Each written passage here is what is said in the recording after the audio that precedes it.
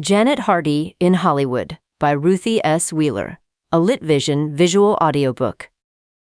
Winter hung on grimly in the Middle West that year. Late March found the streets piled high with snow, and on that particular morning there was a threat of additional snow in the air as Janet Hardy, a blonde curl sticking belligerently out from under her scarlet beret, hurried toward school. It was an important day for members of the senior class of the Clarion High School, for Miss Williams, the dramatics instructor, was going to hand out parts to read for the class play. For that reason, Janet walked more briskly than usual, and she failed to hear footsteps behind her until another girl, running lightly, called, "Slow up a minute, Janet. I'm nearly breathless. I've been chasing you for more than a block." Janet turned to greet Helen Thorne, who lived half a block beyond her own home and on the same broad, comfortable thoroughfare. The girls fell into step, Janet slowing her pace until Helen could recover her breath. "What chance do you think we'll have of getting parts in the play?" asked Helen, her face reflecting her hopefulness. "Just as good as any of the rest," replied Janet. "I don't think there are any Ethel Barrymores in school, and I wouldn't worry if there were. I won't be heartbroken if I don't get a part." "That's easy to say, but I'm afraid I'll be pretty much disappointed if I don't get one. You have the Weekly Clarion to keep you busy." "It does that all right," conceded Janet, who was editor of the page of high school news which appeared once a week in the local daily paper, The Times, under the title of The Weekly Clarion. The girls turned into the street which led up the hill to the high school, a sprawling brick structure which covered nearly a block. The original building had been started in 1898, and as the city had grown, additions had been made, seemingly at random, until hardly anyone knew how many rooms there were, and it was not unusual for a new student to get lost. Janet was slightly taller than Helen. Her hair was a golden blonde, with just enough of a natural curl to make her the envy of most of the girls in school. Her blue eyes had a friendly, cheery look, and her mouth had an upward twist that made it easy for her to smile. Helen was a compliment to Janet, with dark brown hair, brown eyes, and a dusky skin. Because of her brunette coloring, she inclined to gayer colors than her blonde companion. It was half an hour before school when they reached the building, but a goodly number of seniors were already on hand, and competition for roles in the play would be intense. With 132 in the senior class, not many more than a score could hope to win parts. "There's so many, it's going to be a discouraging business," said Helen as they went upstairs to the chemistry auditorium where the class was to meet. "If a lot of the others think that, it will be easy for us," smiled Janet. "Come on, tell yourself you're going to win a part, and you will." "I want to for Dad's sake. He wrote that he would be home for my graduation and would attend all of the senior activities, so I've just got to make the play cast." "Keep up that kind of a spirit, and you're as good as in," encouraged Janet, who secretly confessed that it was going to be quite a job to win a place in the play. The chemistry auditorium was well filled when they arrived. Almost every senior girl was there, and at least half of the boys. Janet looked around the large room, gauging the mettle of the girls they would have to compete against. Well up toward the rostrum was Margie Blake, petite and blonde and exceedingly vivacious. Margie was popular, confessed Janet, and probably stood a good chance of winning a part in the play, for she had innate dramatic ability, while Janet, who had taken a leading role in the junior play, had been compelled to study each bit of action carefully. Near Margie was Cora Dean, a pronounced brunette, who had already announced that she intended to have a leading role, and Cora had a reputation of getting whatever she went after, whether it was a place on the honor roll or a part in one of the drama club's one-act plays. "I'm afraid Cora will be after the part I try out for," whispered Helen. "She's good, too." "She's not a bit better than you are, and not half as pretty," retorted Janet. "But you don't always win play parts on your looks," said Helen. Just then Miss Williams, the dramatics instructor, hurried in. In one hand she carried a large sheaf of mimeographed sheets, while in the other was the complete book for the play. Several plays had been tentatively considered, but final approval had been up to Miss Williams, and she was to announce the title that morning, as well as give out reading parts. The room quieted down as a few stragglers, coming in at the last minute, found seats at the rear. Miss Williams sorted the mimeographed sheets into piles, and at exactly 8:45 she rapped briskly on the desk with a ruler. The dramatics teacher was pleasant and almost universally liked. She smiled as she looked over the seniors who had gathered.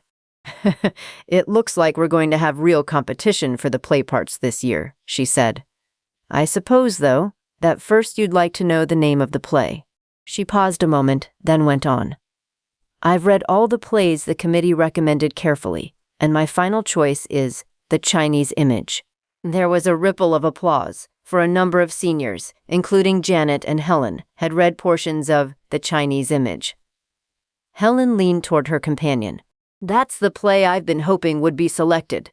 There's a part I think I can win." "The leading role?" asked Janet.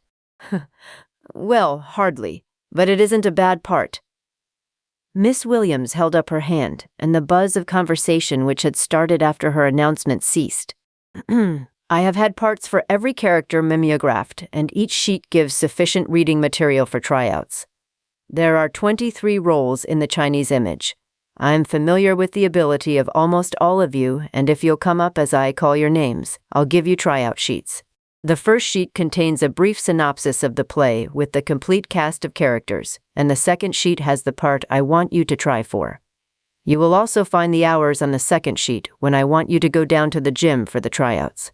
Janet had to confess that she was more than a little nervous as she waited for Miss Williams to call her name. Senior after senior was called up to the desk and handed his sheets. To some of them, Miss Williams added another word or two, but she talked too low to be heard by the main body of pupils. As the tryout sheets were handed out, the seniors left the room, for it was nearly assembly time. Helen looked anxiously at Janet. "I wonder if we're going to be called. There are less than a dozen left." "We'll know in a couple of minutes," replied Janet. "There goes Margie Blake. Wonder what part she'll get a chance at. One of the leads, you can be sure of that. And there's Cora Dean. I suppose Cora will get the part I try for. That happened in several of the one-acts last year. This isn't last year, and Cora's a bit too temperamental. Well, we are going to be the last." All of the others had been called before Miss Williams spoke to Janet and Helen, and with a feeling of misgiving, they advanced toward her desk. Chapter 2, Leading Roles. Miss Williams smiled pleasantly as she looked up from the now slender pile of sheets with the tryout parts. "Afraid I was going to forget you?" she asked. "We were commencing to worry," admitted Janet, "for after all, there's only one senior play." "Right. And I'm determined that The Chinese Image be the best ever produced by Clarion High." The electric gong that heralded the opening of school banged its lusty tone through the hall. "Never mind about opening assembly," said Miss Williams. "I'll explain to the principal that I detained you." The dramatics instructor looked quizzically at Janet and Helen. "You make a good team, don't you?" "Well, we don't exactly fight," smiled Helen. "But there are times when we don't agree." "Of course, that's only human. What I mean is that when you get together with a goal in mind, you work hard to attain that goal. When Janet went out for editor of the Weekly Clarion last fall, you were working hard for her to win." "I did my best," admitted Helen. "And it had a lot to do with my winning out over Margie Blake," said Janet wholeheartedly. "Which is just the kind of spirit I'm looking for to put across the senior play." "I'll have to make a little confession, or you'll wonder why I'm so intensely interested in the success of this special play. A dramatic producing company has made me a tentative offer, but their final decision will be made after one of their representatives has seen the senior play." "But that would mean leaving Clarion," protested Helen. "I'm afraid it would, and while I wouldn't like that, the opportunity offered by this company, if it finally develops, would be such that I just couldn't afford to reject it." "I suppose there isn't a whole lot of money in teaching dramatics in a high school," said Janet. "Not enough, so I want to make it a life career," replied Miss Williams. "But this isn't getting along with my plan. Helen, I'm assigning you for a tryout for the leading role. Here's your part. Read it over carefully and be ready tomorrow afternoon at 4:15. Miss Williams handed the mimeographed sheets to the astounded Helen. "They won't bite," she smiled. "But the lead! I never dreamed you would want me to try out for that." "Why not?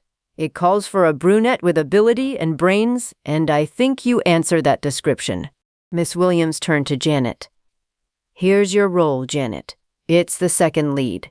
You play a jittery little blonde who hasn't a brain in her head and probably never will have." "Does that role fit me?" asked Janet, her eyes twinkling. "Well, hardly, but I think you'll have a lot of fun working on such a part. Margie Blake is going to try for it, also." "Who will be trying for the part you've assigned me?" asked Helen. "Cora Dean. I expect that with such competition, both of you will be forced to do your best to win the part. Maybe it's a little mean of me to match you against each other this way, but I've got to have a superlative cast for the play." "You'll get it," promised Janet, "for Helen and I are going to do our best to win these roles." Why Helen's father is planning on coming back for graduation week and Helen's got to make the play. "Is he really coming?" asked Miss Williams, almost incredulously, for the name of Henry Thorne was a magic word in Clarion. "He's promised, and both Mother and I are counting on it. We haven't seen him since last fall." Then I know one dramatics teacher who is going to be doubly nervous the night of the play. Just think of it, Henry Thorne, star director of the great Ace Motion Picture Company, watching a high school play. I'm afraid the cast may go all to pieces. They'll be so nervous. "But Dad's so entirely human," said Helen. "That's just the trouble. Because he's made a success in films, people think he must be some kind of a queer individual who goes around with his head in the air, thinking he is better than anyone else. Yeah, he's just like Janet's father, and when he gets home, he likes nothing better than getting his old fishpole out, digging a can of worms, and going out along the creek to fish and doze." "I suppose you're right, but his pictures have been so outstanding, it seems that directing them must be some sort of a genius. I've never quite understood why you and your mother stayed on here, though." Miss Williams had often wanted to ask that question just to satisfy her own curiosity, but the opportunity had never opened before. "Dad's working under pressure on the coast, long hours, and a terrific strain, and he says some of the things that are said about Hollywood are true. Most of the people are fine and hard-working, but a small, wild crowd gives the rest a bad name, and he doesn't want to take any chance on my getting mixed up with that bunch."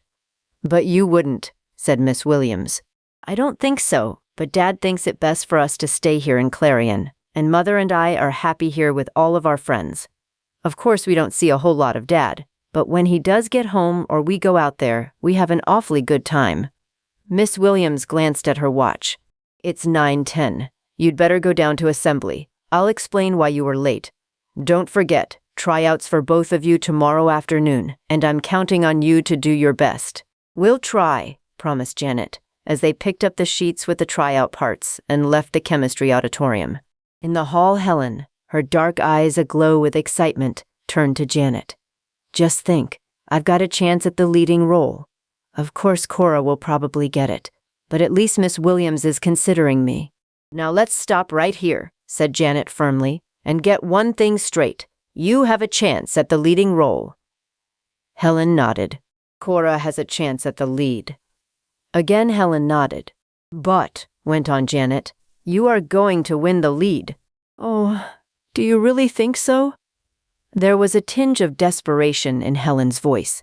"I know you are." Janet spoke with a definiteness that she didn't quite feel, for Cora was a splendid little actress. But Helen needed some real encouragement, and Janet knew that if Helen felt confident from the start, half of the battle was won. The morning passed in a whirl of routine classes, but Janet found time to study her tryout sheets for several minutes. The Chinese Image was ideally suited for a senior play, with an excellent mystery story to carry the action. A whole lot of dramatic ability was unnecessary, for the rapid tempo of the story would carry along the interest of the audience. The synopsis Miss Williams had prepared was brief, and Janet read it twice. The Chinese Image centered about a strange little figure which had been brought back from China in 1851 by Ebenezer Naughton, then captain of one of the clipper ships which had sailed out of Salem for faraway ports in the Orient. The strange, squat little figure had remained in the Naughton family ever since, for Captain Ebenezer, in his will, had stipulated that it must never be given away or sold. "When grave troubles befall my family, "Turn to the Chinese image," he had written, "and therein you will find an answer." But the Naughtons had prospered, and the will had been almost forgotten until the family came upon hard times and its fortune dwindled. 2 grandsons of Captain Ebenezer, now heads of their own families, quarreled bitterly, and in the ensuing family feud, the image became involved. It finally fell to the lot of Abby Naughton, the role played by Janet, to solve the mystery of the image, which she did in as thorough a manner as might have been expected of the light-headed Abby. Janet chuckled over the lines she was to read in the tryout. The part of Abby should be great fun, for Abby did about every nonsensical thing possible, and the giddier the part could be made, the better, decided Janet. Helen's role was more serious, for she was supposed to be in love with one of the boys of the other branch of the family, and many were the trials and tribulations of their love affair. It was a delicate role, with much sweetness and tenderness, and it should prove ideal for Helen. Janet couldn't conceive of Cora Dean, who had a certain harshness about her, getting the part. But then, Cora was capable, and she might be able to play the role to perfection. Just before noon, the sky, gray since morning, turned a more desolate shade, and the clouds disgorged their burden of snow. It was dry and fine, and tons of it seemed to be coming down. Janet met Helen in the hall. "What about lunch?" "I'm going to stay at school and have mine in the cafeteria," replied Helen. "How about you?" "I don't relish the long walk home, but I didn't bring any money with me." Helen smiled. "You wouldn't accept a loan, would you?" "I might," conceded Janet, "because I'm more than a little hungry. I've got 50 cents. That ought to buy enough food to last until we get home tonight." "But we're not going home," Janet reminded her companion. "Have you forgotten about the roller skating party at Uday's?" Helen flushed. "To tell the truth, I had. I've been thinking so much about the play I completely forgot the party."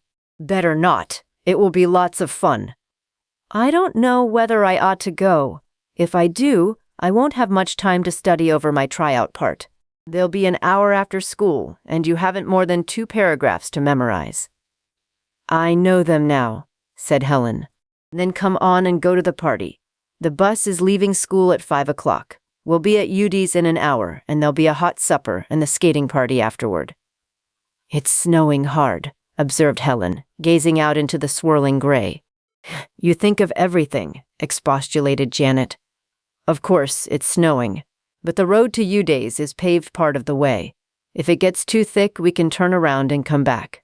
Both Janet and Helen had one open period in the afternoon which came at the same hour, and they went into the library to study their tryout parts. Janet read her lines, stopping several times to chuckle over the nonsensical words which Abby Naughton was required to say in the play. "This is going to be great fun," she told Janet. "How is your part going?" "It's a grand role, and lots of fun. I know the lines, but I'm supposed to be in love." "That shouldn't be a hard part, then. You rather like Jim Barron, don't you?" "Yes, but what's that got to do with my part?" "I heard this noon that Jim was trying out opposite you." "Honestly?" "Ah, honest, true.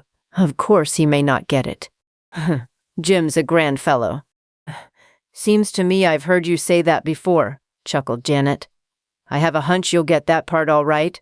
Helen went through her role while Janet looked on with critical eyes, suggesting several minor changes which she thought would improve her companion's chances. The bell for the final class period sounded, and they folded up their parts and hastened back to the assembly.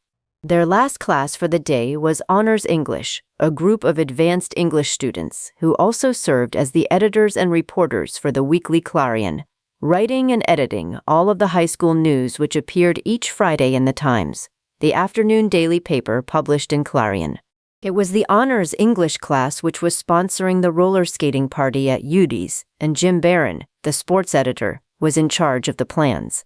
There were 17 in the class, including Cora Dean and Margie Blake, who wrote the girls' athletic news.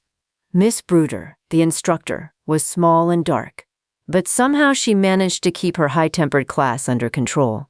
This was a midweek period, and the entire time was devoted to writing stories, which were turned over to Janet for final editing.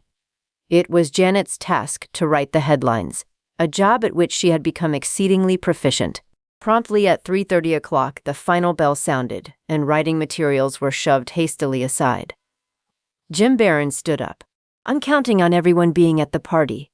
The bus will be here at 5 o'clock. We'll stop at Wet's drugstore on the way out of town to pick up any of you who aren't here when we start. Remember, we're taking the money for the party out of the profit we've made from the Weekly Clarion, and it won't cost you a cent. Wear old clothes and plenty of warm ones. See you here at 5. The class scattered, some of them remaining at school to finish up odd tasks, others hurrying home to change clothes and prepare for the party. "Going home?" asked Helen. "Right now.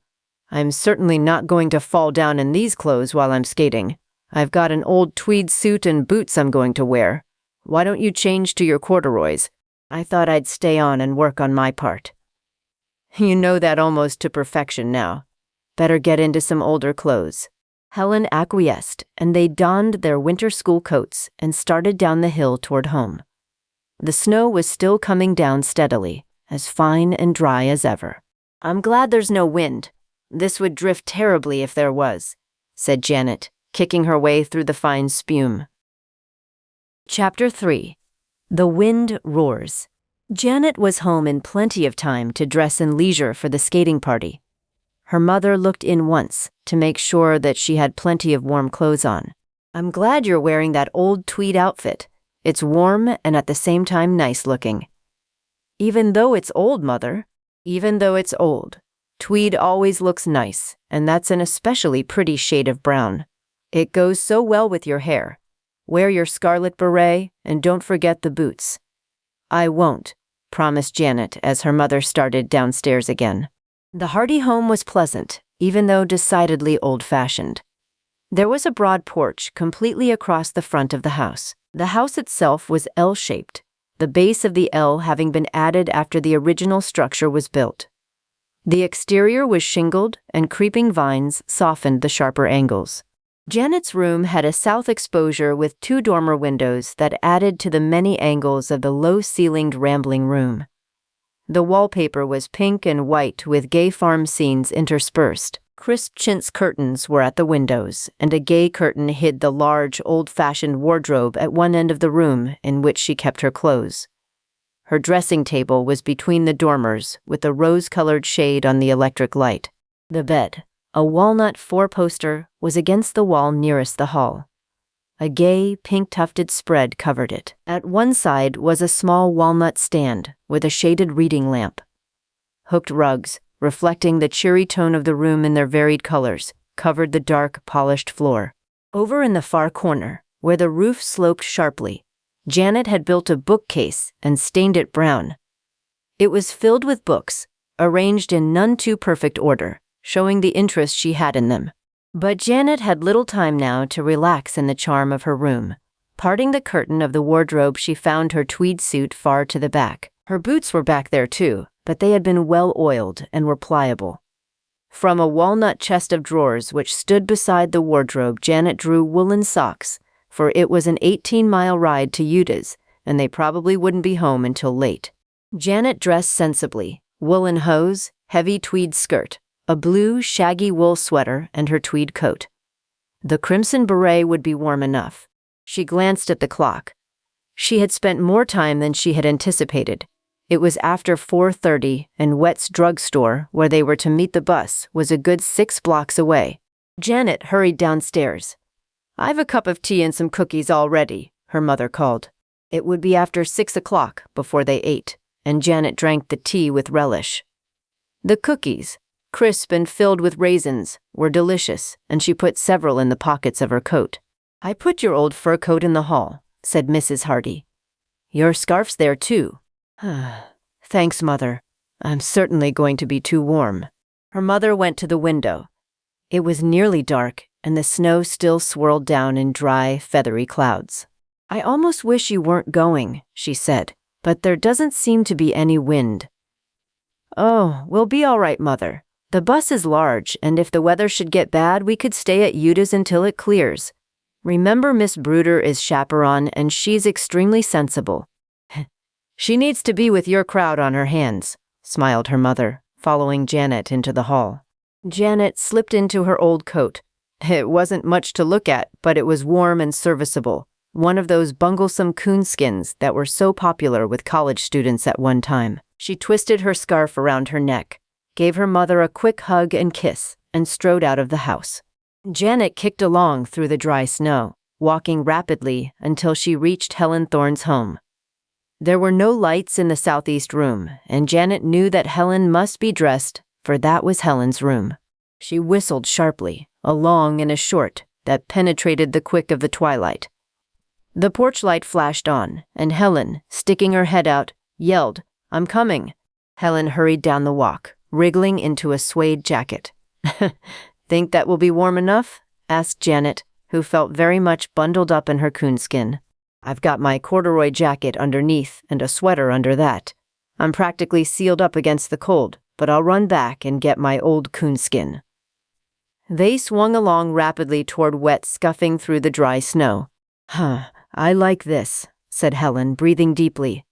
"The snow's grand and it isn't too cold. Wonder if they'll have any heat at Udi's? Oh, the dining room will be warm, but there's only a fireplace out in the room where we skate. Wraps will probably feel good there until we get well warmed up from skating." Out of the haze ahead emerged the blob of light that marked the neighborhood drugstore. As they approached, they could see 2 or 3 standing near the front door of the store.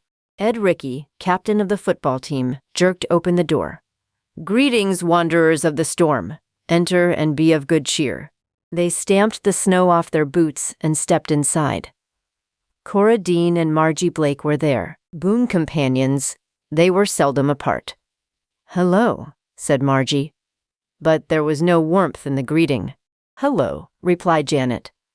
"You must think you're going to the North Pole," put in Cora, as she looked Janet and Helen over coolly. "Well, not quite that far, but we believe in being sensible and warm," replied Helen, and Cora's face flamed, for both she and Margie, always trying to make an impression, were dressed in fashionable riding breeches of serge. They were pleasing to look at, but hardly the thing for comfort on a night when the temperature might drop almost to 0. Instead of coats, they wore zipper sweaters of Angora wool. Their boots were fashionable, but light, and would be of little use in withstanding any severe cold. "Here comes the bus," said Ed Rickey, who was bundled up in nondescript clothes. "All out that's going to Udi's," he bellowed, imitating a train caller. The bus ground to a stop in front of the store, and the girls followed Ed across the curb. Jim Barron opened the door. The windows of the bus were heavily frosted, for a heater was going full blast, but the driver, a middle-aged man, had a windshield wiper cutting a swath through the frost that formed on the glass in front of him. Miss Bruder spoke as they came in. "Everyone's here," announced Jim. "Find your seats. Next stop at Udi's." There was plenty of room in the bus, for the vehicle had a capacity of 30, and there were only 18 in addition to the driver. Most of them found seats well to the fore, where they could feel the blast of warm air from the heater. Clarion was a sprawling city of 19,000, but in less than 10 minutes they had left the streetlights behind and were rolling along a smoothly paved highway. It was impossible to see out, for the windows were frosted solid, but it was a merry crowd nevertheless. Ed Rickey, who had a fine bass voice, started in with a school song, and the others soon joined him. 6 miles outside Clarion, they turned off the main road and swung over toward the hills which flanked the Wapsie River, for it was along the banks of the Wapsie that Udi's Inn was located. Their progress was slowed here, for the road had not been cleared by a snowplow. But the snow was less than 5 inches deep, and the powerful bus forged ahead steadily. Almost before they knew it, they were over the last hill and dropping down into the river valley. As the bus turned into the inn, floodlights in the yard were snapped on. A dog, barking eagerly, leaped forward to greet them. Ed and Jim were out of the bus first, assisting the others down. With Miss Bruder in the lead, they trooped toward the rambling, one-story inn.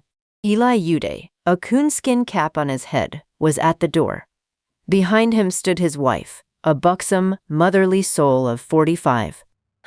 "Supper's on the table now," said Mrs. Ude as she greeted them. "The girls can take off their things in the room at the right. The boys go to the left." There were 9 boys and 8 girls in the honors English class. But with Miss Bruder, it made an even number, and she was so young and full of fun that she always seemed like one of them. Cora and Margie stopped before an old-fashioned dresser to powder their noses and pat their hair into shape. But at a skating party, these things were irrelevant to Janet and Helen, and they hastened out to join the group in the dining room. One long table had been set. There were no place cards, and the first to arrive took the choice seats, which were near a glowing soft coal burner. Mrs. Yude, assisted by her husband, brought in steaming bowls of oyster stew.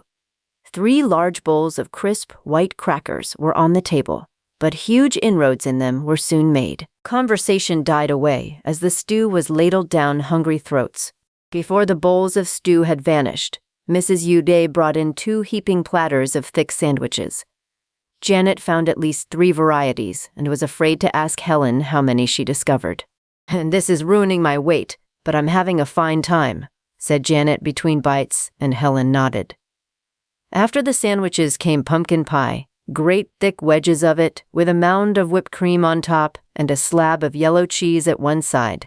Ed Ricky yelled for help, and when no one volunteered to jounce him up and down to make room for the pie, he managed to get to his feet and trot around the table several times. "I'm never going to be able to bend down and put on a skate," groaned Jim Barron, who had begged a second piece of pie and was now looking ruefully at the last crisp crust.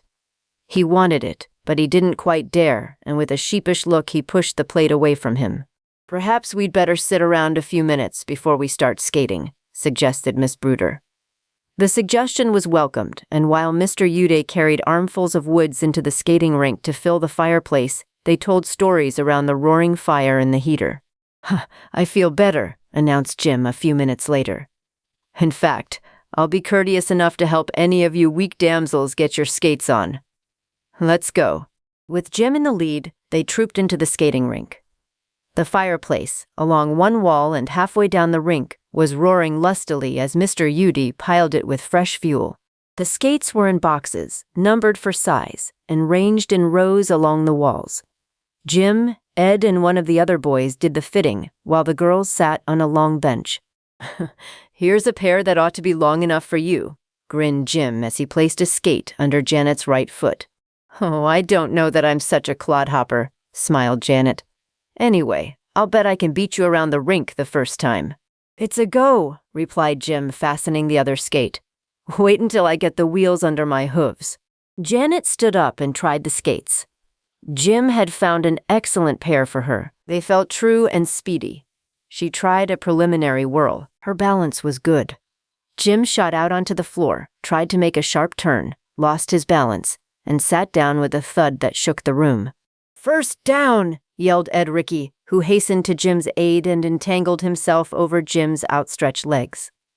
Ed also went down, and shouts of merriment echoed through the room. "Ready, Jim?" asked Janet when the husky senior was back on his feet. "Just as ready now as later," he replied, and they shot away, Janet's feet moving swiftly as she got up speed. Jim had the longer legs, the more powerful strokes, but Janet was fast and light. That might overcome the advantage of her heavier rival. "Go on, Janet, go on," she heard Helen shouting as they took the first turn. Jim was still ahead, but he was going too fast for a safe turn, and he skidded sharply and lost speed at the next turn, while Janet, her feet a twinkle of motion, shot ahead. Jim yelled in protest, but Janet only went the faster and flashed by the finish at least 2 yards ahead of the puffing Jim. From then on, the rink buzzed with the roll of the skates, as in couples, and singly they sped around the room. Ed Ricky was a wizard on skates, and after the first rush of skating, when some of them were content to sit on the benches near the fireplace, he gave a demonstration of fancy skating. Janet had never imagined Ed had that grace and sense of rhythm, but the big fellow was remarkably light on his feet. Then they were back on the floor again, this time in a series of races Jim Barron had planned. Some of them rolling peanuts the length of the rink and back, and others skating around backwards in tandem races. In spite of the roaring fire, the room was cold, and Janet felt the chill creep through her bones.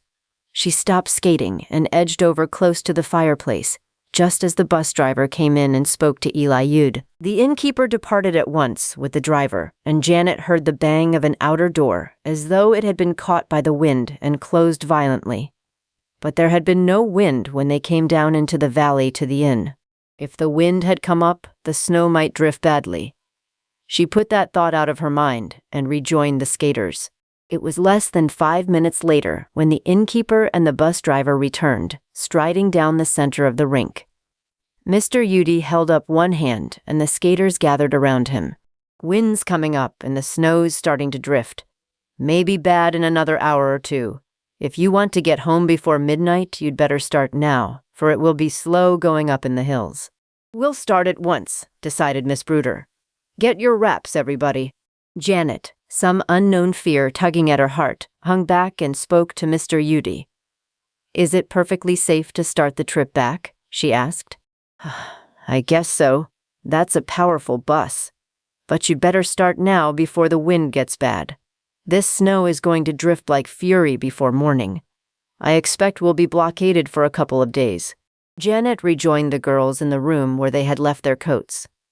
A horn sounded outside, and they hastened to don their wraps. The floodlights in the yard flashed on, and the group, bidding the Udys cheery goodnights, hastened out to the bus. Chapter 4, Little Deer Valley. In spite of her warm clothing, Janet could feel the sting of the night air. It was much colder than when they had arrived. The snow seemed to be less, but the wind was shipping it in little eddies across the yard.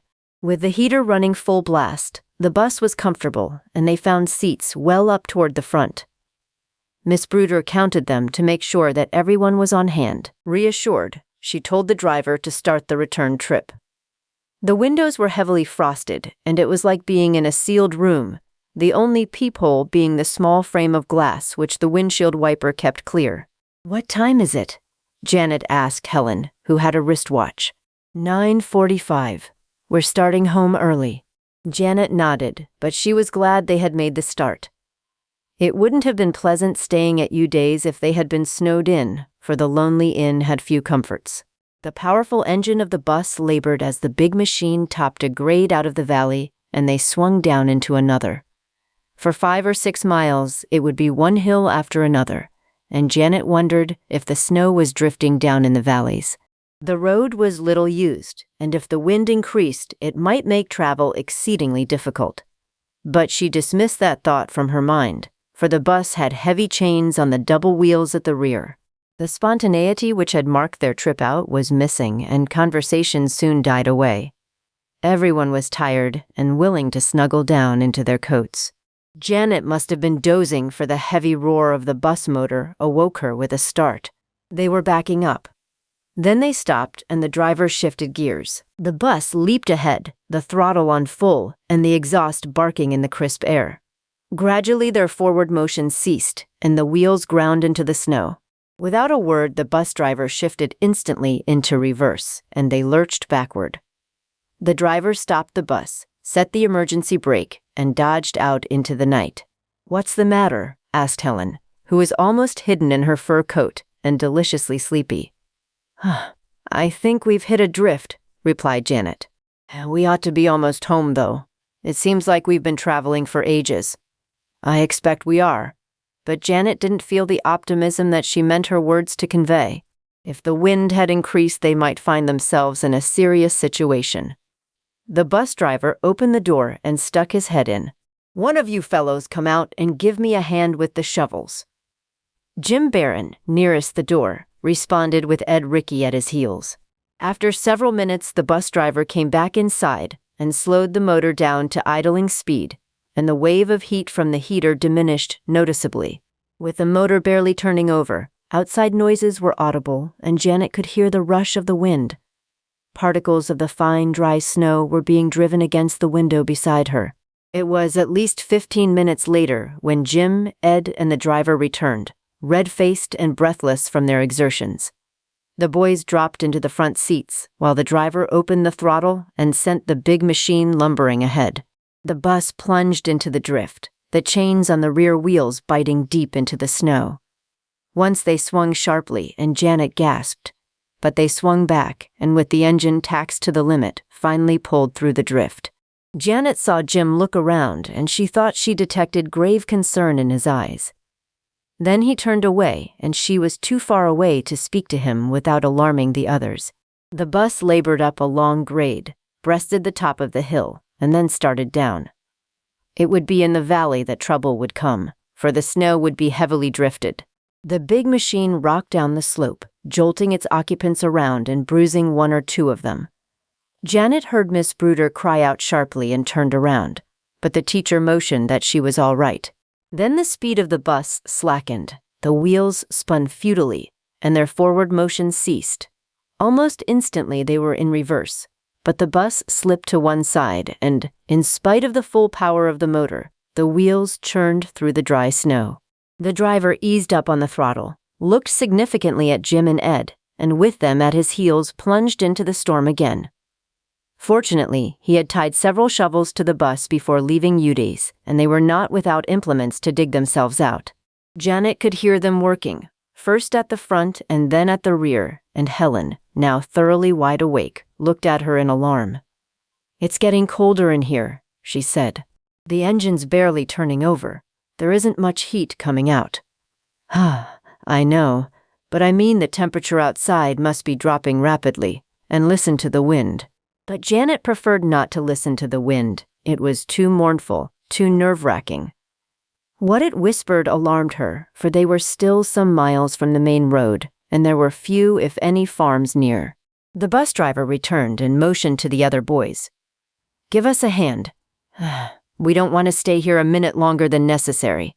The rest of the boys piled out of the bus, leaving the girls and Miss Bruder alone. "I'm nearly frozen," complained Margie Blake. "At least we might have obtained a good bus driver." "I don't think it's the driver's fault," interposed Janet. "We stayed too long at Ude's. Then he should have told us the storm was getting worse. My folks will be worried half to death if we are hung up here all night." Janet admitted to herself that they would all have cause to worry if they had to stay in the bus all night, for she doubted if the supply of fuel would be sufficient to keep the engine going to operate the heater for that length of time, and she dreaded to think of how cold it might get if the heater was off. Between the gusts of wind that swept around the bus, they could hear the steady swing of the shovels biting into the snow. It was 11 o'clock when the driver came inside. His face was almost white from the cold, and he beat his hands together as he took the wheel and eased in the clutch. With the motor roaring heavily, Janet felt the power being applied to the wheels ever so gradually to keep them from slipping. The bus seemed cemented into the snow, but motion finally became evident. The wheels churned and they moved backward. Someone outside was shouting, but the words were unintelligible to all except the driver. He stopped while one of the boys scraped the frost off the window outside, for the windshield wiper had frozen. Then, barely creeping ahead and with the bus in low gear, they moved through the snow, shouted commands keeping the driver in the right path. At last they were through the drift, and the boys piled back into the bus, pounding each other on the back and clapping their hands to bring back the circulation. Miss Bruder called Jim Barron back. "Just how serious is this, Jim?" she asked. "Pretty bad. We're 3 miles from the main road, and there isn't a farm within 2 miles. Only thing we can do is to keep going ahead and try to shovel through." "How about Little Deer Valley?" "That's what we're worrying about. The wind gets a clean sweep there, and I'm afraid we may not get through." "Can we turn back and stay at Ude's?" "Some of the road behind us would be as badly drifted as Little Deer Valley," replied Jim. "I guess the only thing is to grind ahead and trust that the gas holds out." For a time they made steady progress, the bus rumbling along smoothly and the heater throwing out a steady blast of warm, dank air. Then they rolled down a gentle slope and onto the flat of Little Deer Valley, which was more than half a mile wide. The driver stopped and went out to wade through the drifts. He came back to report that they might make it, although in places the drifts were nearly up to the tops of the fence posts. "It's going to mean plenty of shoveling," he warned them. "We've got to go on," said Miss Bruder. "If we get stuck, at least we're that much closer to the road. Perhaps we could walk to the main highway." Janet saw Jim glance sharply at Miss Bruder. Perhaps she didn't realize the seriousness of their situation, or perhaps she was masking her thoughts with those words. The gears ground again, the motor took up its burden, and they lurched ahead, churning through the deepening snow. The air was colder now. There was no warmth from the heater. Something had gone wrong with the motor, or a pipe had frozen. No matter then. Getting through the drifts was uppermost in their minds. Gradually the straining progress of the bus slowed, finally stopped. The gears clashed, and they lurched backward several hundred feet. Then they plunged ahead again, burrowing deeper into the snow. "Everybody out to shovel," said the driver, snapping off the engine to save fuel. The boys hurried out into the cold, and the girls huddled closer to each other. Margie and Cora, thinly clad for such a night, beat their arms almost steadily and stamped their feet in rhythmic cadence. Janet and Helen, heavily clothed, were still warm, although the cold crept through their gloves to some extent. "I wonder how cold it is," asked Helen. "I haven't any idea, but it feels like it was almost 0. Let's not think about it." "Try not to think about it," retorted Helen, and Janet admitted that her companion was right. There was nothing to think about except the cold and the snow. Of course there was the class play. But marooned in the middle of Little Deer Valley with a howling blizzard raging was no time to think of class plays. The driver came back and stepped on the starter. The motor was slow in turning over. It must be bitterly cold, thought Janet. Finally the engine started, and they plowed ahead a few feet, then finally churned to a stop. Outside, the shovels clanged against the steel sides of the bus as the boys dug into the snow again. It was chilling, numbing work out there, and Jim Barron tumbled through the door to stand up in front and beat his arms steadily. When he went out, Ed Rickey came in, and the boys alternated. Margie whimpered in the cold, and Janet felt sorry for her. "My coat's large. I'll come up and sit with you, and Cora can come back here with Helen," said Janet. The other girls, thoroughly chilled, welcomed the change, and Janet unbuttoned the voluminous coonskin and shared it with Margie, Helen doing likewise for Cora. Janet could feel Margie trembling as she pressed close to her. After a time, the driver returned and started the motor again. They moved forward slowly, creeping along the trail the boys had opened with the shovels. Finally, they rocked to a stop, and the driver turned toward Miss Bruder. "It's no use. The drifts are 3 feet high and getting worse every minute." Chapter 5. The White Menace. Miss Bruder looked at the girls, huddled together on the seats, desperately trying to keep warm. Outside, the boys were bravely attempting to clear a path, but it was hopeless. "Perhaps we'd better get out and try to reach the main road on foot," she said. "I wouldn't advise that," replied the driver. "Some of the girls couldn't make it through the drifts. It must be well below 0 now, and the snow's still coming down bad." Just then, Jim and Ed led the boys back into the bus, closing the door carefully after them. They were covered with fine snow and frost from their own breath. "I'm going to try and break through to the road," said Jim. "The rest of you stay here and try to keep warm. Whatever you do, don't leave the bus." "If anyone is going to try to make it to the paved highway, I'm going," spoke up the driver. "I've been over this road a number of times. I'll follow the fence line and get to a farm somehow." In spite of the protests of the boys, the driver remained firm, insisting that he and he alone could make the trip. "Keep the door shut and don't run the motor. The heater's out of order now, and if you run the motor, carbon monoxide fumes may creep in. They're deadly." But that was an unnecessary warning, for all of the boys knew the danger of the motor fumes in a closed compartment. Bundling himself up well, the driver plunged into the storm, and Miss Bruder and her honors English class were left alone in the middle of Little Deer Valley with the worst storm of the winter raging around their marooned bus. Jim turned off the headlights, leaving only the red and green warning lights atop the bus on. He snapped the switches for the interior lights until only one was left aglow, for there was no use to waste the precious supply of electricity in the storage battery. If anything, the whine of the wind was louder, and it was exceedingly lonely out there despite the presence of the others. There was something about it that made Janet feel as though she were 100 miles from civilization. She had not dreamed it would be possible to have such a sense of loneliness and yet be in a group of schoolmates. Jim Barron and Ed Rickey kept on the move, talking with some of the boys or attempting to cheer up the girls.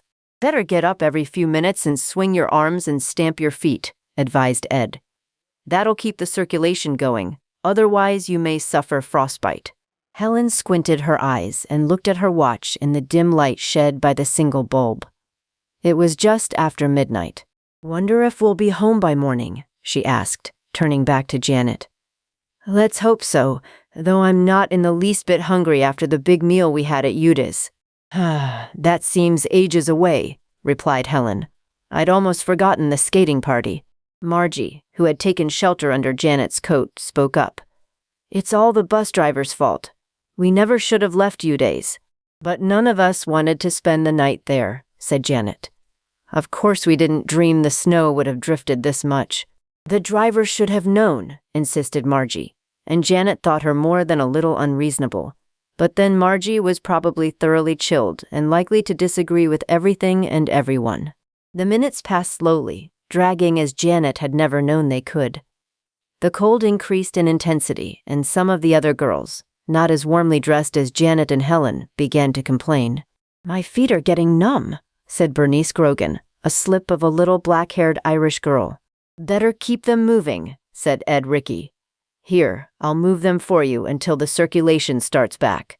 Ed knelt down on the floor and took Bernice's boots in his hands, massaging her feet vigorously. Soon Bernice began to cry. "It's the pain. They hurt terribly."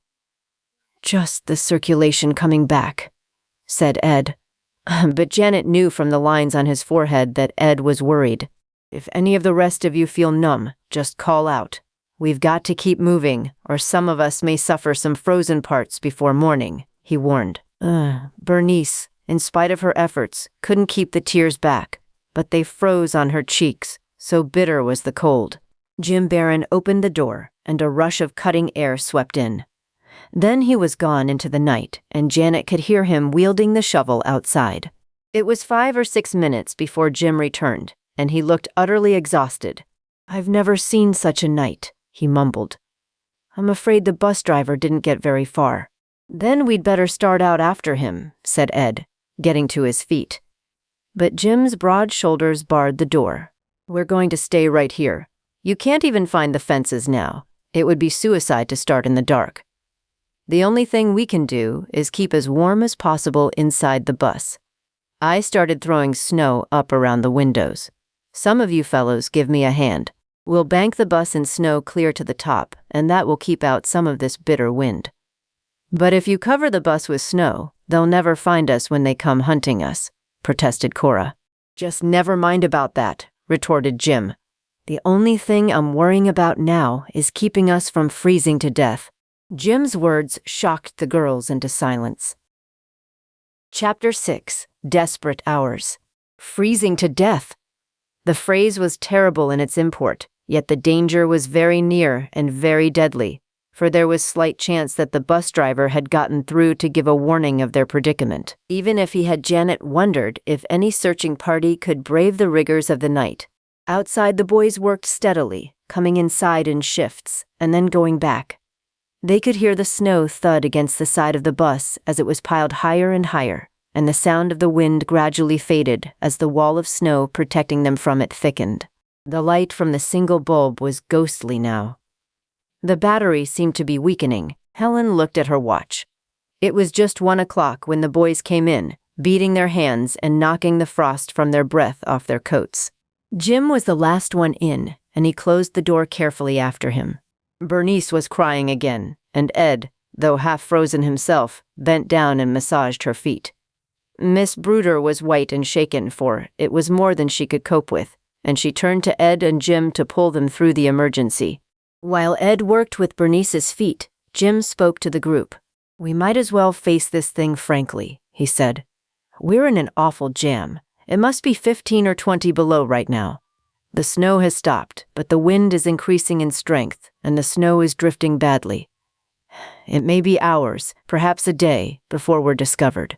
He paused and watched the conflicting emotions on their faces, then plunged on. "We've banked the bus with snow to keep out the worst of the wind, but it's going to be terribly cold just the same. We've got to keep moving, keep up our spirits. If we don't—" But Jim didn't finish his sentence. There was no need, for they all knew what would happen once they became groggy and sleepy. "I'm going to start with a count, and I want all of you to beat your feet in time with me. That'll jar your whole body and warm you up a little." Jim started counting, and soon the whole group was stamping their feet methodically. Even Janet had not realized how cold she was. Her feet had felt a little numb, but under the steady pounding against the floor they started to tingle, then burn with an intensity that brought tears to her eyes, where they froze on her lashes. "I'm nearly frozen," chattered Margie, huddling closer to Janet. "If it wasn't for your coat, I'd be like an icicle by this time." They kept up the motion with their feet for at least 5 minutes, and Jim called a halt then. "Everyone feel a little warmer?" he asked. "My hands are still cold," said one of the girls, but Janet was too stiff to turn around and see who was speaking.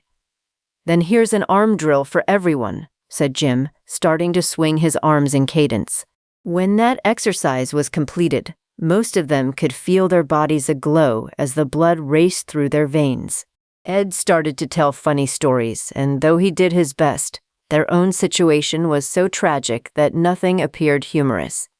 But he kept them interested, which was the main thing. Helen was the first to break the now monotonous flow of Ed's words. "Stop, Ed," she said, her voice low and tense. "Shake Miss Bruder, quick." Ed turned suddenly to the teacher, who had been sitting back of him. Her head had fallen forward on her chest, and her arms hung limp. The husky senior picked her up and brought her back under the light, the rest crowding around him. Then Janet took charge. Miss Bruder's eyes were closed, but she was breathing slowly. "I believe she's half frozen." "She was sitting where a constant knife of air was coming in around the door," whispered Jim. "Get busy and massage her." Janet, with Helen helping her, stripped off Miss Bruder's thin gloves. Her hands were pitifully white. Ed scooped up a handful of snow where it had sifted in around the door and used it to rub Miss Bruder's hands, while Janet and Helen massaged the upper part of her body and her face. It was 5 minutes before the teacher responded to their frantic efforts. Then her eyes opened and she tried to smile. "I must have dozed for a moment," she whispered. "Don't talk," said Helen. "Rest now." "Is everyone all right?" insisted the teacher. "Everybody's here," replied Jim, who was keeping a close eye on Bernice, who seemed the most susceptible to the cold. Ed pulled Janet to the rear of the bus. "This thing is getting serious," he whispered. "Some of the girls won't be able to stand it until morning, unless we're able to keep them warmer. Jim and I have sheepskins. We'll put them down on the floor and you girls get down and lie on them. Huddle together and cover up with your own coats. Your body heat should keep you warm, and we'll be moving around and talking to you, so none of you will get too drowsy from the cold." "But you can't do that. You and Jim will freeze," protested Janet. "Freeze? I guess not. We're too tough for that. Besides, I've got all kinds of clothes on under this sheepskin." Janet finally agreed to the plan, and Ed explained it briefly. Miss Bruder hesitated, but the others overruled her. Jim and Ed placed their heavy canvas, sheep-lined coats on the floor, and the girls laid down on them like 10 pins, huddling together and putting their own coats over them.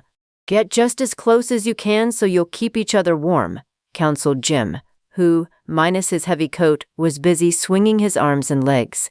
In less than 5 minutes, the girls were ready to admit that the plan was an excellent one, for they were quite comfortable under the mound of coats, and Janet made them keep up a constant flow of conversation, calling to each girl every few minutes. Up in the front of the bus, they could hear the boys moving steadily and stamping their feet. How long they had been under the pile of coats Janet couldn't guess, but suddenly there was a wild pounding on the door of the bus. She managed to get her head out from under the coats in time to see Jim open the door. "Everyone safe?" cried someone outside. "We're all right," replied Jim, and then Janet saw her father looking down at the huddled group of girls on the floor of the bus. His face was covered with frost, but he brushed past the boys and knelt beside her. "All right, honey?" he asked. "A little cold," Janet managed to smile. "How did you get here?" "Never mind that. The first thing is to get out of here and where you'll be safe and warm." Other men poured into the bus, Janet recognized some of them. Ed's father was there. So was Jim's, Cora's, and Margie's. Someone had a big bottle of hot coffee and cardboard cups. The steaming hot liquid, bitter without sugar or cream, was passed around. Janet drank her cup eagerly, and the hot beverage warmed her chilled body. Extra coats and mufflers had been brought by the rescue party. "Get as warm as you can. It's going to be a cold ride to the paved road," advised her father. They were soon ready, and once more the door of the bus was opened. Outside, a powerful searchlight glowed, and as they neared it, Janet saw a large Caterpillar tractor. Behind this was a hay rack, mounted on runners and well filled with hay. "Everybody into the rack. Burrow down deep so you'll keep warm."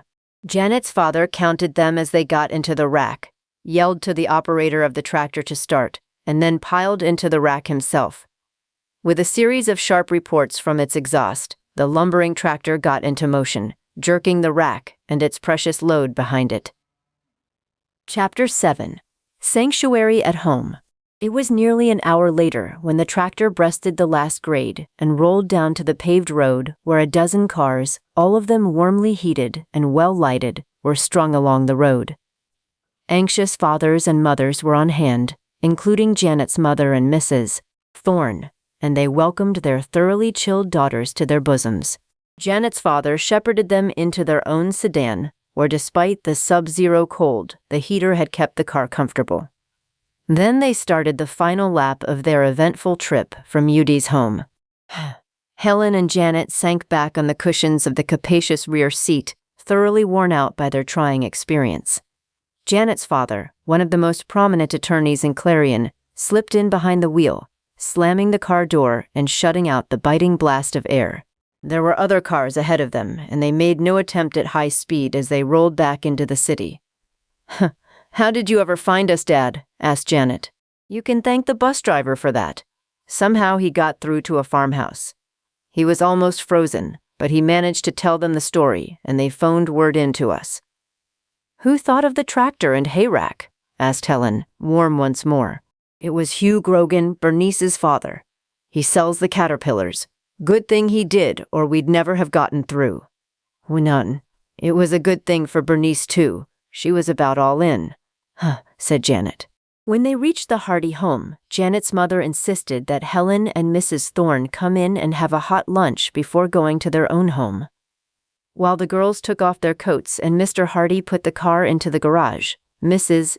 Hardy bustled out into the kitchen, where she had left a kettle of water simmering on the stove. Lunch was ready in short order: tea, peanut butter sandwiches, cookies, and a large bowl of fruit. Janet and Helen had ravenous appetites, and the sandwiches disappeared as though by magic. "How cold is it, Dad?" asked Janet. 22 below. "The wind was awful," said Helen, between bites at a sandwich. "I know. It was pretty fierce going across country in the hay rack. The boys must have used their heads, for someone banked the bus with snow. That was Jim Barron's idea. He and Ed Rickey kept us moving and talking most of the time. But we forgot Miss Bruder. She was in a draft and almost froze to death without saying a word to anyone." "That scared us half to death," put in Helen. "But the boys massaged her hands with snow, and Janet and I massaged the upper part of her body until we could get the circulation going again. I think she'll be all right, but probably pretty sensitive to cold for the rest of the winter. But the winter's almost over. Here, it's late March. Who'd ever have thought we'd have a storm like this?" said Janet. "If I had, I can assure you that you'd never have made the trip to Judy's tonight," promised her father. "It was one of those freak storms that sometimes sweep down from the Arctic Circle and fool even the weathermen. By tomorrow the temperature will shoot up and the snow will melt so fast we'll probably have a flood." The girls finished every sandwich on the plate and drank 2 cups of tea apiece. It was 5 o'clock when they left the table. Mrs. Thorne and Helen started to put on their coats, but Janet's mother objected. "Your house will be cold, and our guest room upstairs is all made up. Janet and I will lend you whatever you need. We'll all get to bed now." Janet got warm pajamas for Helen and then went to her own room.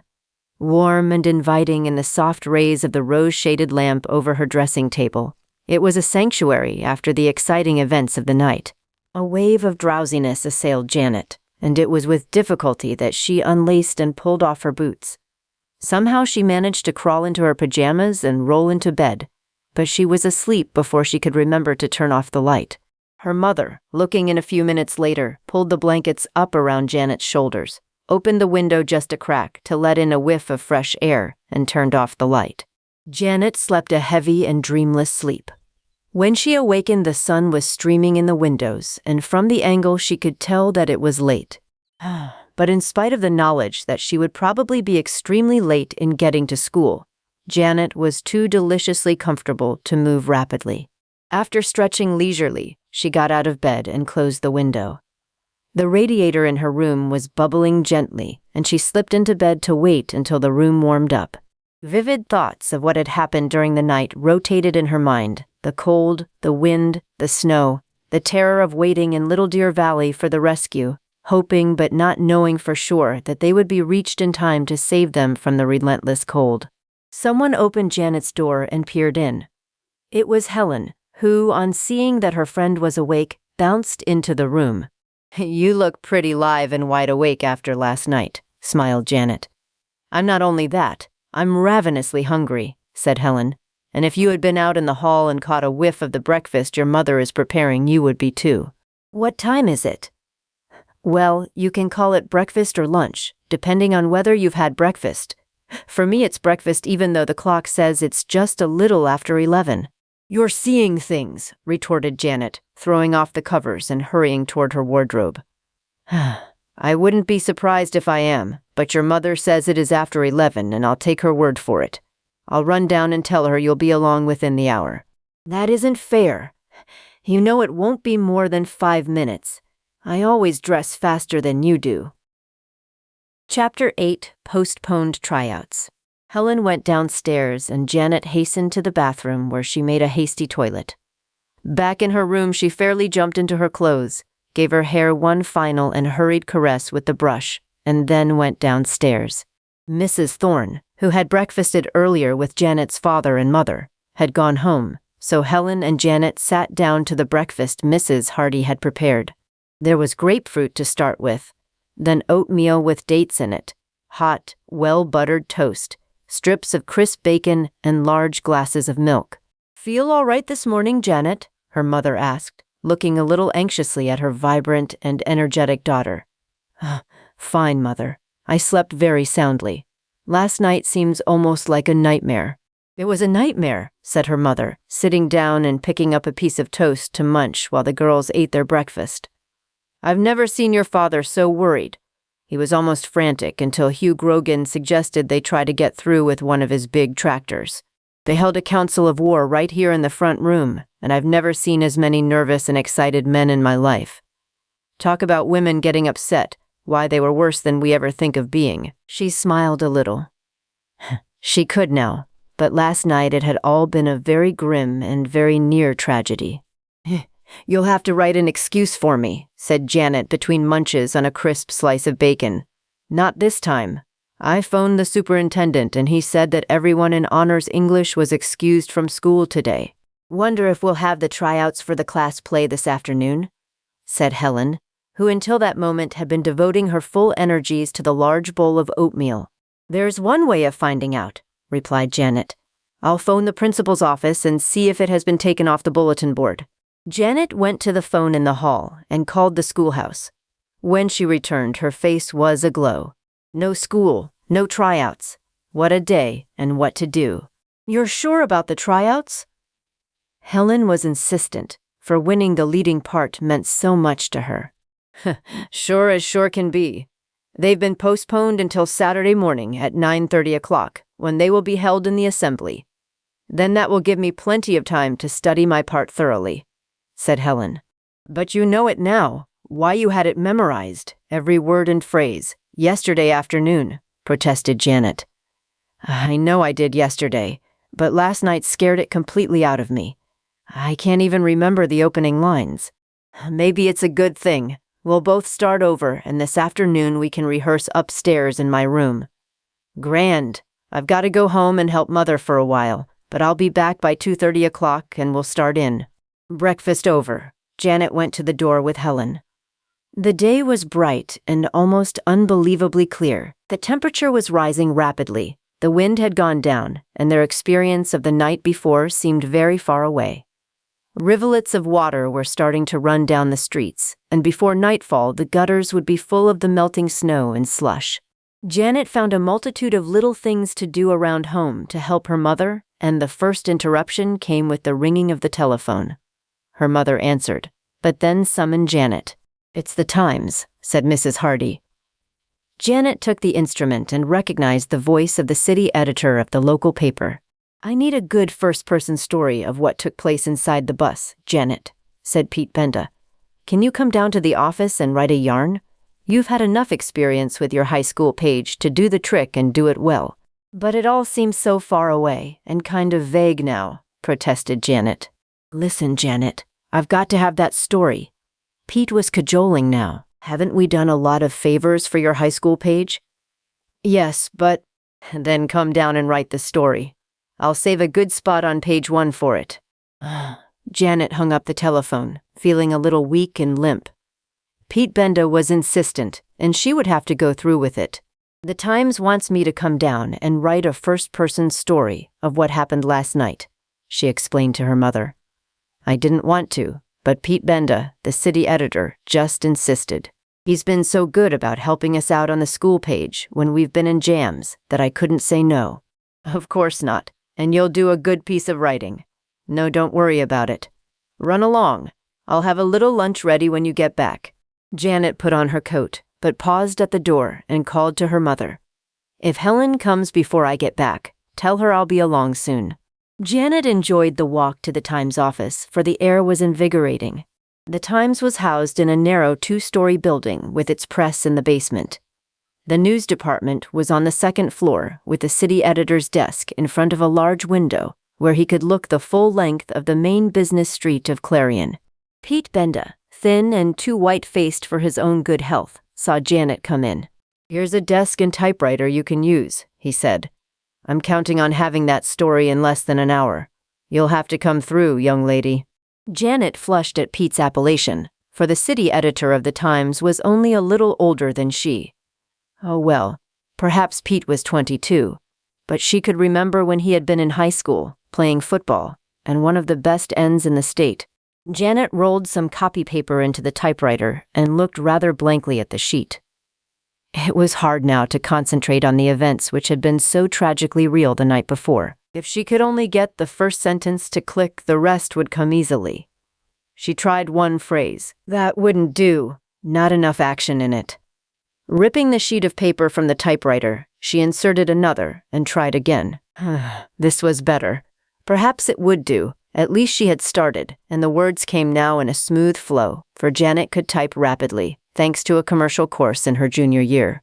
Pete Benda, on his way to the composing room, looked over her shoulder and read the first paragraph, but Janet, now engrossed in the story, hardly noticed him.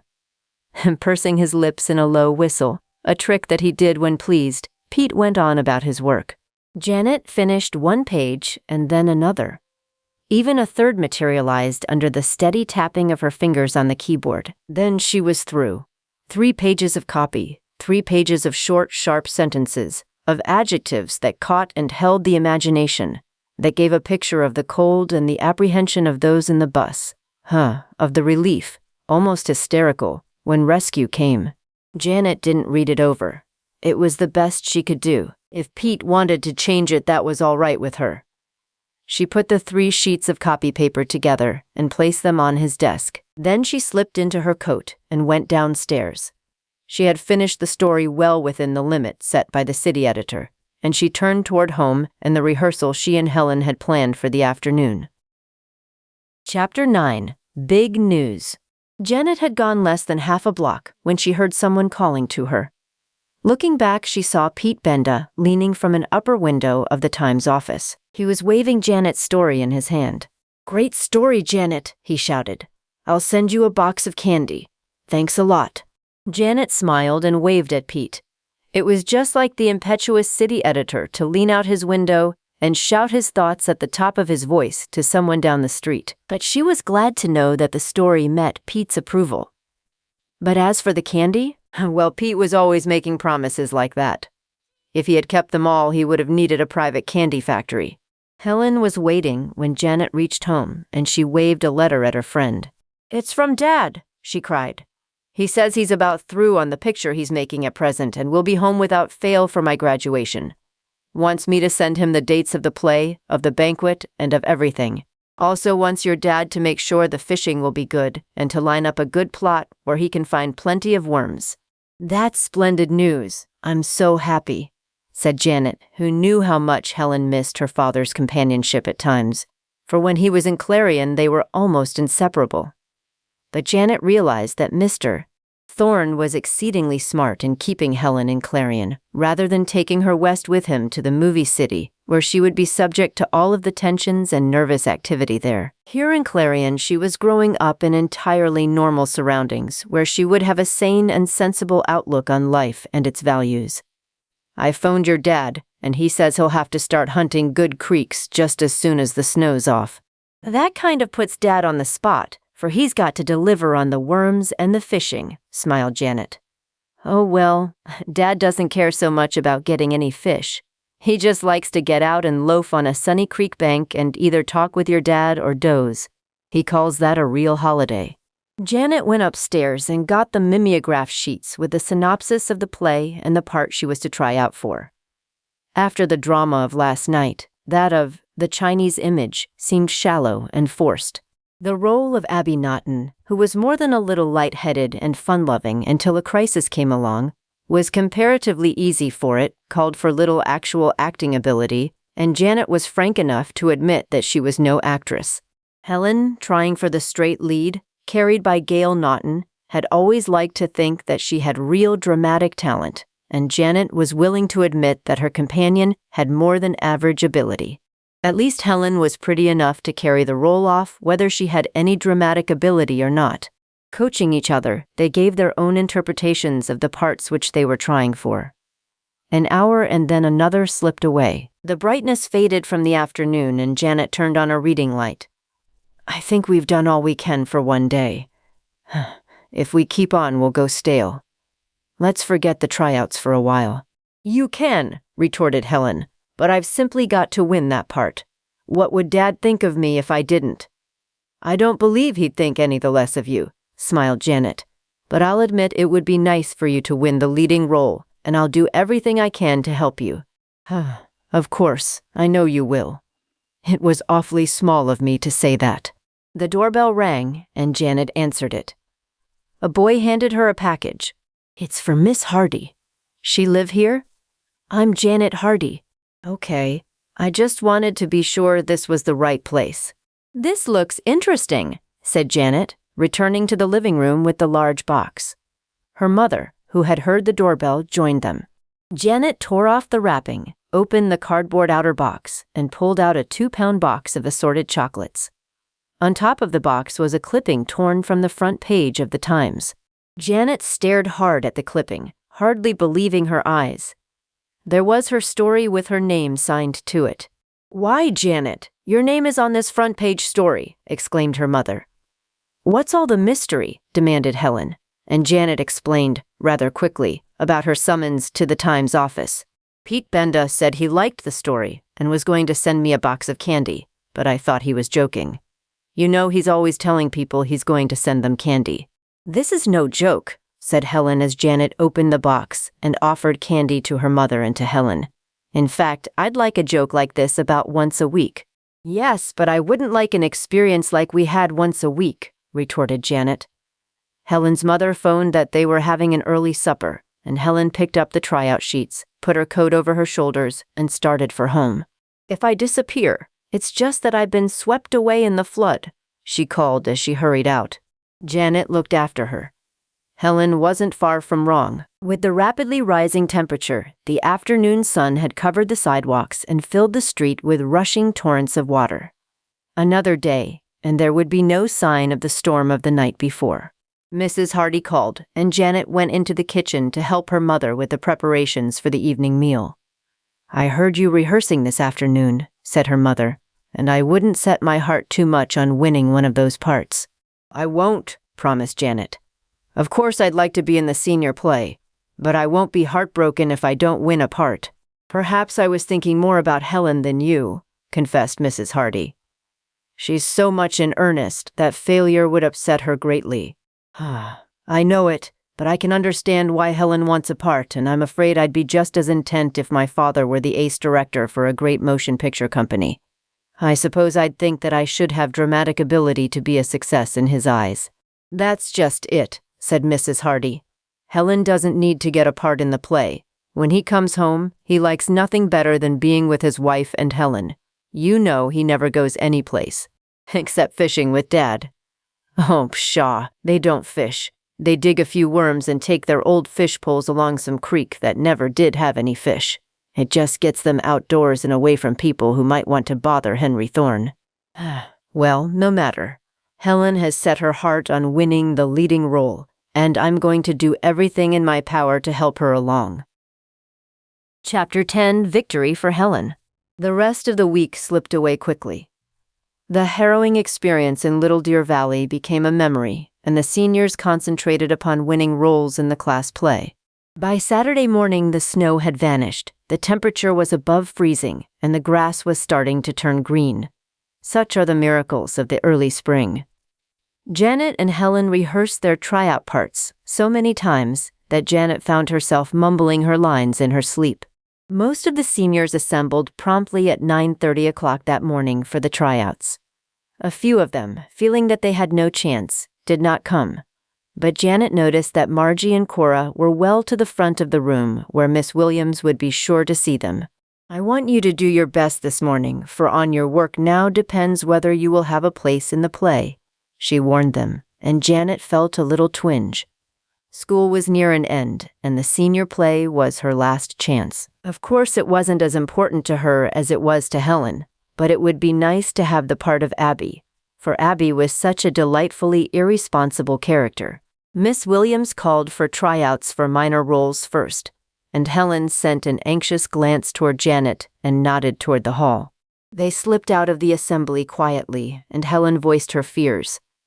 Perhaps I'd better try for one of these minor parts, as well as for the lead. Then if I don't get to play Gail Naughton, I may win another role. I wouldn't, counseled Janet. Concentrate on the main part. I think you'll make it all right. I wish I had your confidence. I'm not confident about winning a part myself, but I'm sure you will, replied Janet. Let's go back and watch the tryouts. Perhaps I ought to go over my lines again. Nonsense. You can even speak them backwards. If you work on them any more, you may do that, which would be fatal. Let's see the mistakes of the others, and then we'll know we aren't the world's worst actresses. Miss Williams was conscientious. She wanted every boy and girl who felt he had a chance to have the utmost opportunity, and she worked with them carefully. At noon, she was fairly well down the cast, but the 4 major roles remained, 2 for the boys and 2 for the girls, including the parts of Gail and Abby Naughton, which Helen and Janet sought. We've been at this long enough, announced Miss Williams as the noon whistles sounded downtown. Everyone take a rest, have lunch, and be back here at 1 o'clock. Then we'll go on until we finish. For those who have been assigned parts, the first rehearsal will be Monday night at 7:15 o'clock. I'll expect you to have your first act lines memorized. The group broke up, some of them going home to have lunch, and others stopping at the luncheonette of a nearby drugstore. Janet and Helen were among this group, which included Cora and Margie. The latter, seated with 2 companions, appeared confident that they would win the leading roles. But Janet overheard a spiteful remark by Cora. Of course, I haven't the pull Helen has, for her father's a famous director, she said, and Janet saw Helen's face flush. That isn't fair, said Helen. You know Dad wouldn't use any influence to get a part for me. So does Cora. She's saying that just to be mean. When they reassembled, it was a small group, Jim Barron, Ed Rickey, and 2 other boys who were trying for the male leads, Cora, Margie, Helen, Janet, and Miss Williams. The instructor worked with the boys first, and it was evident that Jim and Ed were to have the major parts. In less than half an hour they were assigned, Ed getting the lead and Jim the second role. If Janet won the part of Abby, Jim would be playing opposite her. That would be fun, for Jim was wholesome and pleasant. After the boys had departed, Miss Williams turned to the girls. Now we're down to the two major parts, for the play hinges on the characters of Gale and Abby. She looked at the four hopeful, anxious faces. I want Cora and Margie first. Take your places and give me an interpretation of the action you think should go with the lines you have memorized. Cora, dark-eyed and confident, stepped to the platform. Margie, a wispy blonde girl, followed. Both girls used excellent diction, spoke clearly and with feeling, but somehow Cora's work lacked a convincing touch. Perhaps she was trying too hard, and Janet felt her spirits rising. Helen should walk away with the role unless she got scared when she stepped on the platform. But Janet was more than a little concerned about Margie. The blonde senior was doing an excellent job, putting just the right amount of enthusiasm into the role. There was nothing forced. Every word and gesture seemed spontaneous, and lines that had sounded silly in their own rehearsals were very logical and convincing when they came tumbling from Margie's lips. Janet smiled grimly. Of course she wanted the part, but even more, she wanted Helen to win the role of Gale. Cora and Margie finished the part Miss Williams had assigned, and looked anxiously toward the dramatics teacher. That was very nicely done, said Miss Williams. Janet and Helen next, and put plenty of feeling into your interpretations. From the platform, Janet could look down on Cora and Margie. There was a thin sneer on Cora's lips, and Janet felt Helen, standing close beside her, tremble. Ready? She asked. Helen nodded. Janet's lines opened their brief tryout roles. She spoke them clearly, but somehow the spark needed to add vigor and brilliance was lacking. She was thinking too much about Helen. The lines and action snapped to Helen, and she picked them up instantly. Janet thrilled. Helen had forgotten Cora and Margie. She had forgotten even Miss Williams. She was living her part. She was Gale Naughton, the dark, lovely heroine of the Chinese image. The lines came smoothly and without effort. Then they were through, a little breathless, their hearts beating rapidly. Janet was the first to turn toward Miss Williams, and before the instructor spoke, she knew Helen had made a deep impression with her interpretation of Gale. Splendid! I liked that very much, said Miss Williams, who was not given to compliments. If you'll be good enough to wait a few minutes, I'll be back. Will you announce the winners then? Asked Cora, her dark cheeks flushed with excitement and her brown eyes glowing. Yes, promised Miss Williams, hurrying from the room. Why do you suppose she left to make her tabulations? Asked Helen, her voice low. Probably didn't want us to know just how she rated us. She's got a percentage system all her own she uses in casting parts. It won't be long now, said Janet. The sooner the better. I'm all fluttery inside. Maybe you think Cora and Margie aren't. They can't even sit still. Which was true. Cora and Margie were walking restlessly up and down the far side of the assembly, looking anxiously toward the double doorway through which Miss Williams would return. 5 minutes slipped away. Then another 5, and it stretched out into 15 minutes before the quick footsteps of the dramatics instructor could be heard in the hallway. Involuntarily, Cora and Margie joined Janet and Helen at the front of the large assembly room.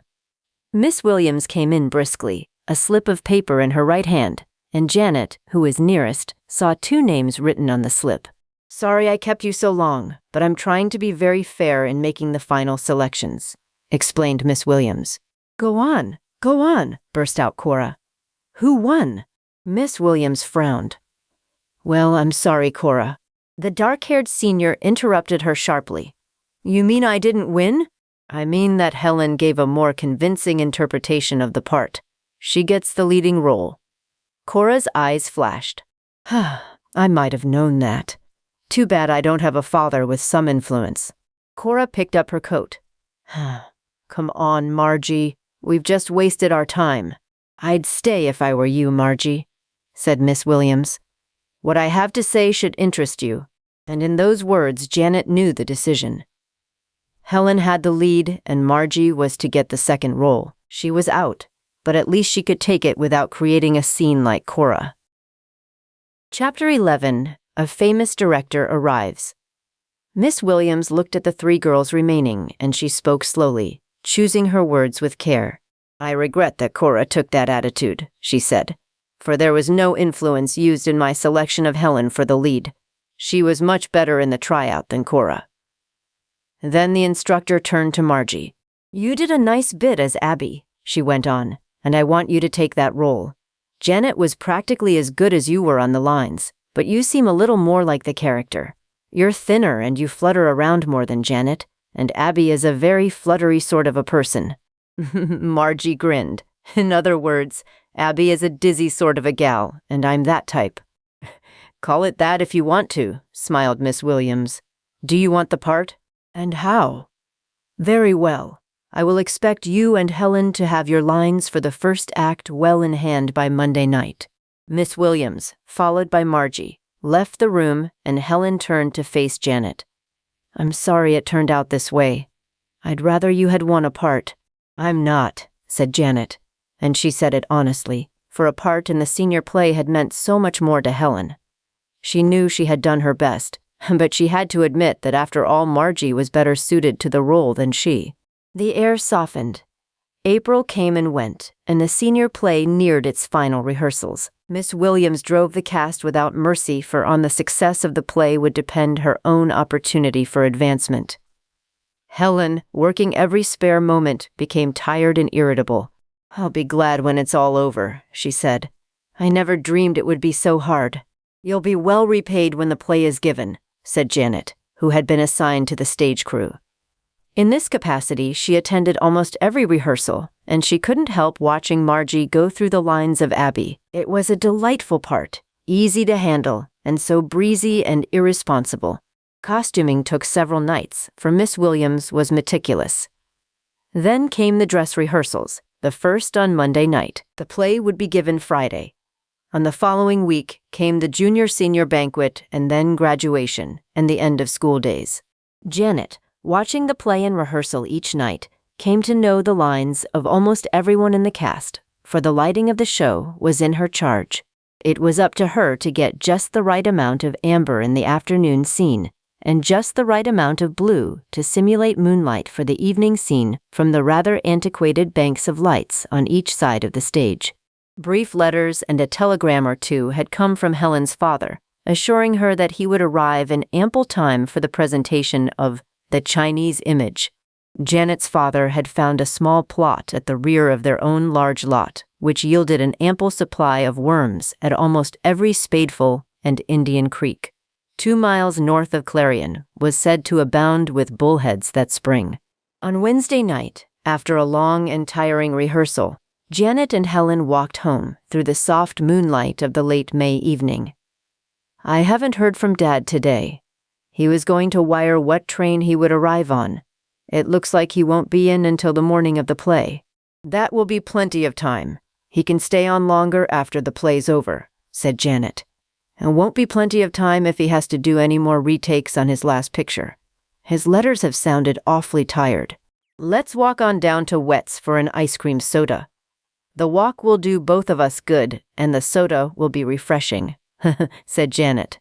Helen agreed, and they walked leisurely, breathing deeply of the flower-scented air, for it was a perfect evening. From far away came the rumble of heavy trucks on a through street, but on their own there was an air of peace and contentment. "Dad will like this when he finally gets here. He always seems to throw off his cares when he's back home. Which is why he anticipates coming home so much," added Janet. "But it can't go on this way forever. He needs Mother, and I'll be going away to school next fall. I wouldn't worry about that until after graduation. There'll be plenty of time to discuss those matters then." Janet felt somewhat like a very fatherly old man giving advice to a very young girl, and she smiled to herself. At the neighborhood drugstore, they dawdled over their sodas, thoroughly relaxing after the strenuous hours of rehearsal. On the way home, they again walked leisurely, discussing little things about the play that appealed to them. Helen's mother, waiting on the porch, called to them the moment they came in sight. "Hurry up, Helen. I've a telegram from your father." Helen ran across the lawn with Janet close behind. "He's coming, isn't he, Mother?" And to Janet there was something pitiful in Helen's extreme anxiety, for she was so desperately intent upon having her father see her in the leading role in the class play. "He's coming tonight, dear," he wired, saying that he would be on the transcontinental plane which stops at Rubio at midnight. "Janet's father and mother are going to drive us over. You girls had better clean up a bit. We're leaving right away." "I'm so happy," said Helen. "I was afraid it was a message saying he wouldn't be able to come." Janet hurried on home. Her father had the large sedan out in the driveway, and her mother was bustling about the kitchen, making stacks of thin sandwiches. "Why the sandwiches?" asked Janet. "I've never known the time when Henry Thorne wasn't hungry. He's been that way ever since he was a little boy, and his wife is too excited to think about that. We'll have them all over for lunch after we get home. But it will be late, way after 1 o'clock, and Helen ought to be in bed. She has been keeping terrific hours with the rehearsals. It won't do her a bit of harm this time. Being with her father will do her more good than anything else. Wrap these sandwiches up and put them in the bread box, so they'll keep good and moist. Then slice some lemon for the iced tea and put the slices back in the ice box. We'll stop and get some ice cream on our way into town." They hurried around the kitchen until Janet's mother noticed the disarray of her daughter. "For land's sake, Janet, you're a sight. Working with the scenery and lights again at school? Well, hurry upstairs and clean up. Then slip into that pale green print that makes your hair look golden. We'll be ready in 5 minutes." Janet forgot her fatigue and raced upstairs, splashed water on her flushed cheeks, followed that with a few hasty dabs of a powder puff to take the shine off her skin, and then went to her own room, where she put on fresh, sheer hose and the green print that was so becoming. Her hair, with its natural curl, needed only a quick brushing to bring out the highlights. Down in the driveway, her father pushed the horn button and her mother called, "We're ready, Janet." But so was Janet, and she hastened downstairs and joined them. The sedan was one of those extra broad, streamlined cars, with room for 3 in the front seat. "You and Helen can sit up front with me while your mother and Mrs. Thorne are in the back seat," said her father. "Coming back, we'll put the Thornes in the back where they can visit to their heart's content." The car rolled down the drive, and her father turned and stopped the large, low machine in front of the Thorne home. 6 lights were turned on downstairs, and the house fairly glowed with light. Helen and her mother came down the walk, Helen in a pink, fluffy creation that set off her dark coloring to its best effect. "You're pretty enough to look like a would-be movie star trying to make an impression upon a famous director," whispered Janet. "Maybe I am," smiled Helen as she slipped into the front seat. "Everybody ready?" inquired Janet's father. "I don't want to get halfway to Rubio and have one of you women remember that you've left something important at home." "You do the driving and we'll worry about what's been left at home," replied Mrs. Hardy with a chuckle. The big machine rolled away smoothly, and when they turned onto the main state road to Rubio, John Hardy stepped on the accelerator and they fairly flew down the straight, white ribbon which unrolled before their blazing lights. The speedometer climbed steadily, 50, 60, and then 70 miles an hour, and the needle hung there except when they swung around one of the broad, well-banked curves. Then it dropped to 50. The rush of cool air was refreshing, and Janet and Helen sank back in the broad, comfortable seat. When the lights of Rubio glowed ahead, Helen spoke. "It hardly seems possible that Dad will be here in a few minutes. It's been months since I've seen him. Then you'll enjoy seeing him all the more. What fun you're going to have the next few days. I hope it will be several weeks, for I think Dad needs a good rest. He's done 3 big pictures in the last year." They rolled through Rubio to the airport, which was just beyond the city limits. The clock over the hangar pointed to 11:50, and Janet's father guided the sedan to a stop in the parking area behind the steel fence. "I'll find out if the plane's on time," he said, and went over to the office. Janet thought she could hear the faint, faraway beat of an airplane, but the noise of another car turning into the parking space drowned it out. "Come on, folks. The plane will be here in a minute," called Mr. Hardy. They hurried out of the car and followed John Hardy through the gate and onto the ramp. In the west were the red and green lights of an incoming plane. Suddenly the field burst into a flood of blue-white brilliance as a great searchlight came on. Like a ghost, the huge twin-motored plane glided down its invisible path and settled easily onto a runway. little clouds of dust coming up from the crushed rock as the machine touched the ground. With its motors roaring a lusty song of power, the monoplane waddled toward the concrete ramp. The pilot swung it smartly about, and the ground crew blocked the wheels and rushed the landing stage up to the cabin door as the pilot cut the motors. The propellers ceased whirling just as the stewardess opened the door. "There's Dad!" cried Helen, and she ran toward the plane with Janet at her heels. Chapter 12. On the stage. Henry Thorne was the first passenger to alight from the eastbound plane. Tall, well-built, with a close-clipped mustache and iron-gray hair that curled a bit around his temples, he was a man's man. Helen threw her arms around her father, and he gave her a tremendous hug. "Golly, I'm glad to see you, hun," he said. "Where's Mother?" "She's coming. She couldn't run as fast as I," explained Helen, breathless with excitement. Mrs. Thorne, her face flushed with happiness over her husband's coming, arrived, and they embraced affectionately. Then Mr. Thorne saw John Hardy and Janet and her mother. "Say, this is great of you to come over. I feel like a visiting celebrity or something." "You're very much a celebrity," smiled Janet. "Not to you," he replied. Well, let's start home. I've only this light traveling bag." "Does that mean you won't be able to stay long?" asked Helen anxiously. "I should say it doesn't. I can live for 6 months out of a traveling bag." "Oh, of course. I wouldn't look like Beau Brummel, but I'd be acceptable in average circles." The Thornes occupied the back seat, and Janet and her mother sat in front. The big car purred smoothly, and Janet's father sent it humming away on the trip back to Clarion. Janet got only snatches of the conversation that was going on in the rear seat. She was anxious to listen, but it wouldn't have been very polite to have done so obviously. Anyway, Helen would tell her most of the news the next day. From the few remarks she overheard, she realized that Henry Thorne was exceedingly happy to be home, and that the last year had been a strain, even though all of his pictures had been moneymakers. The lights of Clarion were in sight when he leaned forward and spoke to Janet's father. "Get any worms located, John." "Plenty of them, and right in my own backyard. You can dig to your heart's content." "How about the fishing?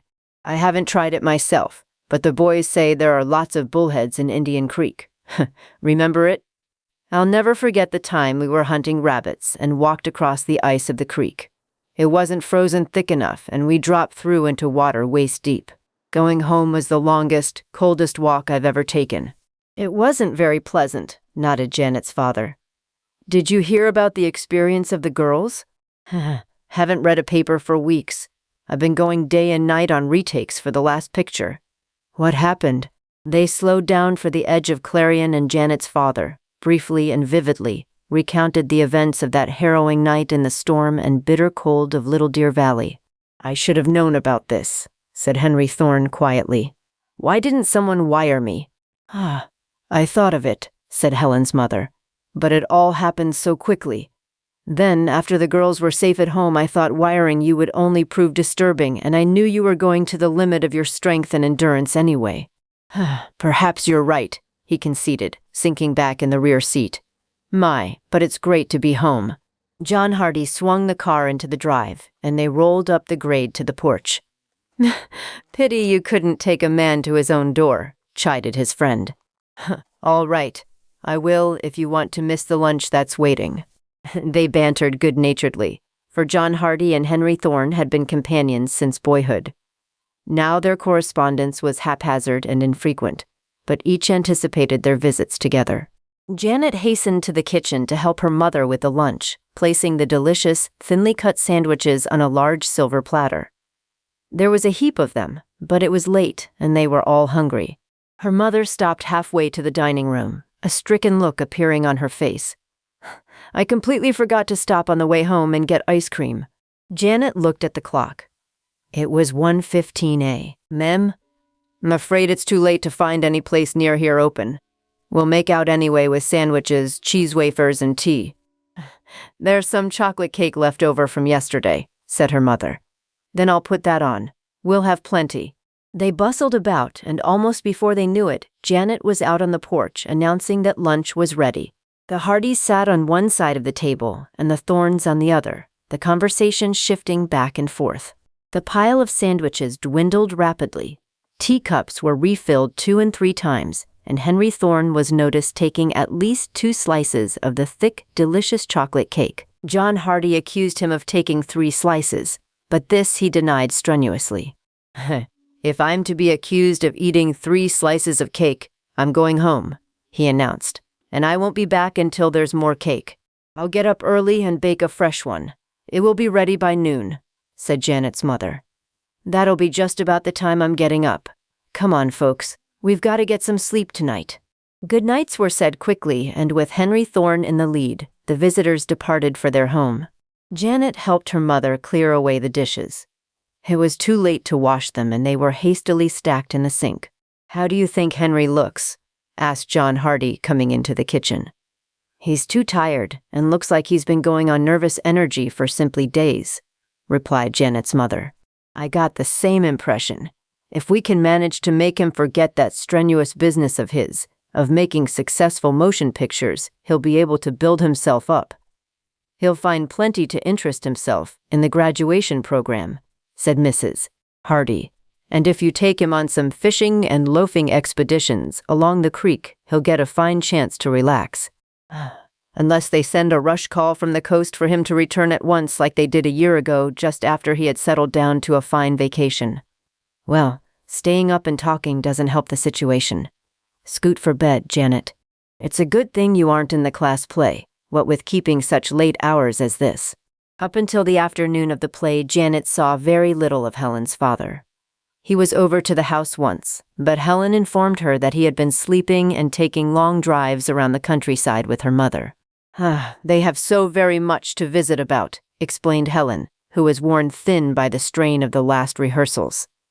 The night before, it had been midnight before they rang down the curtain. Janet had been up equally as late, for her work on the meager lighting equipment kept her on the job as long as the cast rehearsed. On Friday afternoon, they made a final check of sets and lights and costumes, and Miss Williams rehearsed 1 or 2 of the minor characters who had been causing more trouble than the leads in getting their lines in just the way she wanted them. The gymnasium was filled with row upon row of chairs. The old curtain which shielded the stage had been refurbished and looked quite presentable in spite of the landscape scene which it depicted. Someday Janet hoped the school would be able to buy adequate stage equipment. The stage was large enough, but the sets were pitifully few in number, and all of them several years old. They had been changed a little here and there by the stagecraft class, but underneath you could detect the same flats and doors and windows of other years. It was 5 o'clock before they finally straggled away from the gym, and the call for the entire cast and stage crew was 6:30 o'clock, for Miss Williams wanted everyone on hand early. Janet had seen the instructor conferring with a rather distinguished-looking man that afternoon, and guessed that he was the representative of the producing company, there to see the production and make the final decision on offering a job to Miss Williams. Janet, in spite of the fact that she was only a member of the stage crew, found it hard to eat, even though supper that night was especially delicious, and her mother, although silent, looked at her reprovingly. Helen arrived before supper was over, and Janet was surprised to see her so calm. Perhaps her father had been coaching her on composure. Janet folded up a clean smock, tucked it under one arm, and joined Helen. "Good luck, girls," said her father. "We'll wait for you after the show and all have a lunch downtown to celebrate the event." "Do you know where your folks are going to sit?" asked Janet. Helen shook her head. "Dad wouldn't tell me. Thought if I knew I would be looking for them, and it might make me nervous. This is the first time a high school class has ever performed before a famous Hollywood director," said Janet. "Oh, don't think of Dad in that way. Now that he's back home, he's just a neighbor, and he wants to be thought of in that way." "All right, but you can't keep the cast from remembering that an ace director is in the audience tonight." "I suppose not. I only hope it won't make them too excited and upset. How about yourself?" "I had been wondering up until tonight. But now I've made myself realize that he's just Dad, and that makes all of the difference in the world. Sort of gives me the confidence that I need, for I know that if I make mistakes, he'll understand. I wish you were going to be Abby." "Well, I'm not, and you'll get along all right with Margie?" I think she's really been working hard. Oh, she's worked hard enough, but somehow she doesn't seem real in the character. You mean I'm just crazy and silly enough to make a very real Abby? Chided Janet. Helen's face flushed quickly. You know better than that. Margie is lightheaded enough for the role of Abby, but she lacks some spark of sincerity that's needed. For after all, you know, Abby finally solves the riddle of the Chinese image and pulls out the string of priceless pearls which saves the fortunes of the Naughtons. The cast and stage crew reported on time, and Miss Williams checked each of them in. She devoted her own energies to making up the principals, while several other teachers, fairly adept in dramatics, helped with the makeup of the minor characters.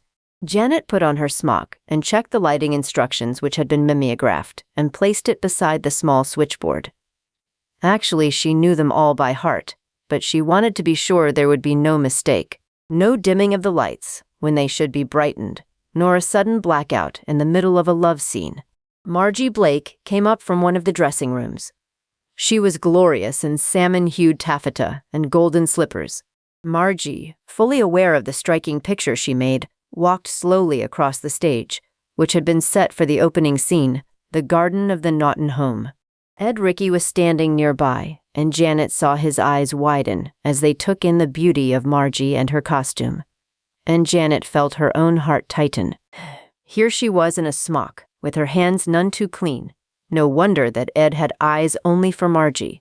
One of the sky drops was hanging unevenly, and Miss Williams sent one of the boys in the stage crew up into the loft to adjust the lines and even the drop. The dramatic instructor stood in the middle of the stage, motioning for first one end of the drop and then the other to be lifted or lowered. Suddenly there was a cry from the loft, and Janet, looking up, saw one end of the heavy drop sagging. It hung there for a moment. Then there was the sound of rending wood, and the drop hurtled down toward the stage. Miss Williams leaped backward instinctively, but Margie, seated on a garden bench, didn't have a chance. Janet tried to shout a warning, but the cry jammed in her throat. Margie looked up, and Janet caught one terror-stricken look on her face. Then the drop thudded to the floor, a tangle of painted canvas enveloping Margie. Chapter 13. Janet Steps In. Ed Rickey was the first to reach Margie. With desperate hands he tore away the pile of canvas, splintered wood, and snarl of rope. Jim Barron, who had rushed from the dressing room with his makeup only half on, helped Ed lift Margie to a nearby bench. Then Miss Williams took charge. Margie was breathing regularly, but her eyes were closed. There was a nasty bump over her forehead, and her dress looked like it might have been run over by a 10-ton truck, for a mass of dust and grime had come down with the drop. The boy who had been in the scene loft scrambled down. "The pulley's let go!" he cried. "Honestly, Miss Williams, I couldn't help it." "Of course not, and I don't think Margie is badly hurt. She'll come around in a minute or two." Someone brought a glass of water, and Miss Williams raised Margie's head and forced some water between her lips. After a time, Margie opened her eyes. "Where was the storm?" she mumbled. Then, recognizing the anxious faces of the members of the cast about her, struggled to sit up. "What hit me?" she demanded thickly. "The pulleys gave way, and a drop came down," explained Ed. Margie tried to stand up, but sat down abruptly. "My head," she moaned. "It feels 10 sizes too large." "Carry her downstairs," Miss Williams said to Ed and Jim. While the boys were obeying instructions, Miss Williams went to a telephone and summoned a doctor.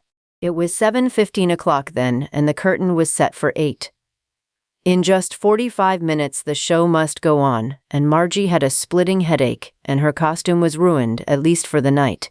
When Dr. Bates, the school physician, arrived, it was 7:30 o'clock, and Margie, stretched out on a couch in the girls' dressing room, was holding cold cloths on her head. Dr. Bates's examination was quick but thorough. Mild concussion, I'd say. She must go to bed at once and remain there, perfectly quiet, for at least 24 hours. Margie struggled to her feet and was as promptly returned to the couch by the doctor, who forced her to choke back her words. "Sure, I understand," he said. "You've got a part in the play, and you've got to go on. That's the tradition of the theater. But this isn't a theater. This is a high school play, And young lady, you're not going to risk serious injury to yourself by doing any such thing as attempting to appear in this play. I'm going to take you home right now." Dr. Bates, who usually had his way, helped Margie out to his car. It was a tearful and protesting Margie, but Miss Williams joined in insisting that she go home, and there was nothing else for her to do. By the time Margie was on her way home, the first rows of the gym were filling with spectators, and Miss Williams, a look of desperate intent upon her face, called the cast together on the stage. "We've got to go on, for this means so much to me and to you. Try and forget, if you can, what has happened to Margie. Do everything you can to help the girl I'm going to push into Margie's role. If she stumbles on her lines or forgets them, fake until you can pick it up again." Then she swung toward Janet. "Can you get anything from home you can wear for the first act? Something very light and pretty? You'll be able to wear the costumes intended for Margie in the other 2 acts." "You mean you want me to step in and take Margie's role?" asked Janet. "That's exactly what I mean. You've got to do it. You're the only one who knows the lines. But I'm afraid I'll make a terrible mess of things. I'll spoil the whole show." "You can't, Janet, you can't." There was desperate entreaty in Miss Williams' words. "I've heard you repeating Margie's lines to yourself at rehearsal. You know them all, and you know the action. Just imagine that you were originally picked for the role. You can handle it, I know. Come on, Janet. This is our chance. We'll be playing together tonight. I need you to steady me." It was Helen speaking, saying she needed Janet to steady her. Janet smiled to herself. She would be the one who would need bolstering. Miss Williams came up. "I've found one of the boys with a car.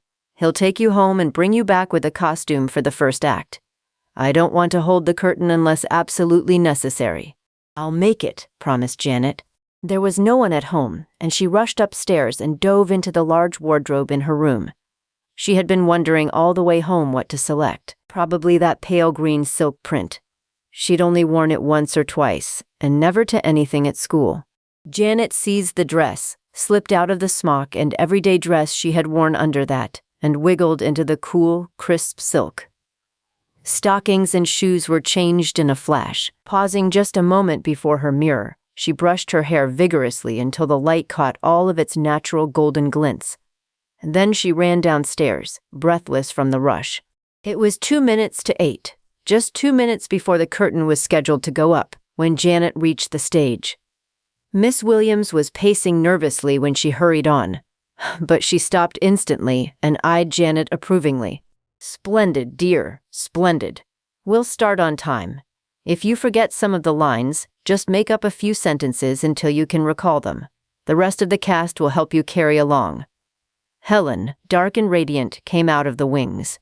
"You need a little more color on your cheeks. You look as pale as a ghost." "I feel pretty much like a ghost," confessed Janet as they slipped into a dressing room where Helen adeptly applied a touch of rouge, used an eyebrow pencil sparingly, and then finished the makeup with just enough lipstick to accentuate the charm of Janet's lips. "Everybody ready?" It was Miss Williams, calling the cast together for a final checkup. Fortunately, Janet would not go on until the middle of the first act. It would give her an opportunity to regain her full composure, to get into the swing of the play, and to brush up on any lines she was afraid she might forget. The music of the high school orchestra, which was playing in the pit out front, reached a crescendo and died away. Janet faintly heard a wave of applause for the efforts of the orchestra. Then the girl who had taken her place at the switchboard dimmed the house lights, shoved the switch that sent the electricity surging into the footlights, and the curtain started up. There was that little breathless pause before the action of the play began. Then Helen, the first character on the stage, started her lines. Clearly, confidently she spoke, and Janet's fears for the play, fears for any mistakes of her own, melted away. Helen was going magnificently, perfectly at ease, and seemingly living the very role of Gail Naughton. Janet slipped into the mood of the play. It wasn't hard, for she had attended every rehearsal and knew the lines of almost every character. On the other side of the stage, Miss Williams, the prompt book in her hands, was obviously pleased. Then came a cue that awoke Janet from the pleasant glow. She was on next. With hands that fluttered just a little, she picked up a mirror on the tiny dressing table in the wings and made sure that her hair was right. It was time for her to go on, a rollicking, bouncing sort of entrance that one would expect from gay, light-hearted Abby Naughton, and Janet did it perfectly. The blaze of light from the footlights shielded her from the audience. She didn't need to care what they were thinking. All she needed to do was to go through her part, playing it to the utmost. Later she would know what the audience thought, but then it would be too late to matter.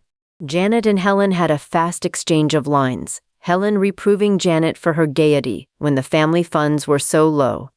They carried that hard bit of repartee off successfully, and when the conversation swung to another character, Helen whispered under her breath, "You're grand, simply grand. Keep it up." "Double the compliment for yourself," replied Janet, her lips barely moving, yet the words were audible to Helen. The first act was over suddenly.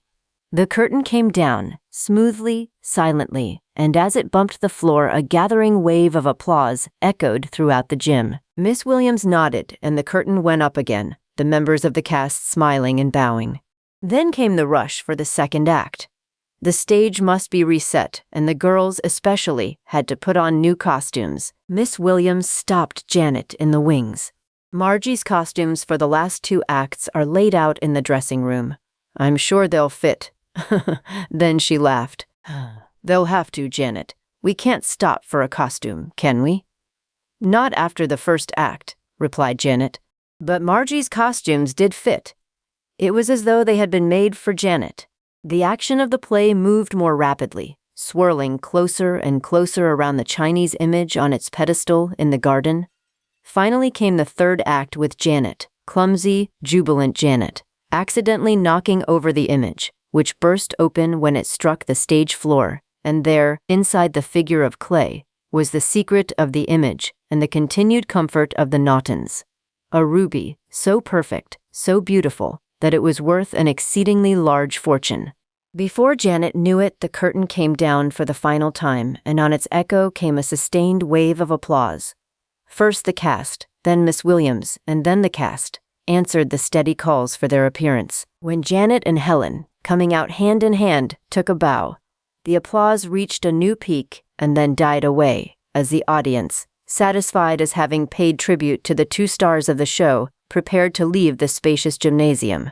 There was the usual crowd on the stage, parents and friends rushing up to congratulate members of the cast, and over in one corner Janet saw Miss Williams signing her name to a paper that looked very much like a contract. Without doubt, the dramatics instructor had earned her contract with the producing company. "I'm tired," announced Helen, in a very matter-of-fact manner. "I suppose I am too, but I'm still far too excited to realize it," replied Janet. Here come the folks. Her father and mother, closely followed by Helen's parents, were pushing their way through the crowd. "I'm mighty proud of you two," said John Hardy, as he gave each of them a hug. "I'm more than that," chuckled Helen's father. "I'm tempted to sign them to contracts and take them back to Hollywood with me." Chapter 14. Just Fishing. Henry Thorne's words echoed in Janet's ears as the girls changed their costumes in the dressing room.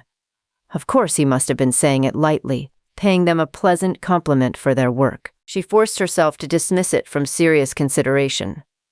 They changed quickly, hung up their costumes, and hurried out to join their parents, for Henry Thorne was entertaining at dinner downtown. "What was the idea of telling us you were in charge of lighting when you actually played the second lead?" Janet's mother asked after they had left the gym and were rolling downtown in the car. "But Mother, I told the truth. I was in charge of lighting until about 20 minutes before the curtain went up. Then one of the drops broke away and fell on Margie. She suffered a minor concussion, and it was up to someone to step in and take the part, or the show would have flopped right then and there before the curtain went up." "You mean you stepped in cold and handled the second lead?" asked Henry Thorne, turning around in the front seat to gaze incredulously at Janet. "But it wasn't hard. You see, I tried out for that role, and then I attended every rehearsal. Of course, I sort of lived the character I tried out for. I missed some of the lines tonight, but the others knew I might, and they covered up for me." "Well, I'll be darned. I thought you had been rehearsing it from the first and had told us you were on lights just to surprise us, said the famous director. Anyway, you did a swell job. Maybe I will take you back to the coast with me.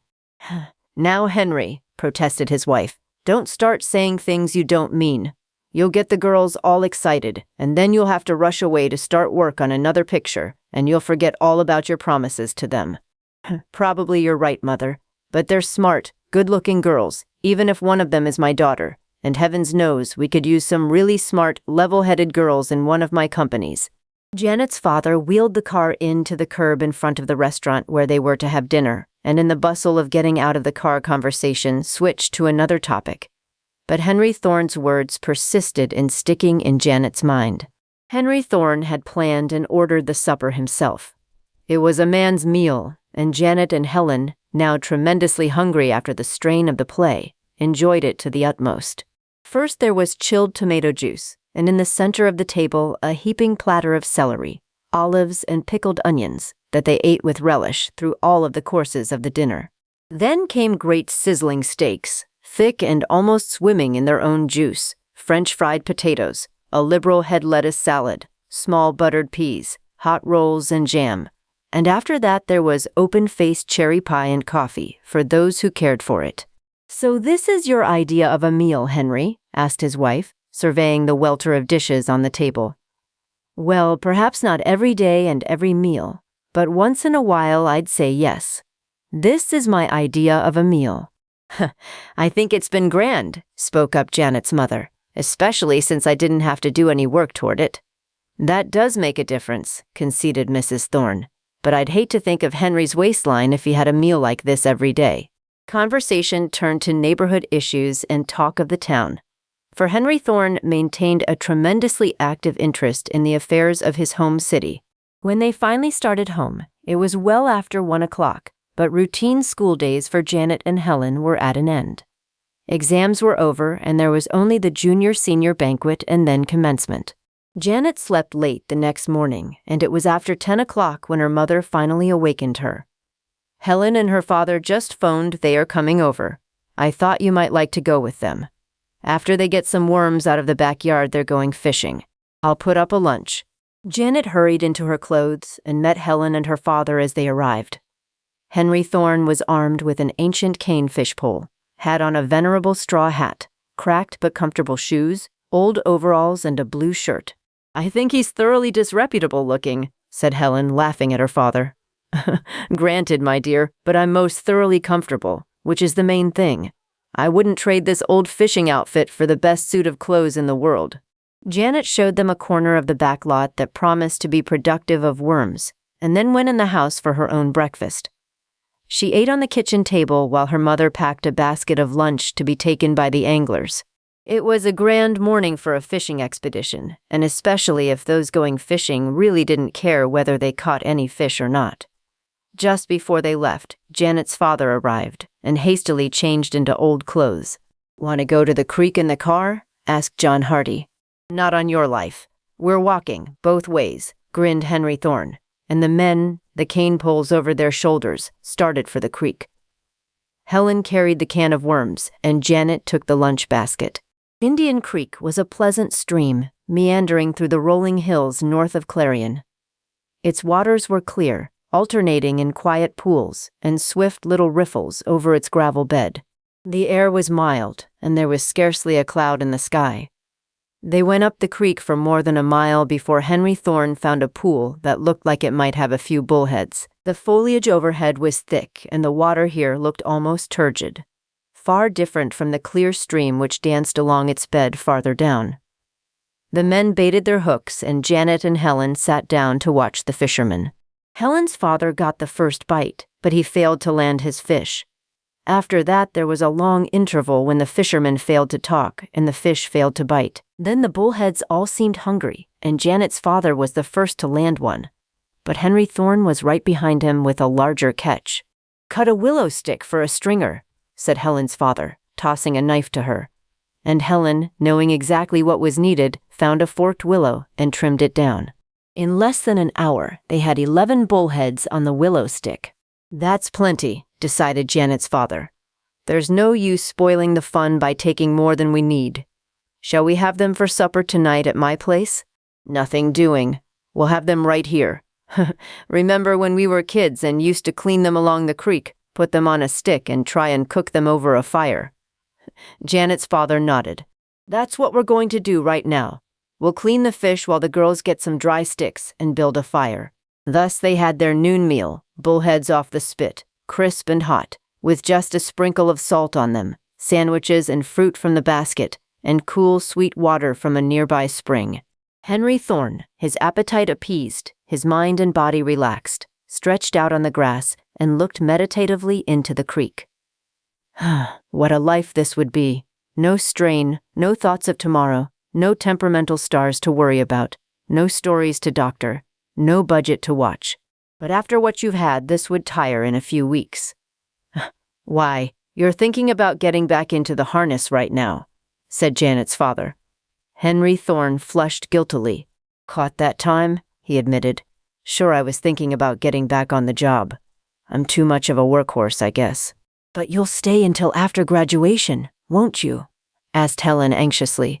That's one thing you needn't worry about, promised her father.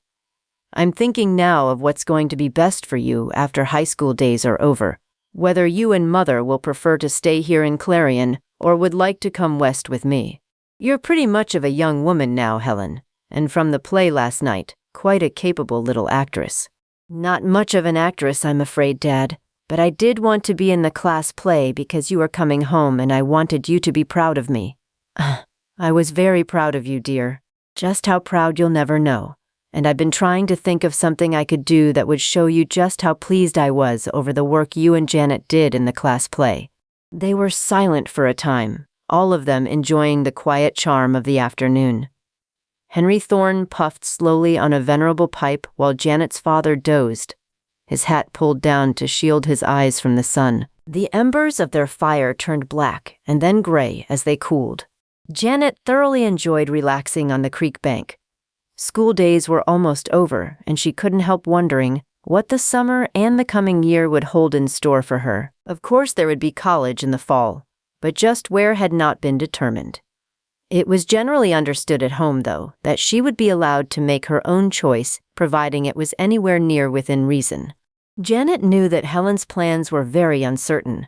Her friend wasn't even sure that they would continue to make their home in Clarion. Just then, Henry Thorne knocked the ashes out of his pipe and squinted at the sun. Better be starting home, he said. He picked up a small stick and tossed it at Janet's father, who awoke with a start. Come on, sleepyhead. Time to go. Janet finished packing the few utensils that went back into the lunch basket while the men wound up the lines on their fish poles. They started home, walking leisurely in the warm afternoon, the men leading the way. Half a mile down the creek, they came upon a farm boy, riding bareback. The horse was a beautiful, spirited animal, and the lad rode with amazing grace. They paused for several minutes to watch the horse and rider until they finally disappeared over a nearby hill. Can either of you girls ride? Henry Thorne asked the question almost sharply. A little, but not much nor very well, confessed Janet. I belong in the same class, added Helen. Is there any place in town where we can find good horses and a good instructor? Helen's father shot the question at John Hardy. Hill and Dale Farm keeps a fine string of horses. I'm sure I could arrange for instruction there. I'll go with you this evening and we'll see what can be done. I want the girls to become proficient at riding as soon as possible. But what's the idea? Asked Helen. Just another quirk of mine, smiled her father. As soon as they reached home, Henry Thorne urged Janet's father to accompany him to see about riding lessons for the girls, and just before dinner returned. Your first lesson will be at 8 o'clock tomorrow morning, he announced. Look up some old duds that won't be hurt if you fall off. But how about the girls? Demanded his wife. They'll have to take a chance on that, he smiled. Chapter 15, Hollywood Bound. Janet remained awake for some time that night, wondering what the significance of Henry Thorne's decision to have her and Helen learn to ride, and ride well, could be. Finally, she gave it up as a bad job, realizing that he would tell them in his own good time. Graduation week passed in a mixed whirl of events, with the junior-senior banquet and actual graduation exercises interspersed between the long hours passed at Hill and Dale Farm, where Janet and Helen underwent an intensive series of lessons on horsemanship. Both girls were agile and anxious to learn, and both soon came to enjoy the riding thoroughly. Their instructor, an older man, found them eager pupils, and Helen's father encouraged them at each lesson, for he went with them on every trip to the farm. Like the senior class play, the graduation exercises were held in the gymnasium, and Helen stopped for Janet. They were going on ahead of their parents, for they had to be at school half an hour before the start of the program. "I hope I don't smell like a stable," smiled Helen, radiant in her crisp white organdy dress. "We've been at the farm so much, I almost say get up every time I start to do anything. I feel almost the same way. One good thing, though, I can sit down comfortably now, and I couldn't after the first 2 days." When they came down from Janet's room, Helen's father and mother were there.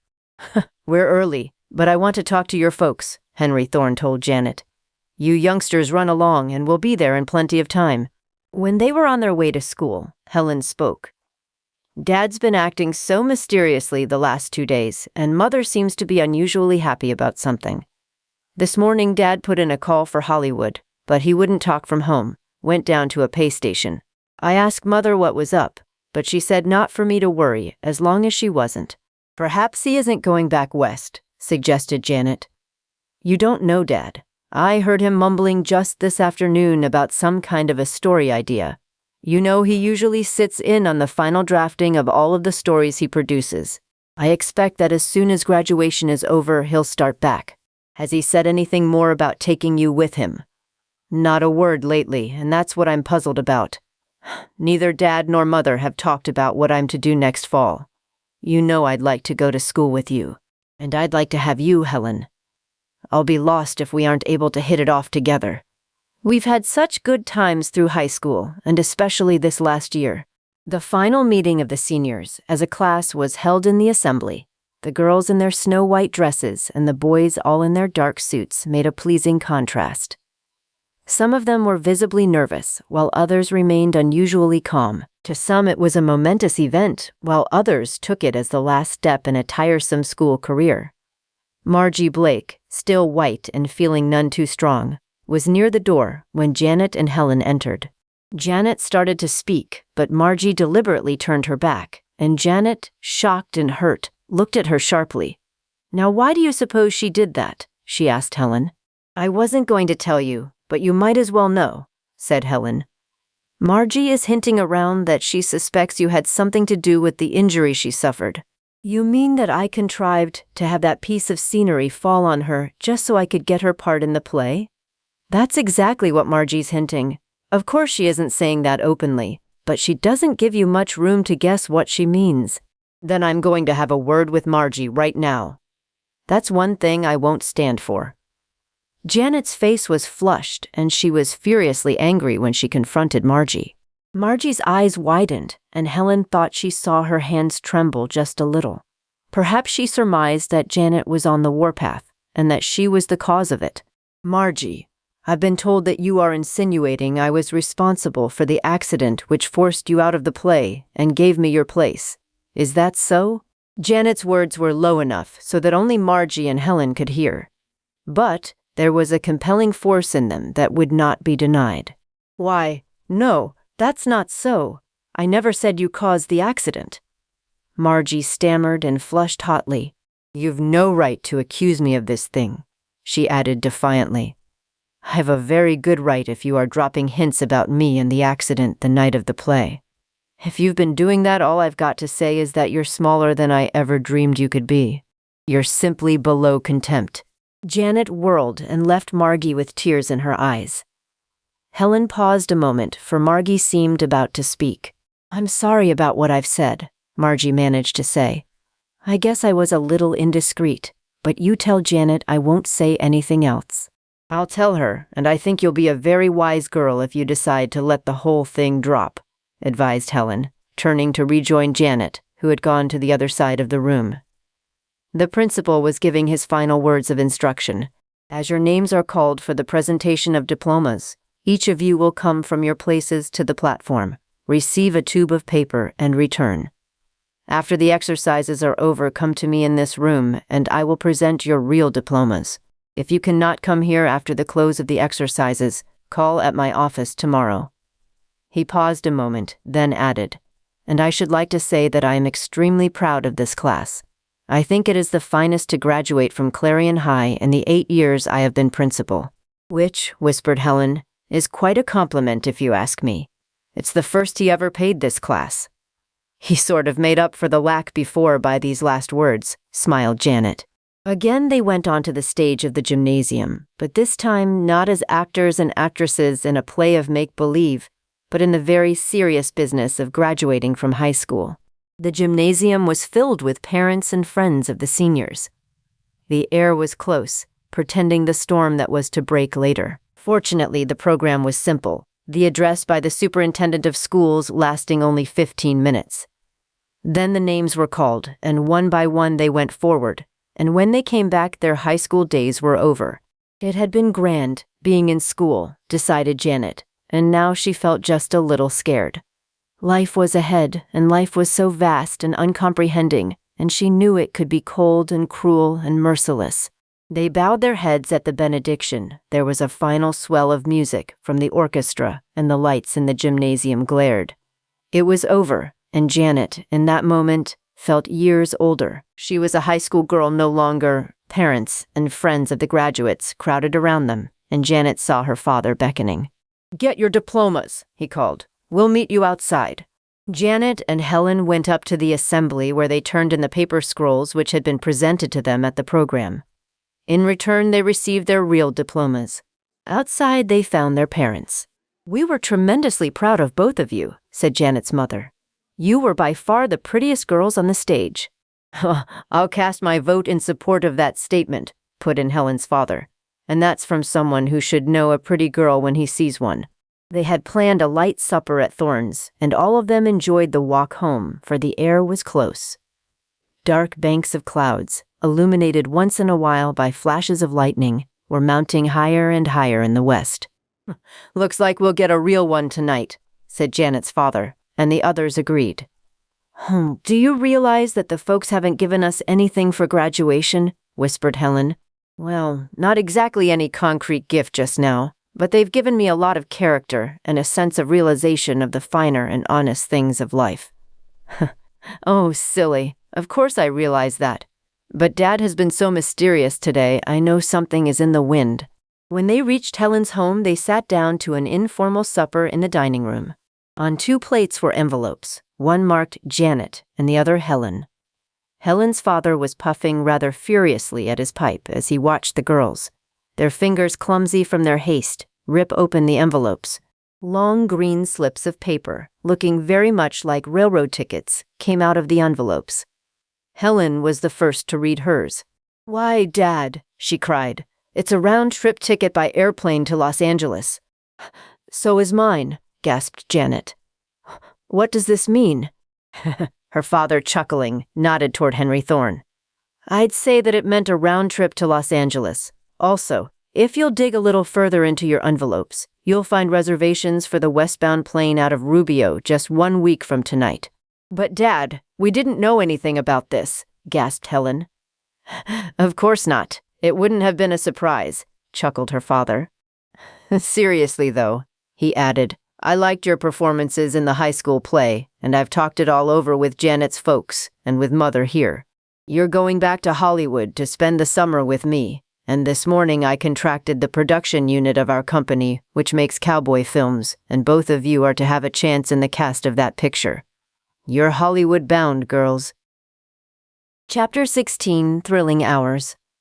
Janet was speechless, and Helen was the first to give vent to her thoughts and words. "Oh, Dad, it's grand of you, but it doesn't seem possible." She looked at the ticket again, feeling it to see if it actually was real. Tears brimmed into Janet's eyes. "I'm so happy I could cry," she confessed, then added quickly, "but I don't know how I can thank you." "Don't try now," smiled Henry Thorne. "I'll be more than repaid if you two make good in the Western pictures I'm going to try to put you in." "But Dad, we've never had any experience like that," protested Helen. "We'll probably be awful flops." "Nonsense. It doesn't take much acting ability to get by in the horse operas, as we call them. You just act natural, look pretty, and you'll have all of the cowboys in the cast asking you for dates." Janet looked at her mother, wondering just how she had been won over to letting them go to Hollywood, even though Helen's father would be there to oversee things in general. Just then, Mrs. Thorne spoke, pulling an envelope from a pocketbook. "You're not the only lucky ones," she reminded Janet and Helen. "I'm going along and see that you are properly chaperoned when these dashing cowboys ask you to go places with them." That explained to Janet why her mother had consented, for with Mrs. Thorne along she would have little to worry about. "Does that mean we're going to leave Clarion for good?" asked Helen. "Well, hardly," boomed her father. "I'd be lost if I didn't have Clarion to come back to for a rest, when I get fagged out and I don't know what the bullheads out in Indian Creek would do without me. We're going to keep the place here for you never know when even a famous Hollywood director will start turning out poor pictures, and once you hit the toboggan out there, it's hard to come back. I've been at it so long now that another year will just about see me through. Then I'll want to retire to some quiet city, and Clarion suits me. I'm glad of that, Dad, for I've grown up here and it would be so hard to think of cutting all of the ties of friendship at just one sweep. You won't have to do that, Helen, and maybe if you two youngsters can't make the grade with our Western company, you'll be back here before you know it. But we're leaving in just a week. It doesn't seem possible," said Janet, half to herself and half to the rest. "The time will go before you know it," said her mother. "What with the packing we'll have to do and the new clothes to buy." "Now let's stop right there," put in Helen's father. "Packing is all well and good, but let's cut out the new clothes. Instead of loading the girls up with things here, we'll give Mother the money and she can let them have it in Hollywood when they see a dress in the shops out there that they want. I think they'll feel a little more in style in Hollywood clothes than in Clarion clothes in Hollywood." "I suppose they would," confessed Janet's mother. "But I'm afraid the money for Janet's summer clothes allowance won't go very far. She'll be getting a regular salary each week, and the company will furnish whatever costumes are needed for each picture." "Each picture," smiled Helen. "I like that, Dad. How long does it take to make a picture?" "When I'm directing anywhere from 6 weeks to 3 or 4 months, but the Western company moves pretty rapidly.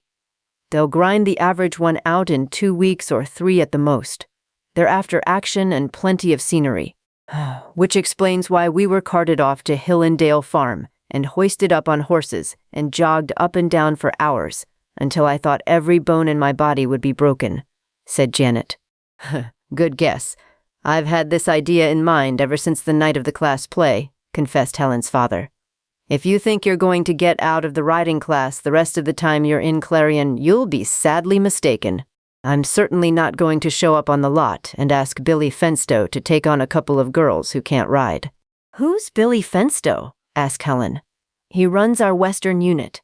Billy writes most of the stories, does the supervising and directing, and just about everything else about the picture. You'll like him.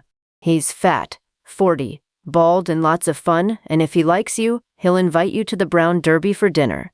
"What fun that would be!" exclaimed Janet. "Why, that's where all of the stars go." "You usually find a few of them eating there," admitted Helen's father. They talked for another hour, the girls, in their excitement, planning things that could never come true, but their fathers and mothers, indulging them the sheer joy of their mood, let them ramble on. It was nearly midnight when they finally pushed their chairs away from the table, and the Hardys started for home. "I'll see you first thing in the morning," said Helen. "But I don't believe I'll sleep a wink." "I'm afraid I won't either," replied Janet, "but I'm so excited I don't care."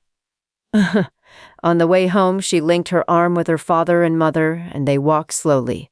"Happy?" her father asked gently. "Gloriously happy," replied Janet softly, squeezing her mother's arm. "Of course I want to go to Hollywood, but I'm going to miss both of you terribly." "We'll miss you too. You know that," replied her father, "but it's an opportunity that comes to few girls. Don't be too disappointed if you fail to remain in the cast of that Western picture. You're going out there for a lark and not with the serious intent of becoming a motion picture actress." Janet bit her lips. Of course her dad was right. She couldn't seriously hope to be a motion picture actress, But for just a moment, she had found herself dreaming of real fame and fortune in Hollywood. Why, it was just a lark, a sort of super vacation that only Helen's father could make possible for them. In the fall, after the summer on the film lots, they would probably come back to the Middle West, for Janet knew her father favored her entering the state university.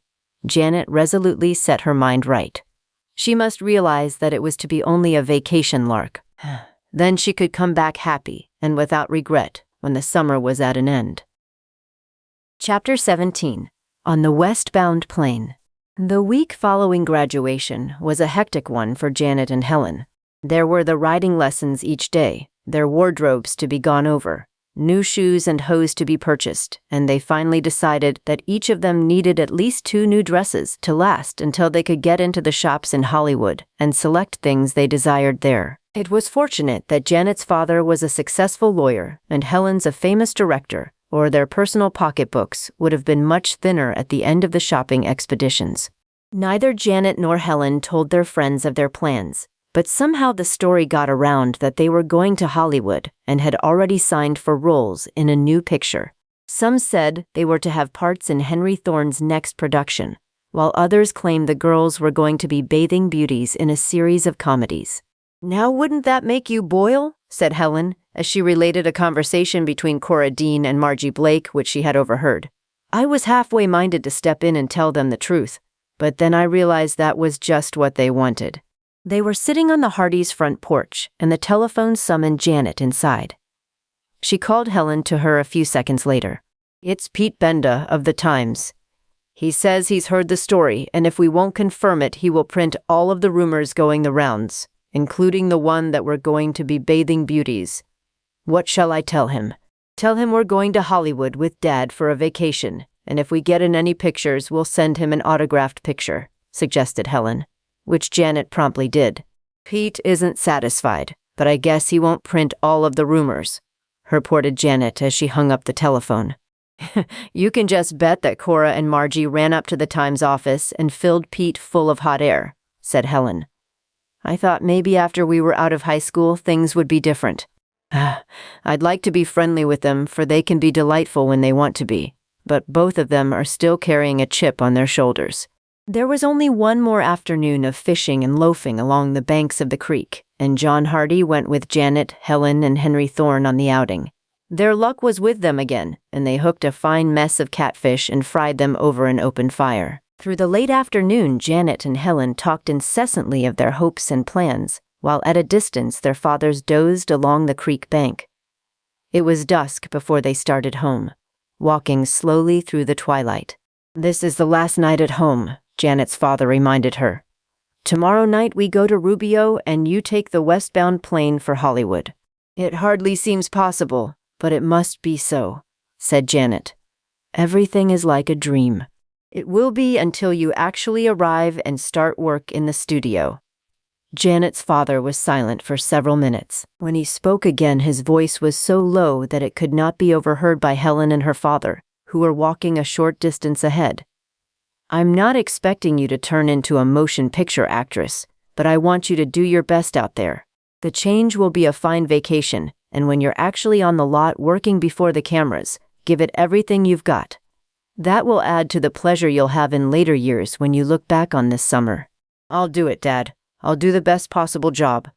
"Oh, sure, I know you will. It's going to be lonesome here," he added, "but the break had to come sooner or later. But I'm not going away for good, Dad, only for the summer." "Of course. You'll be home in the fall and we'll make plans for school then. Have you thought anything more about the university?" "Too bad I wasn't a boy, Dad. Then I could have tried for football there." There was just a note of seriousness in Janet's voice, for her father was an All-American halfback at Cornbelt U, and she knew he had always secretly been a little disappointed when she proved to be a girl. For there was no chance of a girl becoming an All-American halfback. "Football isn't everything," replied her father. "I'm satisfied," and he said it with a conviction that brought joy to Janet's heart. Through the evening hours, Janet and her mother checked over the last-minute packing. Trunks had been sent ahead by express, and only the essentials were going to be carried in the bags they would take on the plane. Janet's luggage was attractive, but not expensive, for her father had never believed in undue waste of money. That night, Janet found it difficult to get to sleep. Tomorrow night, they would be winging westward at 3 miles or more a minute, and by the noon of the second day would be landing at the Grand Central Airport at Glendale, from where they could motor over to Hollywood. Finally, sleep came, and Janet dropped into the dreamless slumber of youth. It was mid-morning when she finally awakened as her mother shook her shoulders. "Time to get up," said Mrs. Hardy, "for there's much to be done today before you start for Hollywood." Janet leaped out of bed, for in spite of all of the preparations they had been making through the last week, there were 101 small things that remained to be done. The hours fairly melted away. She made 3 or 4 trips downtown on hurried errands and as many over to Helen's, where the same hurry and bustle prevailed. At dinner time, her mother made her slow down. "Everything's done," she announced. "Of course you may have forgotten 1 or 2 things, but they aren't important, and they can be sent on later. Now you take it easy and enjoy dinner, for this is the last one you'll have with your father and me for some weeks. My Janet, but we're proud of you," she added, with a happy smile. "I'm just afraid I won't make good. That's the only thing that scares me," confessed the usually self-reliant Janet. "Everything out there is going to be so strange, and as actresses, I'm fearful that Helen and I will be about the worst that ever struck Hollywood." "Impossible," smiled her mother encouragingly. And after Janet mentally reviewed some of the pictures she had seen, she decided that quite likely her mother was right. Her father arrived home promptly, and they passed more than an hour at a leisurely dinner, visiting about a score of different incidents, none of them important in themselves, but all of them important in that they kept them around the dinner table, prolonging their last dinner hour. Janet's father finally looked at his watch. "You'd better dress, dear. The westbound plane leaves Rubio at 11 o'clock, and there's no reason to rush the trip over there." He reached into his coat pocket and drew out a small case which he handed to Janet. "Here's a little present, Mother, and I want you to have." Janet opened the case with hands that shook visibly. Inside was a tiny wristwatch with a thin silver chain to go around her wrist. It was a beautiful creation of watchmaker's skill, and Janet looked up with just a trace of a tear in her eyes. "It's wonderful, but you shouldn't have done this after giving me the trip to Hollywood. You'll have to have something to keep time by so you can get to the studio on time." "Maybe I should have gotten you an alarm clock," grinned her father. "I packed one in her trunk," smiled Mrs. Hardy. "Now hike and get into your things." Janet, tremendously happy and so thrilled she felt she was walking on air, hurried up to her room. After a quick bath, tapered off with a cool shower, she started dressing. Her outfit was new, from the silken underthings to the sensible but attractive summer linen suit. The skirt, snug and well-tailored, fitted beautifully, and a small but bright blue tie added a note of color to her heavy, white silk shirtwaist. The night air was warm, and Janet decided to carry her coat. There was no use in putting it on and getting it mussed until necessary. Standing in front of her dressing table, Janet looked around her room, and a queer little lump caught in her throat. It was such a pleasant room. She would miss it, she knew, in the months to come. Then her father called, and she caught up the small traveling bag she was to carry on the plane, snapped out the light, and hurried downstairs. "Step right along," her father warned. And they hastened into the car and rolled around in front of the Thorne home down the block. Henry Thorne, pacing up and down the porch, called to his wife and Helen, who appeared almost immediately. Both carried small overnight cases. As they came down the walk to the street, Henry Thorne turned off the lights in the house, locked the door, and followed them. Now that the time of departure was near, there seemed little to say. They had talked of it for so many hours, it hardly seemed possible that they were on their way. John Hardy sent his big car over the road at a smooth, effortless pace. The lights of Clarion dropped behind, and they sped through the open country, where there were only the occasional lights from farmhouses to mark the blackness of the night. Later, there would be a moon. Tonight, they were in the heart of the Midwest, and to Janet, it was almost incredible that by noon tomorrow, they would be in the city made famous by the movies. When they reached the airport at Rubio, several hundred cars were parked near the entrance for the coming and going of the night planes, always brought out a crowd if they arrived before midnight. Henry Thorne, who had their tickets, took them into the office to have them validated. When he returned, he announced that the plane would arrive in 25 minutes. "There's a good tailwind up high tonight and they're stepping right along," he explained. A field attendant took their bags and stowed them on a small luggage cart.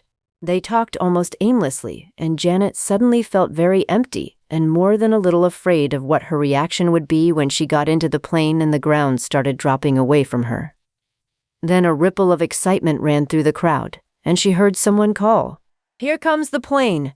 Out of the east, twin stars suddenly appeared, coming rapidly and very low, and then she heard the steady beat of two powerful motors. Like some great bird of prey, A-wing in the night, the silvery monoplane swung over the field, circled sharply, and dropped down far out on the runway, and rolled smoothly toward them, its propellers flashing in the bright rays of a floodlight which bathed the entire field in a mantle of brilliant blue. Janet watched the scene with fascination. The ground crew rolled a small platform up to the door of the passenger cabin, and a girl, not much older than herself, and dressed in a smoke gray suit, with a jaunty overseas cap perched on a mass of brown curls, stepped out. After her came several passengers, alighting for a bit of air and to stretch their legs before settling down for the long flight over the plains and into the higher altitudes that would take them over the Rockies. Janet's mother hugged her hard. "We'll miss you, dear. Write often, and remember to do your best if you get a chance in any pictures." "I will, Mother," she promised. "Goodbye, Dad." "Goodbye, Janet. Hit the line hard. I'll tackle it with all I've got." "I know you will," he said with a confidence that Janet wished she could have felt. Then Helen's father touched her arm.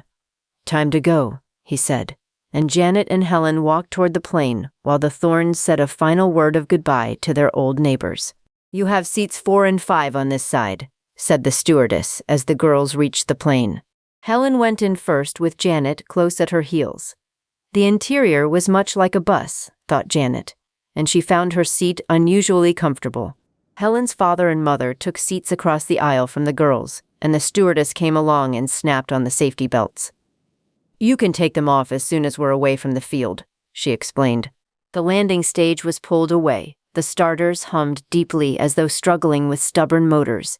And finally, the mighty engines burst into a deafening roar, but were soon throttled down. Lights in the cabin were turned low, and Janet, pressing her face close to the small, round window, could see her father and mother standing on the ramp. She waved, and they waved back. Then the plane started forward, rolling smoothly along the concrete. When it came to the crushed rock runway, it bumped slightly. But before Janet knew it, they were in the air, and when she looked down again, the field was several hundred feet below. She was actually on her way to Hollywood. Chapter 18. Hello, Hollywood. Janet and Helen found that by leaning close together they could converse, but with the steady beat of the engines in their ears. A sense of drowsiness soon overtook the girls, and they relaxed in their chairs. Janet dropped into a deep sleep that was not broken until their plane dropped down at Cheyenne well after midnight to change pilots and refuel. Here the stewardess offered them a selection of fruit, and Janet ate several oranges with relish. Then they were off again, meeting the sunrise east of Salt Lake City, with the most glorious panorama Janet had ever seen unfolding beneath her eyes. After that, they swung southwest in an almost direct line for Los Angeles, climbing dizzily over the Sierras and then dropping down into Lower California. Helen glanced at her watch, and Janet, still unused to her own, followed suit. They would be at the Grand Central Airport in less than half an hour. Helen, leaning back, cried, "We're almost there," and Janet nodded happily. It seemed almost on the echo of Helen's words, although it was actually minutes later, when the plane wheeled and settled gently down on the runway of a huge airport. Janet, looking eagerly from the window, saw a group of cameramen standing at the gate which led to the field. There must be some celebrity on their own plane or on a ship due in soon. She scanned the passengers in their own cabin. None of them appeared unusually famous, and she decided the cameramen were there to meet some other plane.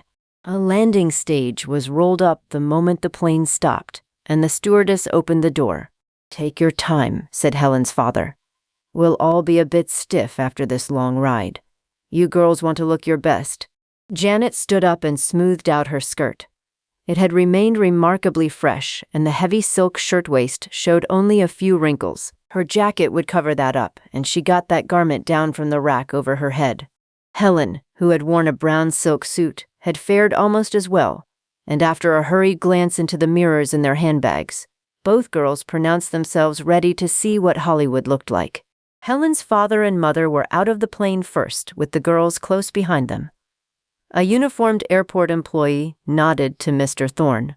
"I've had your bags put in your car," he said, and Janet saw the famous director hand over a bill. The cameramen were still clustered at the gate, and instead of looking for the arrival of another plane, seemed to be watching them as they advanced. "Hi, Mr. Thorne," greeted one of them, a chunky little fellow half hidden behind a huge camera. "Have a nice trip?" "Fine, Joey. Couldn't have been better." "Get any fish?" another one called. "Yeah, you guess," smiled Helen's father. "That's far enough," said the photographer called Joey. "Just line up with the girls in the middle." "What's the idea trying to sneak in on us like this?" "What do you mean?" parried Mr. Thorne. "The Ace publicity office just tipped us off that you were coming in this noon with a couple of girls from the Midwest and that you think they're a couple of great film possibilities. I don't call that playing very fair with us. So the office phoned and said I was bringing in a couple of new stars?" "That's right. Now, girls, smile a little. We won't bite even if the cameras do look big." Janet and Helen, more than a little perplexed by the sudden turn of events, couldn't help smiling while the photographers clicked their machines. Then several reporters, who had remained in the background until the photographers were through, pushed ahead. "Give us the dope, Mr. Thorne, who they are, where you found them, what you have in mind for them." "Do you really think they're good?" "Good?" asked Henry Thorne slowly. "Good. They're two of the finest possibilities that ever struck Hollywood. Boys, you don't know how enthusiastic I am." "Think they'll be big box office?" one reporter asked. "As far as I'm concerned, they're box office attractions right now, and they are going to be under my personal management and supervision." Janet chuckled quietly, for she could see the trend of Henry Thorne's conversation. Sure, we'll admit they're good," said another reporter. "But who are they, and where did you find them?" Henry Thorne paused a moment, as though deciding a question of tremendous importance. "Well, gentlemen, of course I hadn't expected the office would tip you off on my arrival. I'd rather planned on slipping in quietly and giving these girls a chance to get used to Hollywood. But I suppose I might as well tell you now. I want you to meet my daughter, Helen, and her friend, Janet Hardy." Reporters and photographers stared. "You're kidding us," one of them protested. "I'm very serious," replied Henry Thorne. "You boys let yourselves in for this. I've always played fair with you, and you thought I was pulling a fast one on you, so I let your imaginations run along for a while." "Then they're not new stars?" asked one photographer, who had taken unusual care to get some excellent shots. "I didn't say they weren't. Now here's actually the story. The girls graduated from high school last week, and this trip west is a present to them. Both of them have brains, better than average looks, and both of them can ride.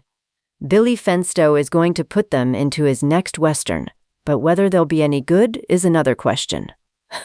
I'm willing to bet that they will." The photographer called Joey looked at Janet and Helen critically. "I'll string along with you," he decided. "Those girls look like winners to me." "Thanks, Joey. I'll remember that." "Anytime you have a picture scoop," Joey retorted. The Thornes and Janet went on to a waiting sedan, where a driver was ready to whirl them to the home Henry Thorne maintained in Hollywood. "That was quite an experience," grinned Helen. "We almost became celebrities."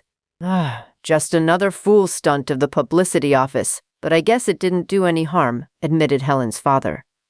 Half an hour's ride took them to a comfortable, sprawling bungalow set well back on a side street.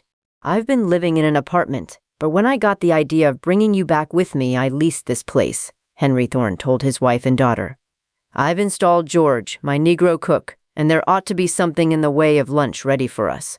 The bungalow was delightful, with a tremendous living room clear across the front and two long wings to the rear, one housing the dining room, kitchen, and servants' quarters, while the other contained a series of bedrooms with baths between. At the rear, flanked by a high hedge, was a medium-sized swimming pool with a diving tower. "Dad, this is wonderful!" exclaimed Helen. "I don't care now whether I ever get before a camera. I'll be happy right here, spending my days in that pool." Mrs. Thorne took charge, made instant friends of George, the smiling cook, and assigned the bedrooms, Janet and Helen sharing one large room with twin beds. It was at the very rear of the house with a door that almost opened onto the pool, which pleased the girls. "Clean up and we'll have lunch. George informs me that it will be ready in 15 minutes, said Helen's mother. "How about a swim?" asked Helen. "What in?" asked Janet. "The pool, silly."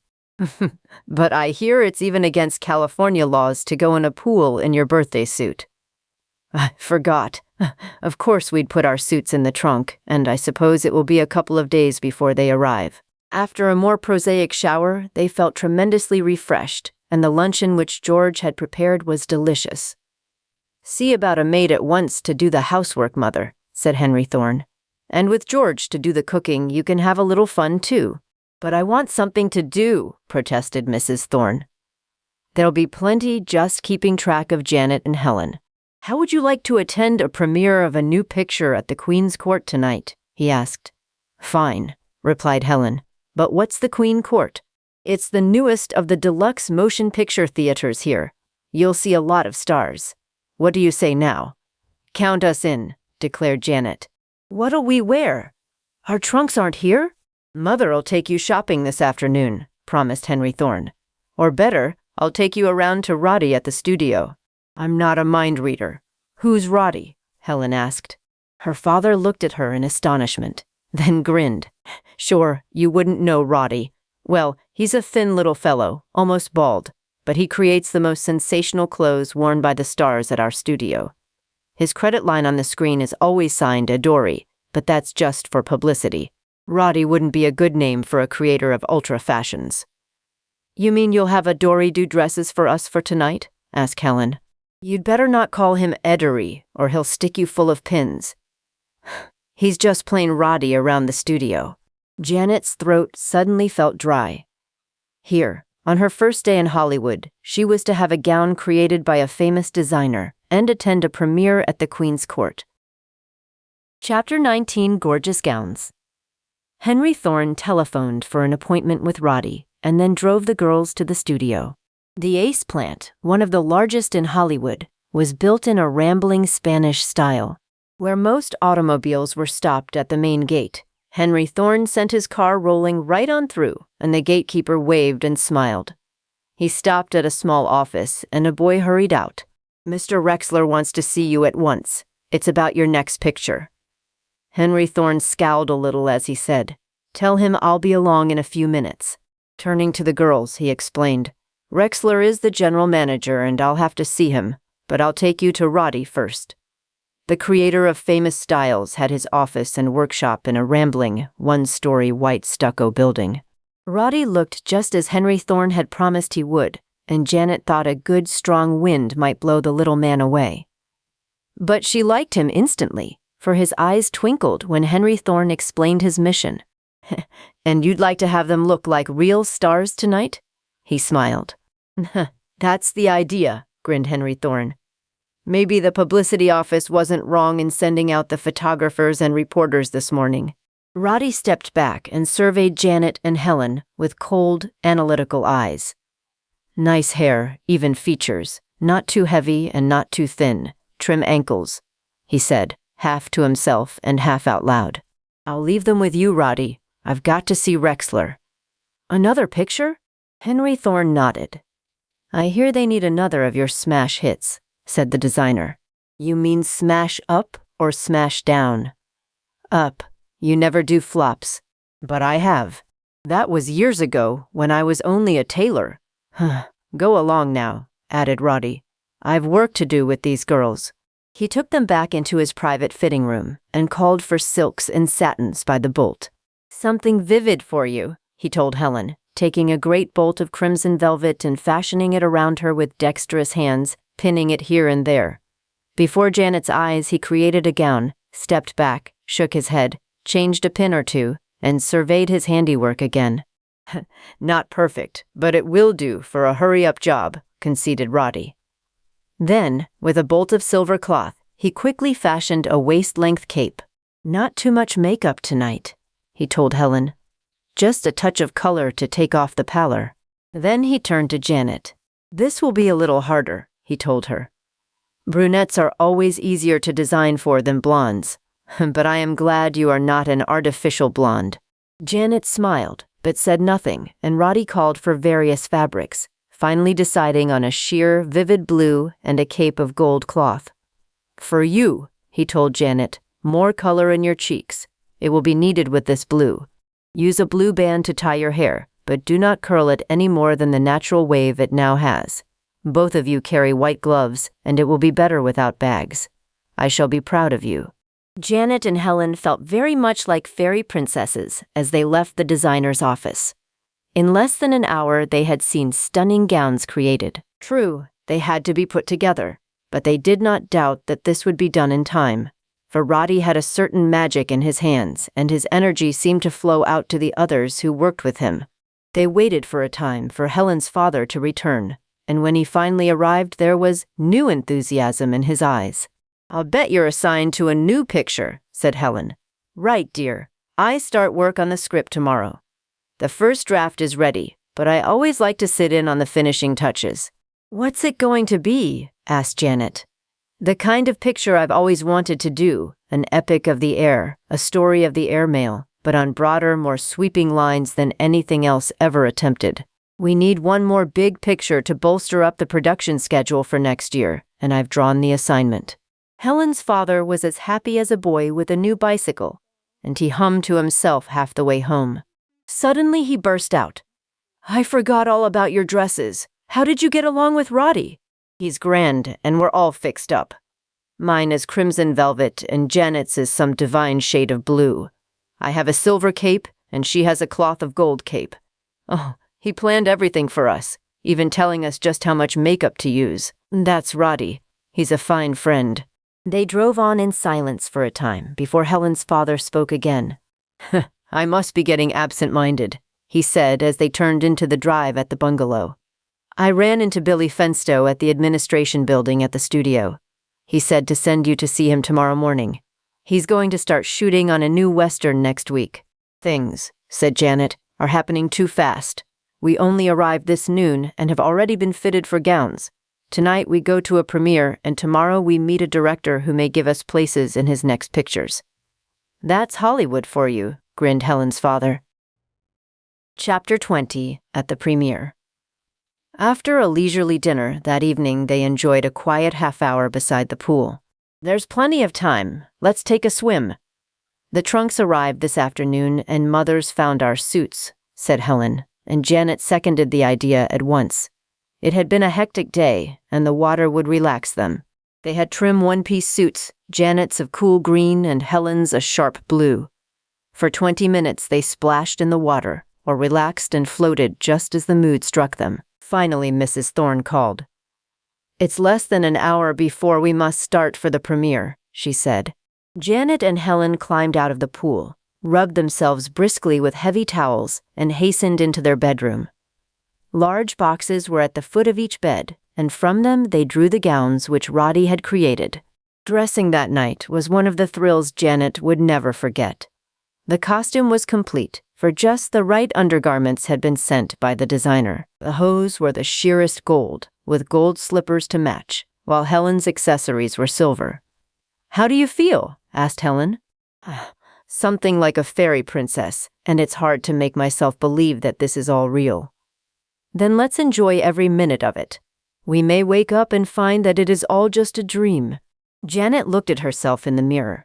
She was sheathed in blue silk, ankle length, with just enough of a slit in one side to show her dainty, silken ankles. Helen helped her tie a blue ribbon around her hair and watched while Janet applied rouge judiciously.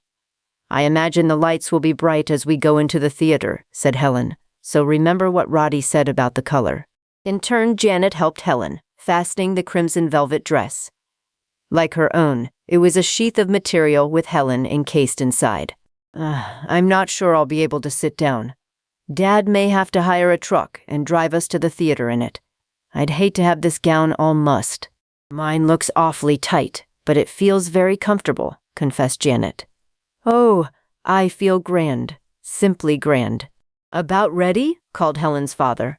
They caught up their capes and threw them around their shoulders with just the right touch of abandon. Even the gloves had been provided in the boxes sent by Roddy. Mr. and Mrs. Thorne were waiting for them in the living room, Helen's mother looking very beautiful in a brown velvet gown, while her father was distinguished in his dinner jacket. Henry Thorne caught his breath as he looked at the girls in Roddy's gowns. I knew Roddy was a wonder worker, but I didn't know he could perform miracles. I'd hardly know you if I saw you anyplace else. That's a real compliment, Dad, smiled Helen. Here's something I thought you'd like to see. He handed a copy of one of the evening papers to them. On the front page was one of the pictures taken at the airport with Janet and Helen between Mr. and Mrs. Thorne. Famous director brings daughter and friend West to start their careers in movies, was the caption over the picture. Underneath the story said, Moviedom will get its first chance to see Henry Thorne's daughter, Helen, and her companion Janet Hardy, tonight at the premiere at the Queen's Court.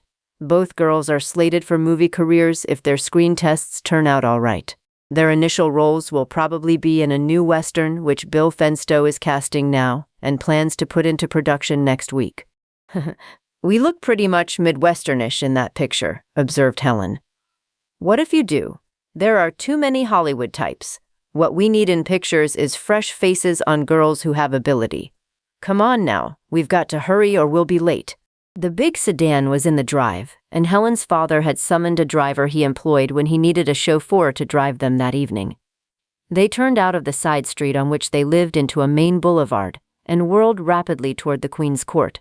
Janet, attending a movie premiere for the first time, felt her heart quicken as she saw the blaze of light which marked the front of the theater. The whistle of a traffic officer slowed them down, and the driver was forced to produce a card before they were allowed to go past the police lines.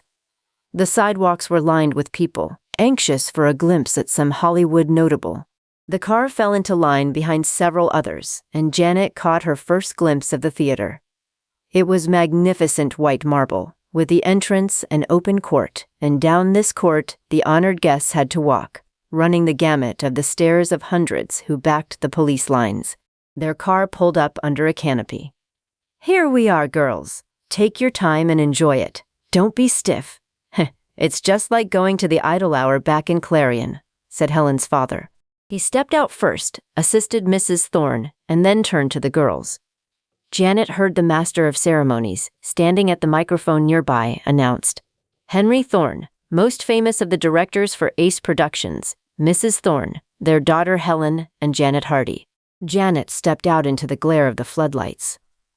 For just a moment, a terrific wave of stage fright gripped her. Then she saw smiling, friendly faces, and she smiled back. Flashlights boomed as the photographers worked. The announcer beckoned to Henry Thorne. Just a word, Mr. Thorne. But the director shook his head. This is the girls' night, he smiled, shoving Helen toward the microphone. All I can say, gasped Helen, is that I'm tremendously happy to be here. Thank you, said the announcer. And now, Miss Hardy, please. I like all of the smiles, said Janet simply, and a burst of applause came back from the crowd. Well done, whispered Henry Thorne, and they started down the long walk past the sea of faces. Janet felt supremely confident. Perhaps it was just knowing that her gown and accessories were perfection, and more than one compliment on her costume came from the packed masses. In the grand foyer there were film stars on every hand, some of them stopping for a moment to talk, and as Helen's father introduced the girls to all of these, Janet thought she detected several frankly unfriendly stares from some of the actresses, who seemed to be little if any older than they were. Then the picture started. Actually, Janet saw very little of it. She was too busy drinking in the beauty of the theater and straining to catch glimpses of stars who had arrived late. When they left the theater, Various groups congregated in the foyer for brief visits, and Janet saw a tubby little man, looking ill at ease in his dinner suit and mopping his bald head, struggling to reach them. He kept his eyes quite frankly on Janet and Helen as he neared them, but there was nothing offensive in his stare. He grabbed Henry Thorne's arm. "Say, Henry, are these the girls?" he demanded. "Hello, Billy. Sure, I want you to meet my daughter Helen and Janet Hardy." "Girls," he explained. "You want to be nice to this scamp. He's in charge of the Western unit, and it will be his decision on whether you get into the cast. In other words, meet Billy Fenstow." "None other and none such," grinned the affable little director. "Why didn't you tell me you had a couple of stars in tow?" he chided Helen's father. "Are you willing to take a chance on them and promise them parts right now?" The creator of Western Pictures looked a little surprised. "Well, maybe not for sure. Tell you what, I'm going home and make some changes in my script. I'll build up some stronger parts for the girls. Can they act?" "Billy, I don't know. I saw them one night when I thought they could, but you'll have to find out for yourself. Now I'm going to take them home and see that they get some sleep or they won't be able to act." "I'm glad I met you tonight," said Billy earnestly. "See you in the morning," as Helen and Janet moved toward the car. He watched them through shrewd eyes, and if Janet could have turned around, she would have noticed that Billy Fenstow was looking at her in particular. "I think she'll do," whispered the little director. "I think she's got just what I want for the new pics. Gosh, I wish this was morning." He jammed on his soft black hat and went out in search of a taxi. Chapter 21. Screen Tests. Despite the excitement of the premiere, Janet and Helen were up early. Mrs. Thorne, tired from the trip, decided to remain in bed until later, and Helen's father had already gone to the studio, but not before leaving a note directing them on where to find Billy Fenstow. Helen scanned a morning paper for an account of the premiere. "Here's a paragraph about us," she exclaimed. "Listen." "I am," said Janet. Two of the most stunningly gowned girls seen at the Queen's Court last night were Helen Thorne, daughter of director Henry Thorne, and Janet Hardy, a friend from the Midwest. It is rumored their gowns were special creations of Adderee. Both girls are to get film tests. I must clip the picture in last night's paper and the story this morning and send them to Dad and Mother, said Janet. While Janet clipped out the items she wanted, Helen telephoned for a taxi, and they were soon speeding toward the studio. The driver looked at them a little suspiciously as he slowed down at the main gate of the studio. Evidently, he had seen too many girls like Janet and Helen get turned away.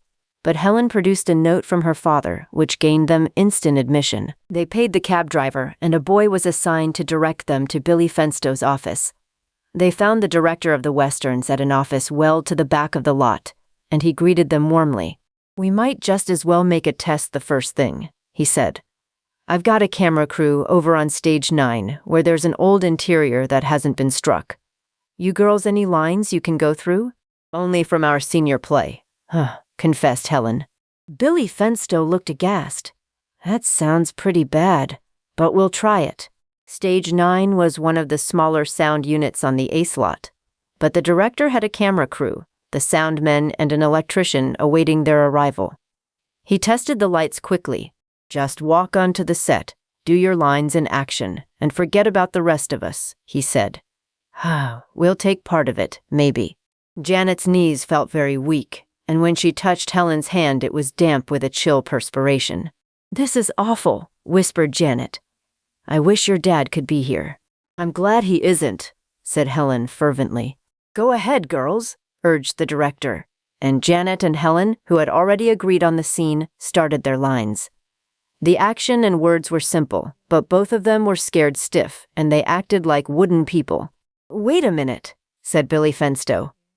"I'm human. I won't bite, and I don't expect you to be world beaters. Now try that over and loosen up." Janet laughed a little, and Helen found a handkerchief and wiped the palms of her hands. Both of them felt better. The lights brightened until it was impossible to see the camera crew. It was more like being on the stage of the gym, with Miss Williams over in the wings with her prompt book in her hands. Both girls entered into the spirit of their bit the second time, talking and acting as they had the night of the class play. For the moment, they forgot the camera crew and failed to hear the soft whirring of the camera as Billy Fenstow signaled the cameraman to pick up the sequence. They ran through the scene and the lights dimmed. Billy Fenstow stepped forward. "That was better. We shot it and I'll have it put through at once. There's a couple of others have a final word on the casting and they'll want to see the test." "When will it be ready?" asked Helen. "Tonight. Suppose you bring your father over at 8, and we'll send it through with rushes of other stuff that's been taken today. We'll be here," promised Janet. On their way out, they overheard several electricians talking. "One of the kids was Henry Thorne's girl," said one. "What did you think of her?" "She's not bad looking, but their skit was lousy." "Yay, I thought so too." Helen looked at Janet and for some reason or other felt like laughing. Why hadn't her dad warned them about the test? He should have given them something to rehearse that would have been impressive. It was nearly noon when they reached home, and after lunch, Janet sat down and wrote in detail of the things that had transpired since they left Clarion. In the letter, she enclosed the picture and the newspaper paragraph. In the late afternoon, Henry Thorne came home, tired but elated. "I'm delighted with the first draft of the script for the new picture." "Haven't you seen Mr. Fenstow?" asked Helen. "No. Why?" "I'm afraid it wasn't so good." "Nonsense. You made out well enough. What did he put you through?" "That's just it," explained Janet. "He had us do a scene from the high school play and we felt like awful nitwits." "I suppose so," conceded Helen's father. "When will the test be ready?" "Mr. Fenstow said to come over at 8. He said several others had to have a word about the casting." "Sure. The supervisors always want the last word." After dinner, they drove to the studio, Mrs. Thorne accompanying them. Helen's father took them directly to the projection room. Billy Fenstow was waiting, and half a dozen others were in the room. Most of them spoke to Henry Thorne, and he introduced several to Janet and Helen, but Janet couldn't remember their names. Then the lights went out and they settled back into comfortable leather-upholstered chairs. Scenes from a number of pictures in production flashed before their eyes. Suddenly, Janet and Helen saw themselves on the screen, moving and talking. And Janet dropped her eyes for a minute. To her it looked pretty terrible, but her voice was well modulated and pleasing. After that, the lights came on and Henry Thorne went over to speak to Billy Fenstow. When he returned a few minutes later, Janet couldn't even guess what the decision had been. "The action was punk," Helen's father said frankly. "But the supervisors liked your voices. You've got good faces and figures. In other words, you report Monday morning, and both of you go into Broad Valley, Billy's next picture." Chapter 22. Western Action. In the days intervening, Janet and Helen found plenty to do. Billy Fenstow sent over scripts of his new Western, and they had a chance to familiarize themselves with the general theme of the play. The story, briefly, was the efforts of a band of ruthless men to gain control of Broad Valley, a great cattle ranch which had been left to young Fred Danvers by his father. There was plenty of action, some gunplay, and a love theme in which Fred fell in love with the leader of the band of men who sought his property. The theme was as old as Western pictures, but Billy Fenstow had a knack of dressing them up and making them look new. Janet and Helen reported at Stage 9 at 8 o'clock Monday morning, Henry Thorne driving them over himself. He left as soon as they reached the lot.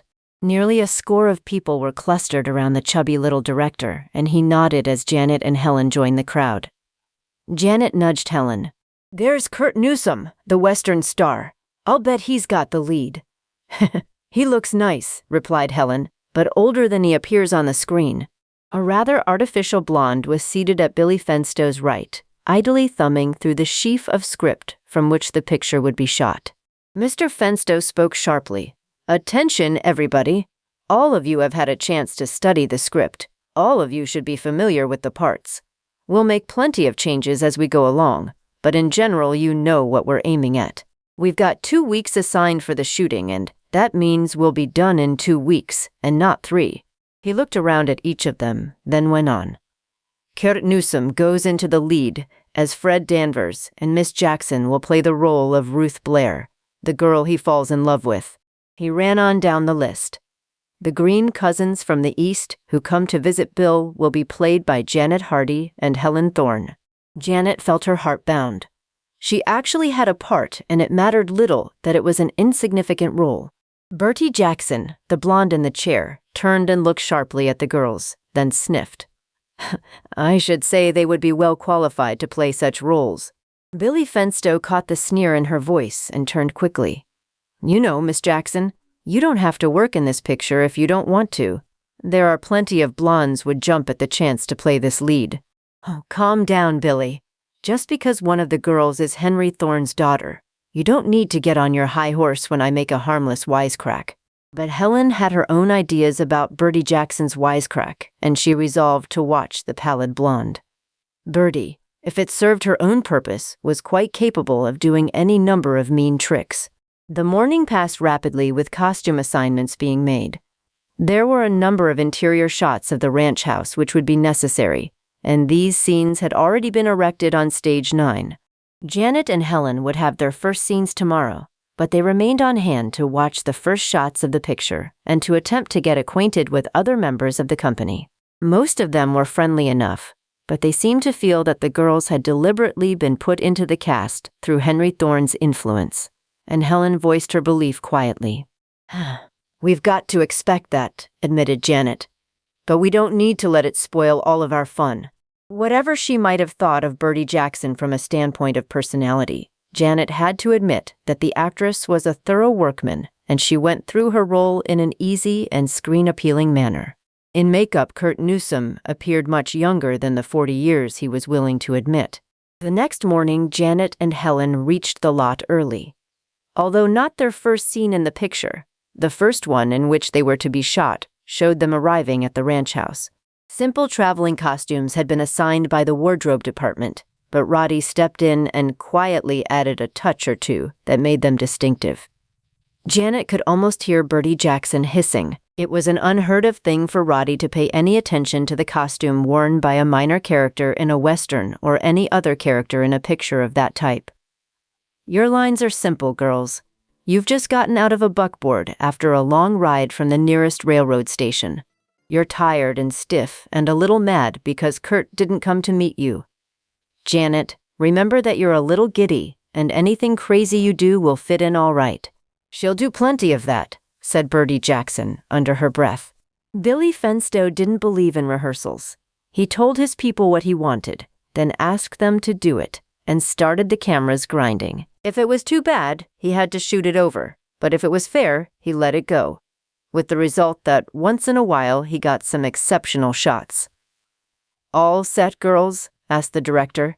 Janet, her mouth dry, nodded. Let's go. Camera.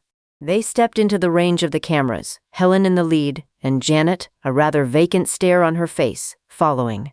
There was a bearskin rug in front of the door, and some way her feet became tangled up in it, and she pitched forward, only the strong arm of Kurt Newsome preventing her from falling. Kurt, a veteran trooper, faked a line, and Janet had enough presence of mind to come back with a cue. Then they went on with the scene, which was extremely brief, ending with a cowboy, laden with baggage, trying to get through the door. Cut it, waved Billy. What are you trying to do, clown this? He demanded of the red-faced Janet. No, Mr. Fenstow. You see, I slipped. I didn't mean to do it, she explained. Well, whatever it was a nice bit of action, and I think we'll keep it. It ought to be worth a laugh or two. The next morning, they left early by bus for a location back in the mountains. Billy Fenstow had every ranch possibility listed in a small black book, and this was one of his favorites. He had used it several times, but a studio carpenter crew, by going out several days in advance, had changed the barns and corrals enough to disguise them. They arrived shortly before noon, and a delicious meal was waiting for them.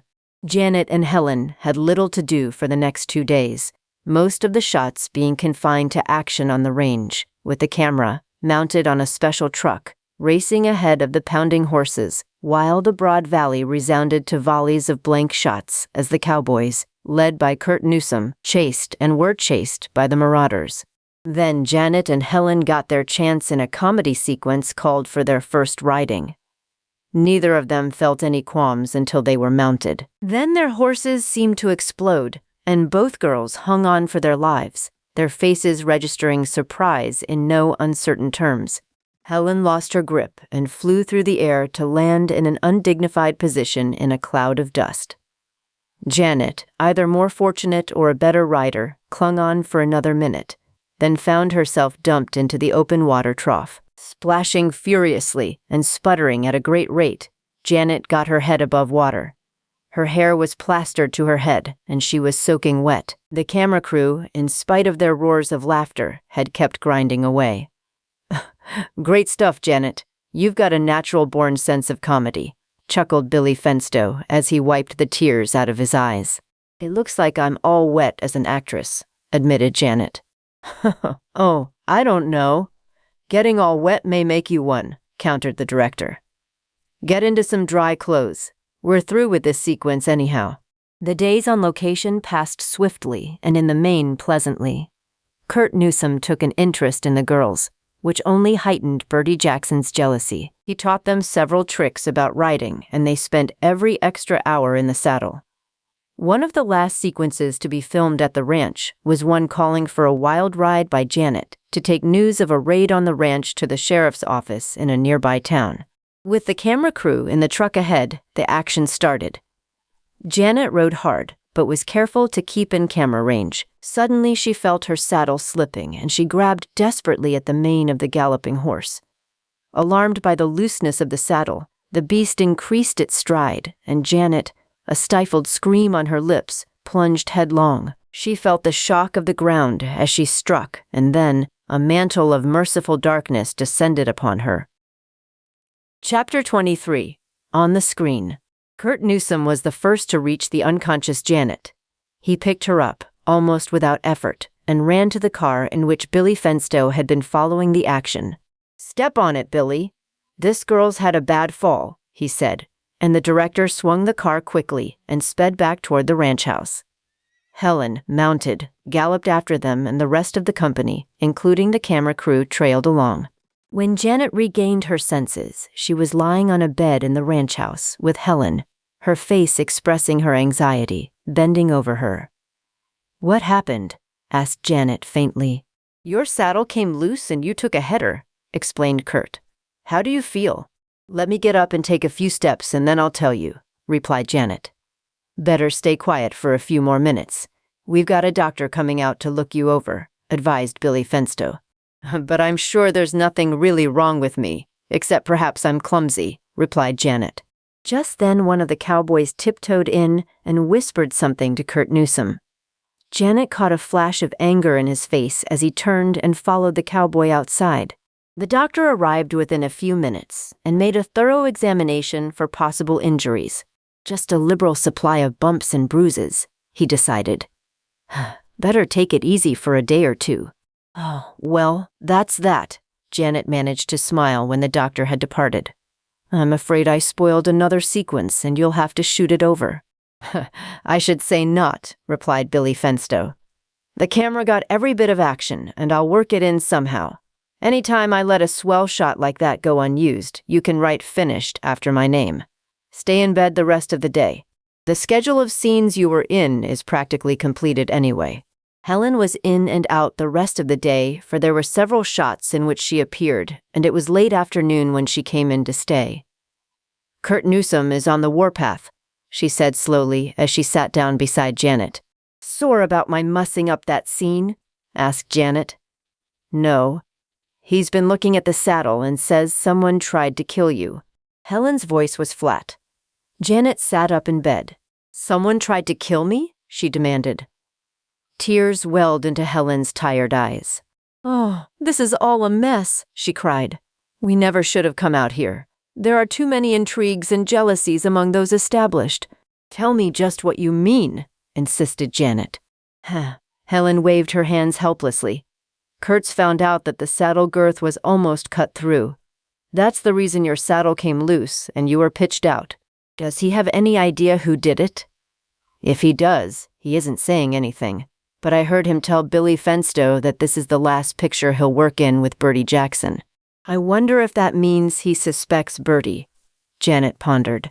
You could take it that way if you wanted to, and personally I think Bertie is fully capable of some despicable stunt like that. I'm glad shooting on this picture is practically over. I've seen all of Bertie I ever want to. It doesn't seem as though she would do anything like that, though, said Janet.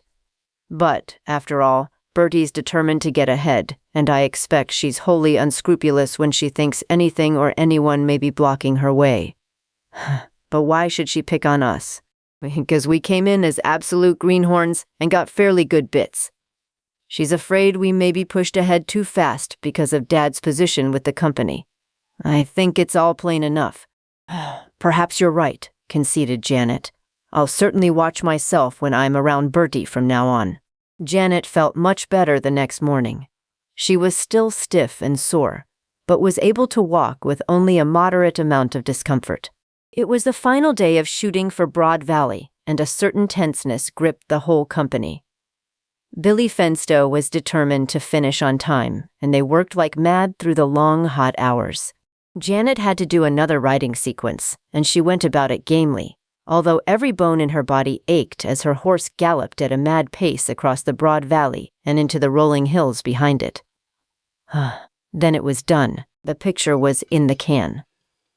Supper was served at the ranch house, and after the meal, in the soft twilight of the summer evening, they piled into the bus that was to take them back to Hollywood. There was little conversation on the way back to the city. Some of them were completely worn out by the strain of working against time for the last few days, and a number dozed as the bus, striking a concrete road, rolled smoothly and swiftly toward Hollywood. The days had been exciting and even thrilling for Janet and Helen, an experience they might never know again, and both girls knew they would come to treasure the recent days highly. Janet wondered what would be in store for them in Hollywood. Would they win other roles, or were they through? It would depend on the verdict after Broad Valley had its screening before the studio executives. The lights of Hollywood glowed, and they pulled up in front of the studio. Some of the actors and actresses had their own cars. Others took buses, and only a few signaled for waiting taxis. Janet and Helen were among these. Henry Thorne was waiting for them when they reached home. "All done?" he asked. Helen nodded wearily. "The picture is, and we may be too." "Why?" "Won't it depend on how our work shows up whether we get any more roles?" "Yes, I suppose so," said her father. "But I could push you into some minor parts in other films." "Now you're wrong, Dad. We don't want that any more than you would want to do it." "I guess you're right, dear.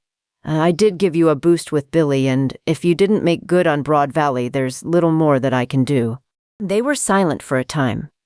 Helen's mother, who had been to a neighborhood picture house, came home, and they went into the dining room, where a cold lunch was ready for them. "I hear you had some unusual experiences," said Helen's father. "Oh, we had a few falls," admitted Janet. There was no use in voicing their suspicions about Bertie Jackson. The next 4 days were spent in sightseeing around Los Angeles, in a trip to Catalina Island, and several swimming expeditions at Malibu. Then came a call from Billy Fenstow. "We're screening Broad Valley at the studio tonight," he informed them. "Better come on out. It's at 8. This was the news they had been waiting for, but now that the actual screening was to take place, both girls felt nervous and upset. Helen's father and mother insisted on coming with them, to enjoy the triumph or share the sorrows. Henry Thorne smiled, and Janet later wondered whether he had advance information on the outcome of the picture. The small auditorium in which the picture was screened was well filled that night with most of the members of the cast on hand, including Kurt Newsom and Bertie Jackson. The lights were out, and the picture started. Janet read the title, Broad Valley, with Kurt Newsom and Bertie Jackson, directed by William Fenstow, produced by the Ace Motion Picture Corporation. Then came the cast of characters, and well toward the bottom of the list she found her name. Her heart leaped, and she held Helen's arm close. What a thrill it was to actually read her own name in the cast of characters of a film. Then the action started, the story of Kurt Newsom's fight to hold title to his ranch. Almost before Janet and Helen knew it, they were in the picture, the Midwestern cousins arriving for a visit, and in spite of herself, Janet chuckled as she stumbled over the rug. It did look wholly accidental. Then for a time they were out of the action, coming back again in the riding sequence in which Janet was dumped into the watering trough. This entire bit of action had been kept in the film, and she heard several hearty chuckles as she went headlong into the trough. After that came the wild ride in which Janet was pitched from her horse and the final victory of Kurt over his enemies. Broad Valley came to a close with Kurt winning the affections of Bertie Jackson, and Janet felt her distaste for the actress growing as she watched the final fade out. The lights in the projection room flashed up, and Henry Thorne turned to the girls. "Nice work," he said. "Do you really mean it, Dad?" asked Helen. "Of course I do, honey. I think both of you handled your parts very well, and Janet added a couple of top-notch comedy incidents." "They weren't intentional," Janet assured him. "Then that explains why they look so natural. Billy will be a sap if he cuts them out in the final version." "And I'm not a sap," said Billy Fenstow, who had quietly joined them. "How about my next Western? Think you could stand a few more weeks in my company?" "Are you serious?" demanded Janet. "Enough so that I'm promising you parts right now. In fact, we'll pay you $75 a week instead of the $50 a week you got for this first picture. How does that sound?" "Not enough," put in Henry Thorne. "Especially if the girls can give you some more comedy, as good as the stuff they put into this one."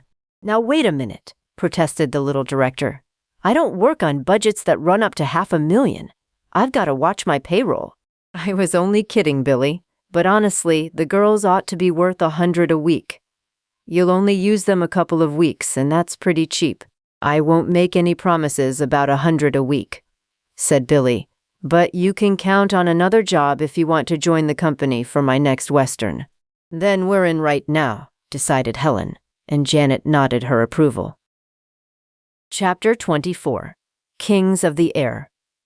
The next morning, Janet found an interesting paragraph in one of the morning papers, which had been written by a reporter who had attended the screening of Broad Valley. One of the pleasant surprises about this latest Billy Fenstow Western was the work of Helen Thorne and Janet Hardy, two newcomers. Miss Thorne is the daughter of the famous director, and Miss Hardy is a friend of hers from the Middle West. Although playing minor roles, both girls handled their parts well, with Miss Hardy providing several of the best comedy touches seen in a Western by this reviewer in some months. It is reported that both will be in the next Western, which the prolific Fenstow will produce. Janet read the brief comment 3 times, then clipped it out of the paper, wrote a brief note home, and sent the clipping to her folks. Later in the day, they received their final vouchers from the studio for work on Broad Valley. Altogether, the 2 weeks' work on the picture had netted them $100 apiece, more money than either of them had ever earned in a similar length of time. "No wonder girls come to Hollywood," said Helen as she looked at the check. "Yes, but remember that we're lucky. We didn't have to break down any barriers. We didn't have to make introductions. The way was all smoothed out for us. Look at those poor kids over at the casting office." Helen turned in the direction Janet pointed.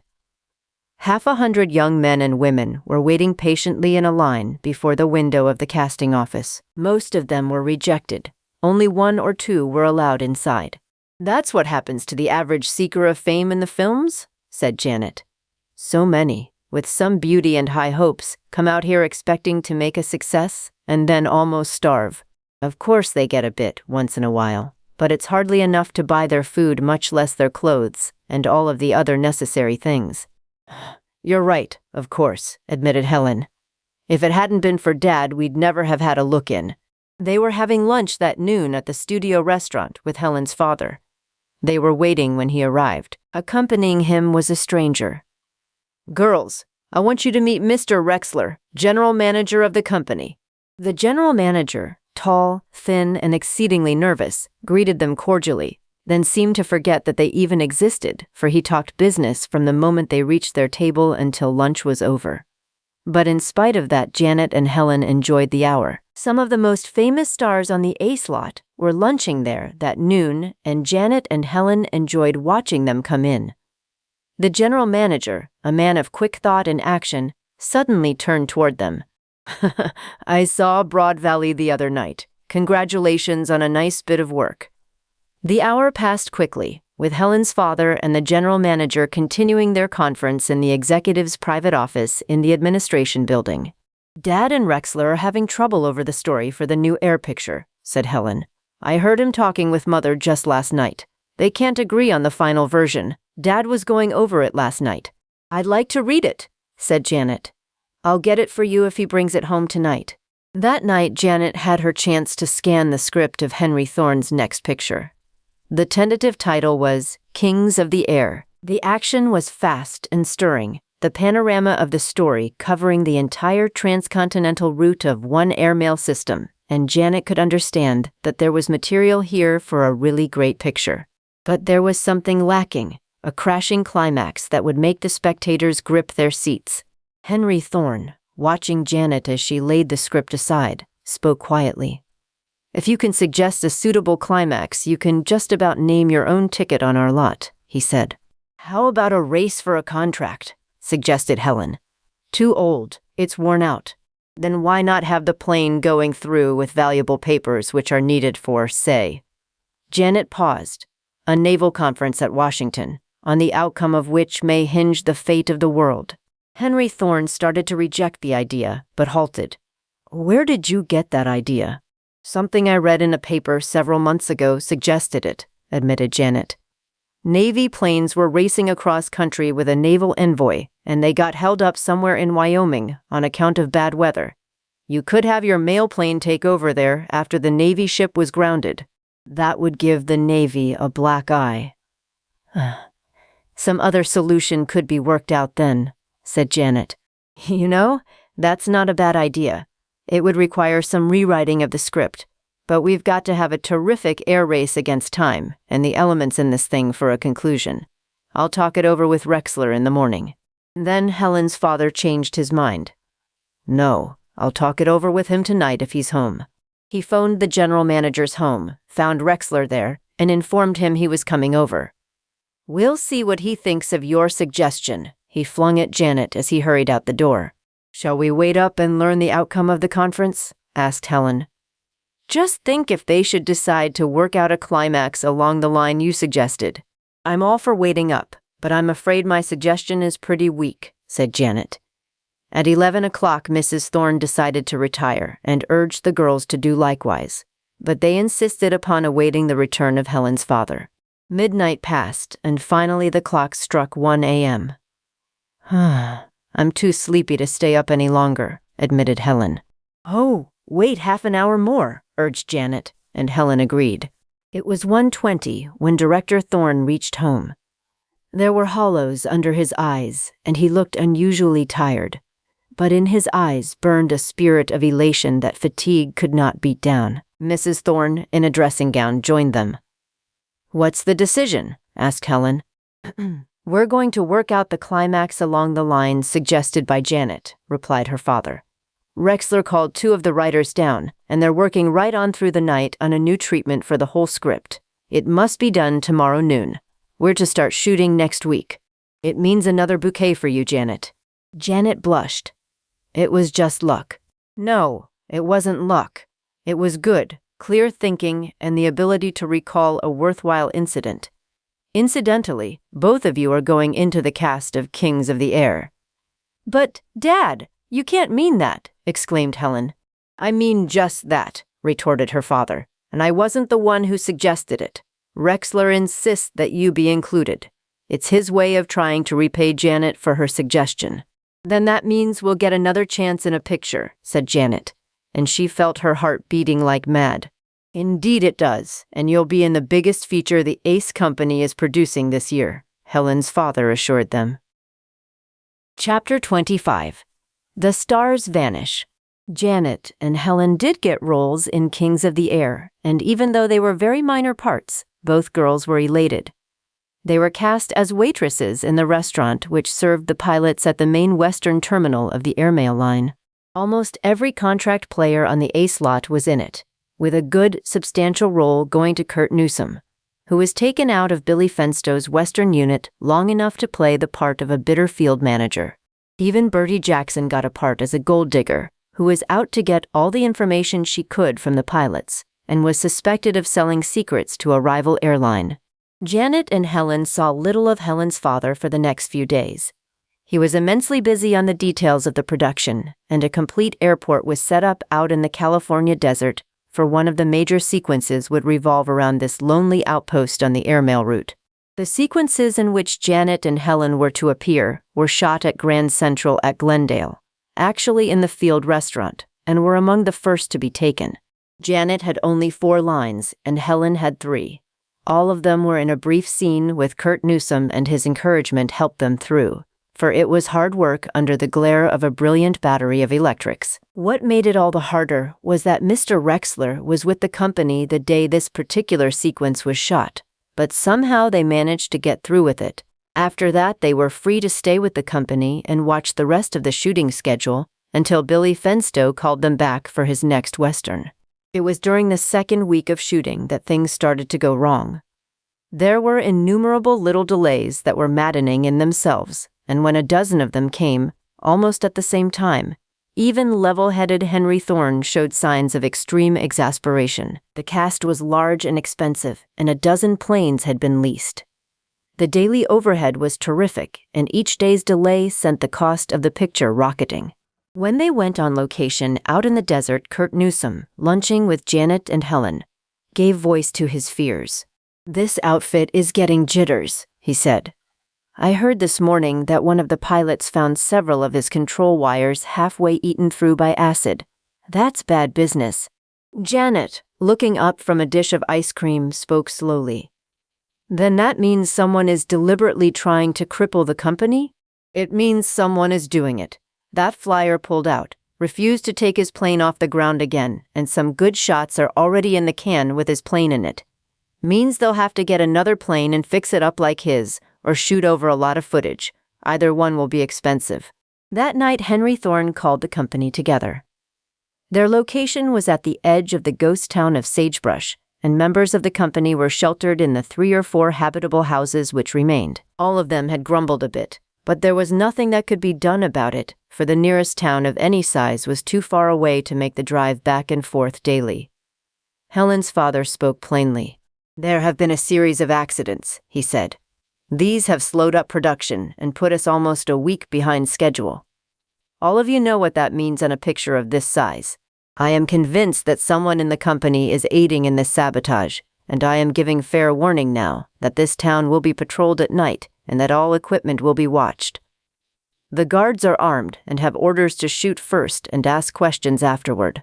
That was all, but it started a buzz of conversation that lasted nearly an hour. When the company finally broke up to go to quarters, Janet happened to be watching Bertie Jackson, and she saw the blonde actress slip between 2 buildings and vanish into the night. Helen was some distance away, and Janet, playing a hunch, followed Bertie at a safe distance. There was no moon, but the sky was studded with stars. The walking through the sand was hard going, but noiseless, and Janet, keeping low, could discern Bertie's silhouette. Suddenly the older actress stopped and whistled softly, a short and a long whistle. The sound could not have carried back to Sagebrush, and Janet, vaguely alarmed, waited. Almost before she knew it, another figure joined Bertie, and she could hear the 2 conversing, but she didn't dare move closer. The newcomer struck a match to light a cigarette and carefully shielded, though it was, Janet was close enough to glimpse his face. It was that of a stranger. The match went out and the night seemed darker. Janet wanted to get closer, but as she moved forward, she stumbled over something in the dark and plunged headlong into the sand. Before she could regain her feet, she heard a muttered exclamation and knew she had been discovered. Then the thin beam from a shielded flashlight struck her face. Janet knew her only chance was to run for it, and she tried to rise, but her feet were entangled in a tough creeper. "Look out! She may scream!" warned Bertie. Janet opened her lips to cry out, but before she could do it, the man with Bertie leaped forward and thrust a heavy hand against Janet's mouth. Suddenly the world went black, the stars vanished, and she dropped into the sand. Chapter 26. Bombs from the Sky. It was later in the evening when Janet was missed. Helen thought her companion had gone to visit some other member of the company, and it was well after 10 o'clock when she became alarmed and started making inquiries. Looking for someone? Asked Bertie Jackson, who seemed to be everywhere.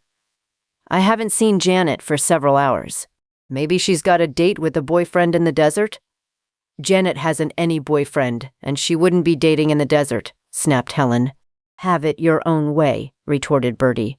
But as she turned away, a sneer distorted her vapid face. Helen finally communicated her fears to her father. I've gone over the entire camp, and no one has seen Janet for at least an hour, and none of them are sure it was that recent. I'm worried. Henry Thorne, busy working with one of the writers on a difficult bit of script that needed smoothing up, halfway dismissed Helen's fears with a wave of his hand. Then he stopped. You're sure she's not in camp? He asked. I'm positive, Dad. Do you think anything terrible has happened? Of course not. She's probably walked out into the desert and has gone too far. I'll rout out some of the men and we'll start a searching party. Kurt Newsome was one of the first to answer the call, and he muttered to himself when he heard the news. There's trouble brewing, he told Helen. You stick close to me. What do you mean, Kurt? Asked Helen, her voice filled with anxiety. I mean, this picture promises to be too big, and someone is trying to throw a wrench in the proceedings. Some rival company? It could be that. I'm not saying, but I'm certainly going to keep my eyes open. Under the brisk commands of Helen's father, the ghost town awoke. Men who had been asleep were routed out, cars commandeered, and parties swept away over the desert in search of the missing girl. Kurt Newsome, who had brought several horses with him, preferred to ride, and Helen went with him. Kurt saddled the horses, and they swung away into the desert together. Across the almost level floor of the desert, they could see the cars swinging in great circles. They won't find anything, said Kurt. And after that, they rode on in a silence broken only by the steady shuffling of the horses through the sand. At intervals, they stopped, and Kurt's great voice boomed through the night. We'd better turn back to camp, the cowboy star finally advised. Maybe some of the others have news. But when they gathered in the ghost town, Helen knew that the search had been fruitless. Each searching party brought back the same report. No trace of the missing Janet had been found. Everyone try to get some sleep now, said Helen's father. We'll resume the search at dawn.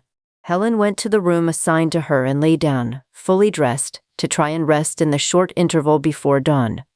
But sleep would not come, and thoughts raced through her head. Something was decidedly amiss, and, like Kurt Newsome, she could now sense impending disaster to the company. Just what it was or how it would strike, she could not determine, but a terrible uneasiness gripped her. Breakfast was served at dawn. Most of the women in the company were on hand to aid in the search, but Henry Thorne called only upon the men. Half a dozen cars were manned, and they swung out again to comb the desert floor. Let them go, said Kurt Newsome to Helen. We'll ride. If there are any tracks, we'll be able to follow them easier. The tall, well-built cowboy star swung into his saddle, and they trotted away between two tumble-down houses of the ghost town. Shadows of the morning were long and heavy, for the sun was just topping the mountains. But Helen, riding close behind the cowboy, glimpsed a footprint in the sand.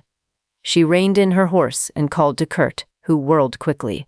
Someone's been through here, she said, pointing to where the sand was fairly hard-packed. Anyone could have left a print like that, replied the cowboy star. Your nerves are getting the best of you, Helen. Steady up.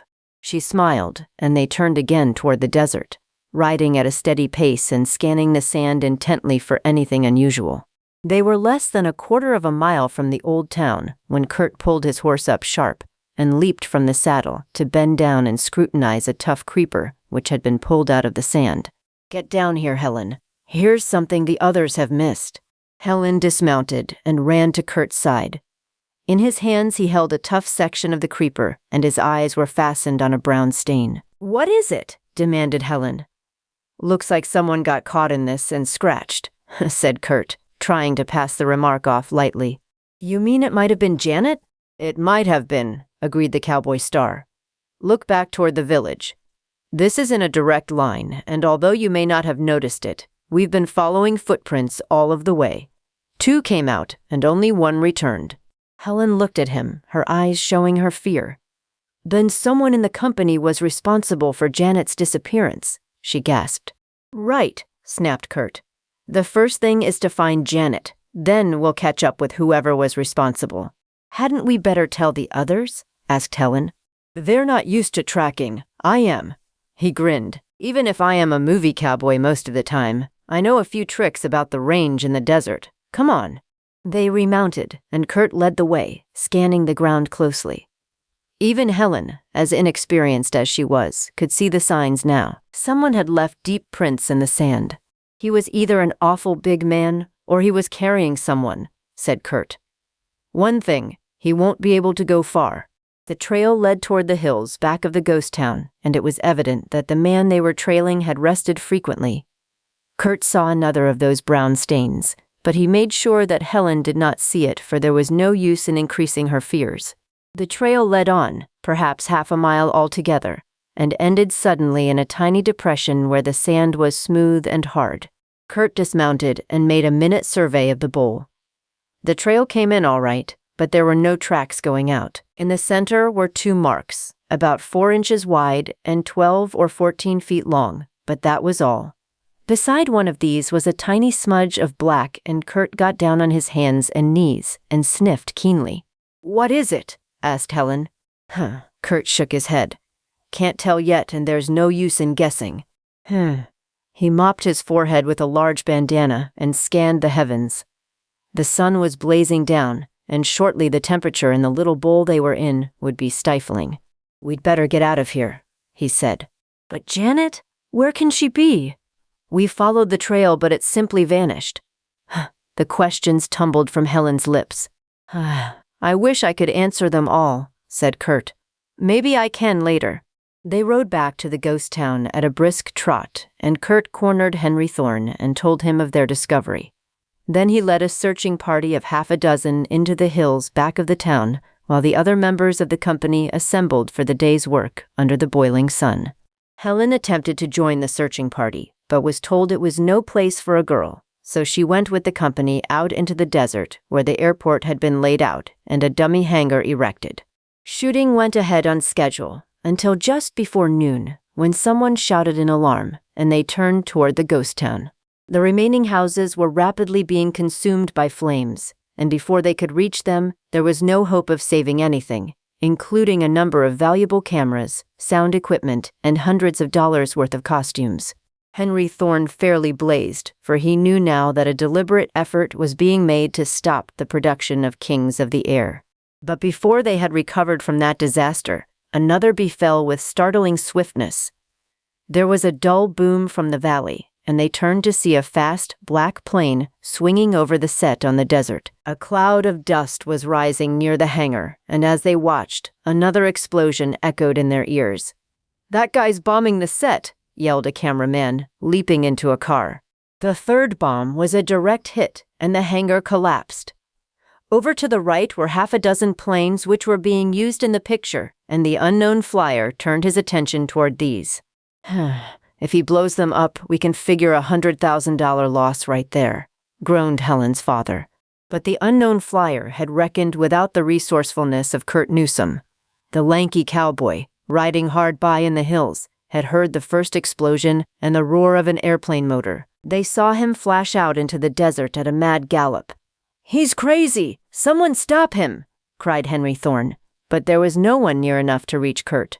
Helen saw him drag a rifle from the scabbard on his saddle. The flyer was apparently disdainful of the lone rider, for he dropped another bomb. It missed the planes by only the narrowest of margins, and the pilot of the black ship swung around for another try. He swooped toward Kurt and waved jeeringly as Kurt leaped from the saddle. They were too far away to hear the report of the rifle, but they could see the little puffs of smoke from the muzzle. Suddenly the black plane heeled sharply, its motor sputtering. The pilot shot over the side, his chute billowing out, and Kurt, jumping back into the saddle, rode like mad toward the hills. The plane gyrated uncertainly, then dove toward the ground. It struck with a tremendous explosion as the bombs still aboard let go. Helen saw Kurt whirl back into the valley and sweep down on the flyer, who had landed in a tangle of cord and silk from the parachute. All thought of resistance was gone from the flyer's mind, and the cowboy captured him easily. By the time the others arrived, Kurt had the situation well in hand. "I think a confession out of this guy will solve our troubles," said the cowboy star as Henry Thorne stared at the flyer. "What have you got to say for yourself? Who employed you?" demanded the director. The flyer was sullen. "I'm not talking. I want an attorney." Kurt rocked back and forth on his heels. "So you won't talk?"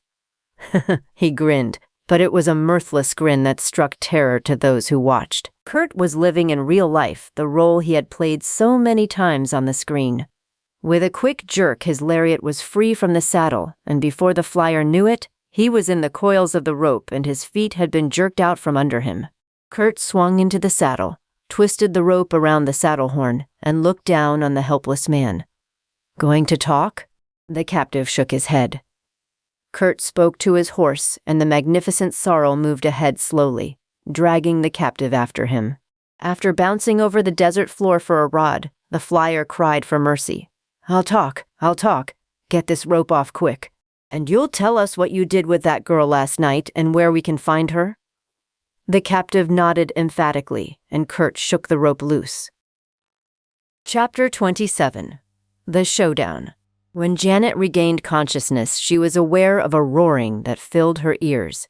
It was as though a great storm was sweeping down upon her. Then, from the motion, she realized that she was in an airplane. Her head ached terrifically, and she made no attempt to move for several minutes. As her eyes became accustomed to a dim glow of light ahead, she could distinguish the figure of a man at the controls in the small cabin they were in. Janet shifted her weight, and the man turned instantly, focusing a flashlight on her. "Keep still or I'll crack you again," he warned, and from the fierceness of his voice, Janet knew that he would not hesitate to carry out his threat. The pulse of the motor lessened, and she felt the craft sinking, to settle smoothly into a little circle of light. It was then that she learned they were in an autogyro. Her captor opened the door and ordered her out. Still with her head throbbing wildly, Janet managed to get out. There was a bad scratch on her left leg that had bled rather freely. To her anxious questions, the flyer gave only the same answer. "You'll find out later, maybe." Janet was forced to allow her hands to be tied behind her, and then was led to a small shelter tent. There was a blanket on the ground, and the flyer tossed another over her. "Don't make any attempt to escape," he warned.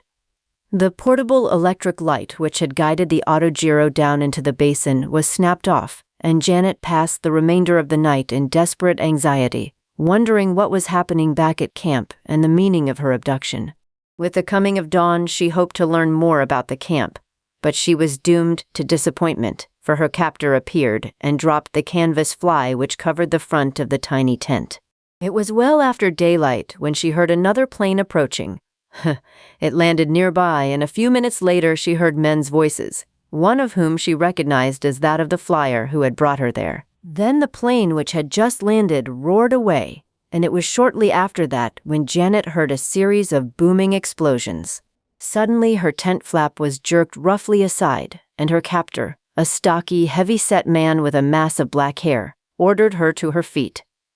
Janet struggled to get up, but she was numb from being in one position so long. The man half-cuffed her upright, and then hurried her toward the autogyro. The motor of the queer-looking plane responded instantly, and they rose almost straight out of the valley, which Janet judged must be some distance from sagebrush. As they gained altitude, she looked across the desert. Although it was several miles away, it seemed almost a stone's throw to sagebrush, hardly recognizable now, with the flames still consuming the few structures left in the village. Janet saw that the set for the desert airport had been destroyed, but what was more important was the swarm of planes which were climbing off the desert floor. Like angry hornets, they were buzzing around. Suddenly, one of them shot toward the autogyro, and the rest followed. Janet heard her own pilot shouting in anger, but the autogyro was slow, and the movie planes were around it almost instantly. In the foremost was Kurt Newsom, and Janet felt her blood chill as she saw the rifle in Kurt's hard hands.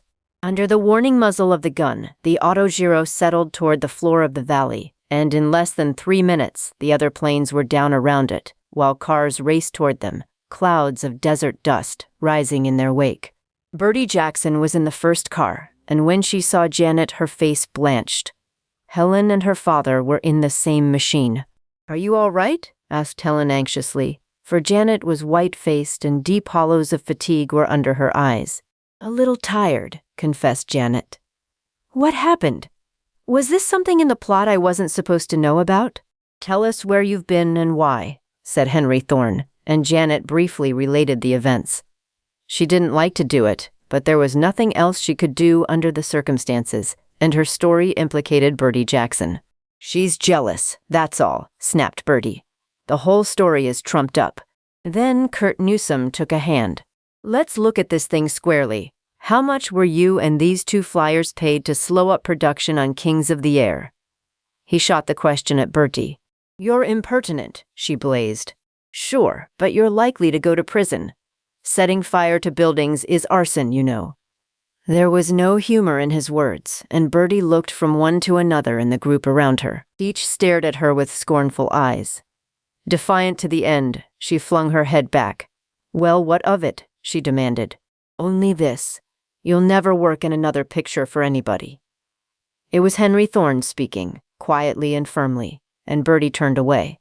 The two flyers, the one who had abducted Janet and the one who had bombed the set, talked. Janet didn't hear the whole story, but she and Helen learned enough to know that another rival company was implicated. It was Bertie who had set fire to the dry old houses in Sagebrush and who had supplied the flyers with information on the plans of the company. When they finally returned to what little was left of the village, Henry Thorne spoke quietly to the girls. "Don't worry now," he assured Helen. "There'll be no more delays. We can erect another set on the desert without too much loss of time, and we'll have to live in tents, but that is endurable." Turning to Janet, he surprised her. "Janet, I'm going to put you in Bertie's role. We'll shoot the scene in the field restaurant over again when we get back to Hollywood, but I need someone right now to step into Bertie's place and you can handle the part. What do you say?" "I'll do my best," promised Janet. "I know you will." Then Henry Thorne hurried away to attend to one of the 100 details that are the worry of a successful director, and Janet and Helen faced each other. "It looks like Kings of the Air is going on to a successful conclusion now," said Janet. "I'm so happy. And I'm happy that you are getting Bertie's part. Do you suppose we're going to be able to keep on in the movies?" "That," smiled Janet, "is something I couldn't even guess. If we don't, we'll go home this fall with the memories of the most thrilling summer any two girls could have had." They turned to rejoin the rest of the company, unaware of the further adventures in Hollywood and in New York, which were to befall them before winter came. Thank you for listening. Subscribe and like for more visual audiobooks.